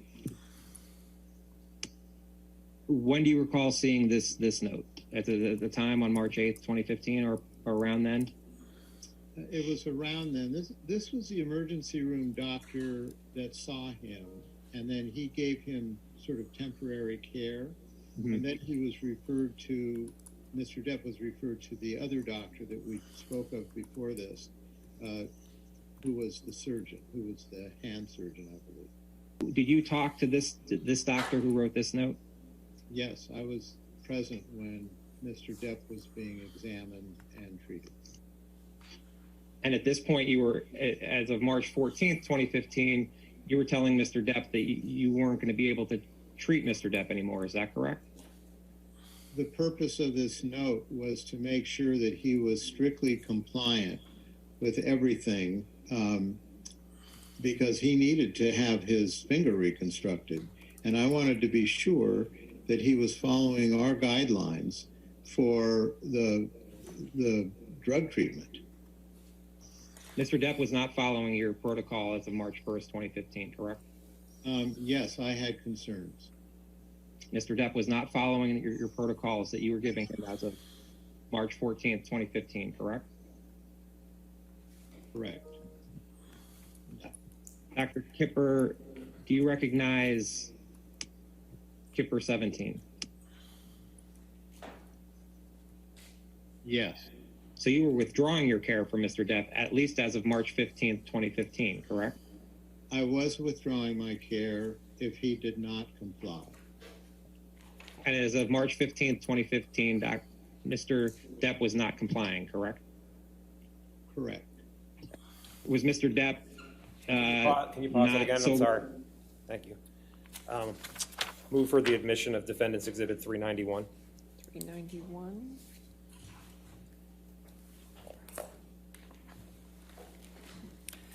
And, Your Honor, we would maintain our objections on grounds of hearsay, relevance, and 403. It's hearsay, not within any exception. It's a communication from a third party, not admissible. It's not hearsay. It's a letter from Dr. Kipper that doesn't have any hearsay in it, and it's. Well, it's hearsay because it's a letter from him out of court. It's not offered for the truth of what happened. It's offered for what was occurring with Mr. Depp at the time of March 15th, 2015. By definition, Your truth Honor, of the matter. That's being offered for the truth. It's offered for notice of when Dr. Kipper was not continuing his care of Mr. Depp. I'll sustain the objection. Thanks. Compliant as of March 14th? The answer is yes, he was not compliant. And the problem at hand, no pun intended, was he was about to have surgery. And for him to have surgery on a finger, he needed to be strictly compliant with what his medications were, what his behavior was. And I did not think he was stable for surgery. And I could not clear him for surgery. And that was what provoked the letter. Right. And Mr. Depp had been breaking promises to remain sober, correct? Correct. And then, did you ever stop your care of Mr. Depp? There was a week, I believe, and I'm fuzzy on the time frame, but there was a short period of time after sending that note before he connected back with me, asking me to take care of him and promising me compliance. Was Mr. Depp compliant with the program going forward after March 15th, 2015? He was compliant around his surgery and post-operative period. And then he became uncompliant again? I would have to refer to my notes, but I don't remember him being out of control. I remember him being, compliant with what we needed him to do. There were times when Mr. Depp sort of went underground. Some of that time was when he was out of the country and was hard to connect to. But I do not recall him going off the reservation as far as his drug and alcohol issues. You recall him testing positive for cocaine after March of 2015? I believe so. I can't tell you specifically when. Okay. Going back to Kipper 9, there's a text message from Mr. Depp to you on March 19th, 2015. And he says, my most sincere apologies to you, Doc. I understand your decision based on my immunity to do the right thing, and I truly thank you for your concern. I must apologize for not having had the presence of mind to respect the man who has been the most kind and who has done more for me than anyone ever. There was no call for my spineless and base behavior toward you. I honestly understand the reasons for your concerns in your letter, and can say to you now, they are no longer an issue. Thank you for everything. I've chopped off my left finger as a reminder that I should never cut off my finger again. I love you, brother Johnny. Do you recall this text from Mr. Depp? Yes. And is this the text, do you recall, where Mr. Depp was saying that he would be compliant going forward? Yes. Okay. You're basing it off of this text. Was there any other conversations with Mr. Depp? We did. I know we had a conversation at some point around that time that validated this message.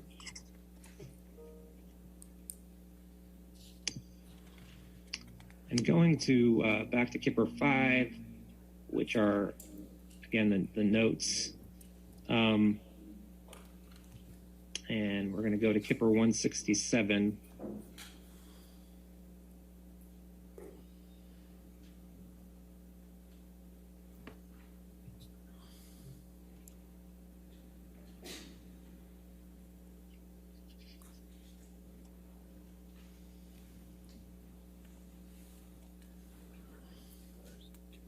And at for 413 at 1500, the note at the bottom says, patient is in good spirits and said he's not smoked marijuana in 3 days. States he feels majority of his issues with his wife have been from him using drugs and alcohol. Patient states he'll no longer sneak/use and wants to enjoy clarity. Do you see that note? I see that note. Who is that note from? You or Miss Lloyd? That's from Miss Lloyd. Okay. Did Miss Lloyd report this to you? In this note. Okay. And there's no reason to question the accuracy of the note, correct? Correct. Now, at Depp 168, 12:15, it says on April 15th, 12:15, arrived at patient's home. Assistant was in the hallway, informed RN that patient was in a bad mood and told assistant he did not need anything from him today. RN was let in home by security and knocked on patient's bedroom door to let him know she was there. Patient screamed, "What?" RN informed patient she was just letting him know she was there and would be downstairs. RN, a little more down, RN left property and informed MD of the events. Do you recall Ms. Lloyd telling you about these events of April 15th, 2015? Well, my memory is refreshed by looking at this note, yes. And Mr. Depp had yelled at Ms. Lloyd, is that right? I'm not sure he yelled at Miss Lloyd. I think he just yelled. Okay. Wanted to be heard. I can't say I wasn't there. There's a text from Mr. Depp to you on April 15th, 2015. And he says, "My dear brother David, if there's a God, then I'm positive it's you. Thank you, darling man. I'm fine.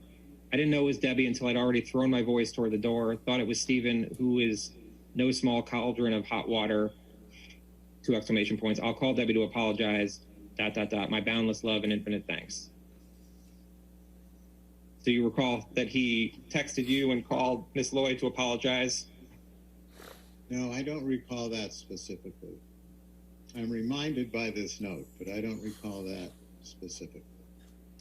Now, Mr. Depp sent you a text on June 28th, 2015 that says, "Thank you, my darling Kipper. All those technical abbreviations left me fluxumed and in the dark." 3 exclamation points. "Soon, I must see you and just hang out." 3 exclamation points. "My deformed finger and I have no friends." 3 exclamation points. "By the way, ... Amber and I have been absolutely perfect for 3 fucking months solid." 4 exclamation points. "I've locked my monster child away in a cage deep within, and it has fucking worked." 4 exclamation points. "We're goddamn best friends now." 3 exclamation points. "Amazing." 3 exclamation points. "Big love to you, my brother, ... JD. You see that? Yes. And what do you recall what is refreshed of your memory? That there was concern that he was taking more Xanax than he should have been, and I needed him to tighten that up and to go back to what he was prescribed. And also there's a reference here to the phone calls. I had asked him not to respond not to engage in these phone calls because those were that always precipitated problems between the two of them when they were in a bad phase. Phone calls between Mr. Depp and Ms. Heard? Correct. All right. And Mr. Depp responds on July 1st, 2015, and says, I am and have been at peace for the last 3 to 4 months. It's been amazing, but she's somehow locked into this very unpleasant and belittling mode in the last 3 days. The accusations, the verbal abuse and insults, stooping to one, the most unjust. You haven't changed, you fucking desperate hypocrite. You didn't out the monster away. You're full of shit. You're a pathetic fraud. Man, you know how hard I have worked to put that motherfucker in its cage, and I did that, me. I took all those other problems and rid myself of them. There's a whole lot more. I won't bore you with it. The Xanax takes the edge off just a little. You know me. It would take more than a few to really affect me. Seroquel scares me for the reasons I were off of it. If you're worried about the Xanax, prescribe me something different, but with more potency. I don't take them all that often, just when the brain is inundated with this horrible badgering and half-truths from my wife by the WSY. I don't know if you meant by the way. Do you recall this text? Again, I do in looking at it, yes. Okay, and Mr. Depp again used the term monster, correct? Yes. And Mr. Depp goes on in this text. He says, by the way, he sends another, sorry, here's my, by the way, Cohen should be run out of town in utter shame. He's a fucking sump who's done absolutely nothing but giving her the verbosity that she uses ever whenever she feels like she must explain to me the psychology of life. 3 exclamation points. Ludicrous, 3 exclamation points. Yes, sir. Cowan should be shot in places no one wants to be shot in, 3 exclamation points. He's a goddamn charlatan big time, 3 exclamation points. I'm not going to continue to pay the fucking yes man to do nothing but stare at her tits and agree with everything she spews. ... Tell him to tell he's leaving the business or something, or I too will become a regular client, whether I am welcome or not. 3 exclamation points. Thanks and so sorry. I lobs G.U. You recall Mr. Depp informing you that he was upset with Dr. Cowan. Yes, I remember clearly that he was upset with Dr. Cowan at a certain point. You know, do you recall this text message from Mr. Depp that I just read to you? Yes, in reading it, I do. Okay. All right, we want to go ahead and pause it. Looks like a good time to break it. It's 5 o'clock. I paused it. All right, perfect. Thank you. All right, any objection to breaking there for the weekend? All right. All right, ladies and gentlemen, we'll pick up with this testimony on Monday. Since I'm not going to see you for 3 days, I just want to reiterate the same jury instruction I gave you in the beginning of the case when you were first impaneled. Not all of it, but some of it. I just want to make sure you understand for the weekend that you're not to read anything about the case. You're not to watch anything about this case. You're not to listen to anything about the case. This applies to television, newspapers, magazines, the internet, and any online sites. Further, you're not to read, watch, or listen to anything about the case on any social media networking sites such as Twitter, Facebook, Instagram, Snapchat, or similar sites. In addition, you must not communicate with anyone about the case, whether in person, over the phone, by email, text, or instant messaging, or by any other electronic or non-electronic means. This includes your friends, family, co-workers, acquaintances, and strangers. I also instruct you that you cannot do any research or make any inquiries about this case, whether online or by any other means. What you learn about this case is limited to what you learn in the 4 walls of this courtroom when proceedings are underway. All right? So have a good weekend, and we'll see you bright and early Monday, okay? Thank you.